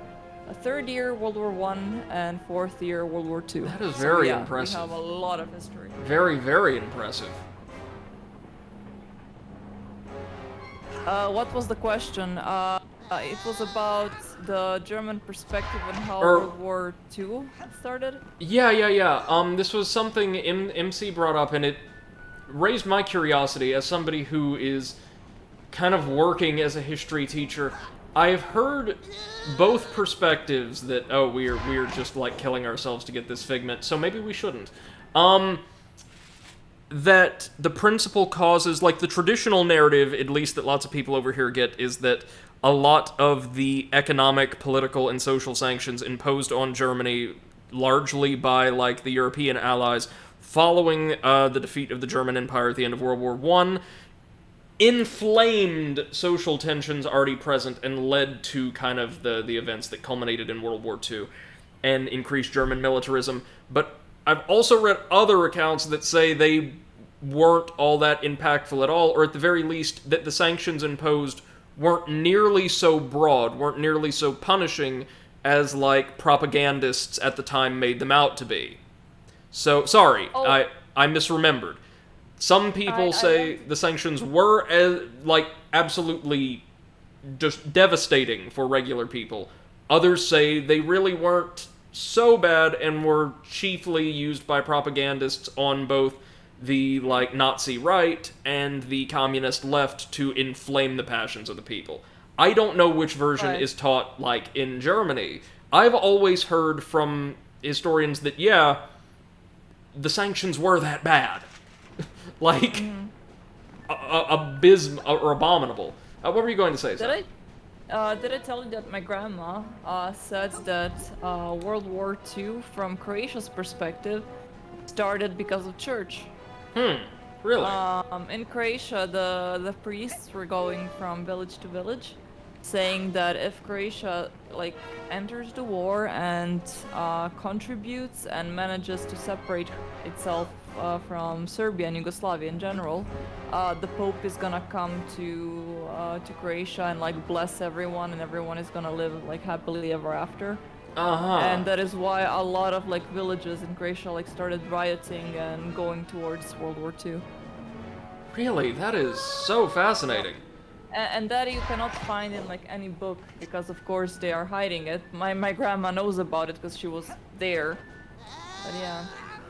Steffi says, oof, I don't really remember much of the school. That's totally fine, man. That is totally fine. So we're actually not losing lives by throwing ourselves into Oleander's meat grinder, so I figure why not we go for these figments as best we can. Because the sooner we can get our way up to rank 10 and get our first bonus psi power, the better. A couple of these have really interesting, and by interesting I mean tricky, transit arcs. I love this last little set piece, though. This is the end of the stage. We've made it. But Oleander is running you through this, ridiculous perversion of an obstacle course. It looks like part obstacle course, part, camp fortification, part war machine. Yeah, but... MC says, basically what we learned is that the economics of the country plummeted with the crisis in 1928, and the conditions post-World War I put more pressure, but definitely not a main cause. So the country turned to a political party that offered actual solutions. And did it first improve economic conditions for going batshit crazy? Yes, and it's important to remember, the actual dissatisfaction, socially and politically in Germany, as I remember, was with the Weimar government, the coalition government. And... up until the 11th hour of that first post-World War I election, there were actually, far-right parties, like those that would unfortunately eventually take power, neck and neck in the polls with socialist and communist blocs, more progressive parties. And it was ultimately the support of the aristocracy and other landed industries in Germany, since it was a burgeoning industrial nation, throwing all of their support behind the far right that ultimately got, the Nazis elected. Because the people, as I understand it, as I was told in my political science courses, generally felt more favorably towards the socialists, the regular socialists and the communists. Which makes sense! Yeah, that's what I heard as well. I mean, what I was taught as well. Schnaufy says, I wasn't a good history student. I remember that we had World War II topics from the 8th to 10th grade. Okay. Our education... But yeah, we are quite, history is something that I think European countries really take very, very seriously. We do as well, but our pedagogy surrounding history is so weird. American students typically have history or something similar every year from, kindergarten through 12th grade, but it's always a different, geographically centered type of history. This year it'll be American history, usually the whole thing. The next year it'll be world history, the whole thing. Then the following year, state and local history. Then 2 years later, you'll be back to American history in more detail because you're older. The whole thing. And so there's a lot of retreading of familiar ground. In Croatia, basically it is, so the first 2 years, like the olden times, like ancient Roman Empire, etc., that is like the entire year, that and Neanderthals, Egyptians, whatever. But when we go to more recent history, like medieval to today, then we have like half and half split. Like half is world history, what we say, and then the other half is local history. So we do learn quite a lot about Croatian history, things like the nobles and whatever. Not something I particularly enjoy because Croatian nobles were very boring. Oh, I'm sure there were some fun characters. You probably just didn't get taught about them. Probably. Like, what was it? Was it Christian VII, the King of Denmark, who was famous, like, internationally famous for a chronic masturbation problem? Oh yeah, of course. Lots of nobles had fun stories associated with them. I mean, there is one guy, like in Croatian history, that we have a lot of streets named after him. Matthew Corvin, I think was his name or something. Like he was one of the first nobles that was trying to fight for like normal like common people. And also another guy called Matija or Matthew Gubec that was famous for rising against the nobles and got stoned to death. Yeah, I think I might have actually seen that name somewhere before. Yeah. MC says if you want quality history content, Extra History by the Extra Credits channel team. Yeah. Oh, I like the content less with the new team, but the older team did such amazing content. Yeah, no, they're great. And everybody at Extra Credits, as far as I'm aware, is very sweet. Very kind-hearted, like, just sweet people. Yeah, I think I once saw the channel. It's really good. They have their stance on microtransactions is way too conciliatory for me. But their explanations of actual processes that go on behind closed doors in game development and the types of questions that inform game design, remarkable. And again, they themselves are just class acts. Okay, so we've actually made it to the end of the stage. You can see there's this little podium where Oleander was supposed to present us with a merit badge because we're at summer camp, and that's what you get at summer camp. But he's not here. Merit badge. Instead, there's this little hallway, and if you have a look, it looks nothing like the rest of the coach's mind. Well, there's some very fine motifs engraved along the top and bottom of the hallway, or top and bottom of the wall, but it's otherwise completely blank. None of that personality. Let's see, what's carved here? Why, these are rabbits, yeah? Cute little rabbits bunny. with carrots. Now, that seems like it would have no place in Oleander's mind at all, right? But if you remember, some of the figments we uncovered were little bunnies and piglets in, like, military gear. Yep. Believe it or not, this is very important. Hold it right there, son. Now, just what in the Sam Hill do you think you're doing in there? I was just looking for a way out. Oh, sorry about that. Didn't think you'd get to the end so fast. Dang, I didn't think you'd get to the end at all. You surprised me out there, kid. Here, you've earned this. Your first Psychonaut merit badge. And notice all of our badges are not being signed by our instructors, rather they're being notarized by someone named Ford Cruller. Yep.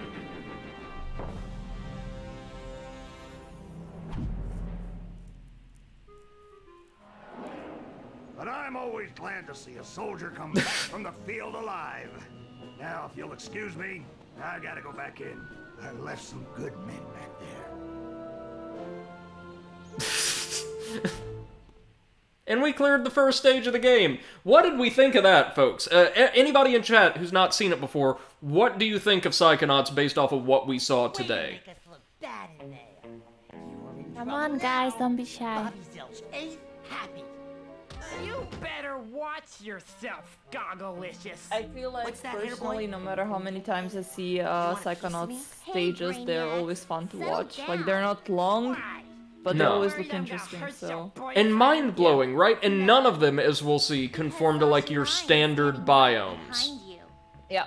You know, like Forest World, Fire World, Ice World. Outstanding. Yeah. I'd like you to report to my lab for some advanced training. And we so impressed Agent 9 that he's also going to defy camp regulations and give us special lessons. And remember, he's the combat expert. Yay, combat His expert. tests are unauthorized, though, so I can't actually ask you to come. But if you happen to drop in, well, what could I do? Let me just give you this. Remember, your talent will always set you apart, Rasputin. Sometimes isolation is a good thing. Like hell. Important discoveries. Sometimes isolation is a good thing. Wait, I don't even know what your lab is. Not this much. Sometimes isolation is a good thing. It can lead to important discoveries. And now I'm hearing things. Great. Eclipse is very, very interesting, unique. Yeah, absolutely.